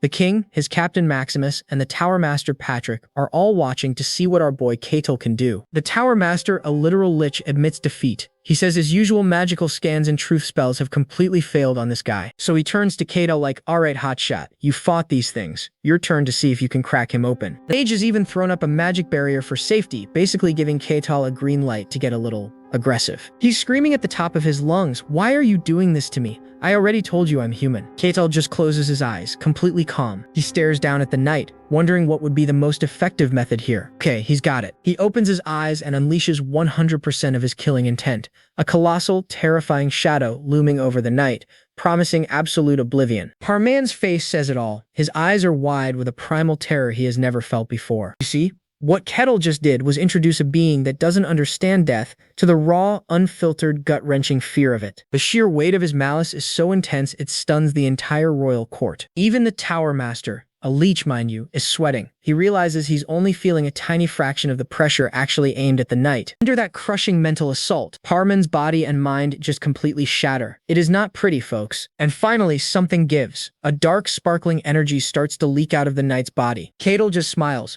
Yep, it worked. The creature hiding inside is finally being forced out into the open. Everyone can only stare in total shock as a shadowy, humanoid creature with glowing white eyes fully emerges. Elaine's in shock. So that's the true form of the nano? Kital just smiles and says, "Nice to meet you. I'd like to talk. Is that all right?" The entire court is just silent, watching this shadow monster actually consider his bizarre request to chat. After a moment, its glowing eyes narrow. It seems intrigued. "Fine," it says. The nano being wastes no time and gets right to the point, asking, "Why do you reject us?" Lane completely snaps. "Are you serious? We reject you because you devoured and killed everyone we knew." But the entity is genuinely confused. "I don't understand. We only made you perfect. Why would you be angry?" Kato figures it out on the spot. "Ah, I see. You want Elen back so you can understand why she's rejecting you." The entity just responds with, "There's no reason to answer you. Playing it cool, I see." "Don't be like that," Ketal says. "Look, depending on your answer, she might just join you," he adds. He suggests that if it just explains itself clearly, maybe Eleni will change her mind. And the entity totally falls for it.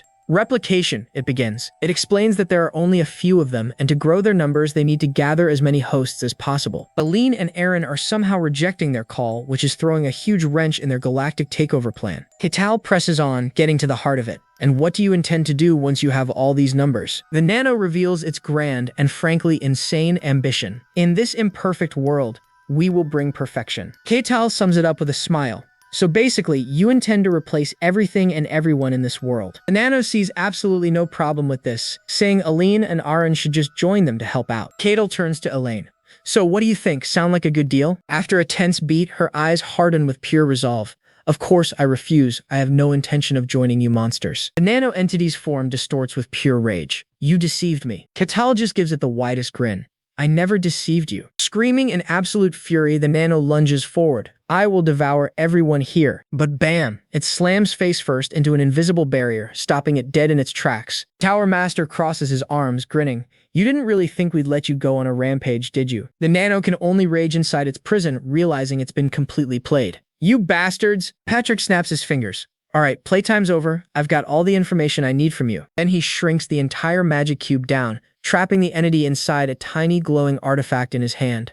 So cool. He announces he's taking his new pet back to the lab for some analysis. The king turns back to Ketal, warning him that if these nano things are left unchecked, the world is pretty much doomed. He gets straight to the point. "So, Barbarian, what do you say? Can you eliminate them for us?" Ketal's answer is immediate and confident. "No problem. You want me to leave right now?" He does point out that it's a pretty long trip on foot, though. The Power Master steps in. "Don't you worry about that. I can give you a lift." He offers to teleport them there instantly. Ketal is nothing but excited. Patrick grins, admitting he was planning to tag along anyway. But just as they're about to leave, Aline's voice cuts through the throne room. "Wait a moment." She steps forward, her face full of determination. "Please, take me with you." Aaron immediately protests, but Elaine isn't backing down. She is dead set on joining this mission. She declares, "I have to know whether I will also lose myself before death, just like them." She needs to see this for herself, to figure out if she's truly different and how she can hold on to who she is. She makes her case to the Barbarian and the Mage, and Ketal surprisingly just shrugs and says, "Sure, why not?" Well, not to be left out, her loyal knight Aaron shouts that if the princess is going, he's going too. Patrick just smiles, telling them not to be reckless as he starts weaving a massive teleportation spell. With a brilliant flash of light, the whole group is swallowed by a glowing blue magic circle.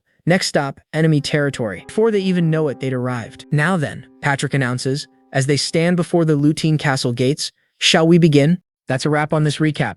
Hit that subscribe button to help us keep pumping out awesome content. Catch you in the next one.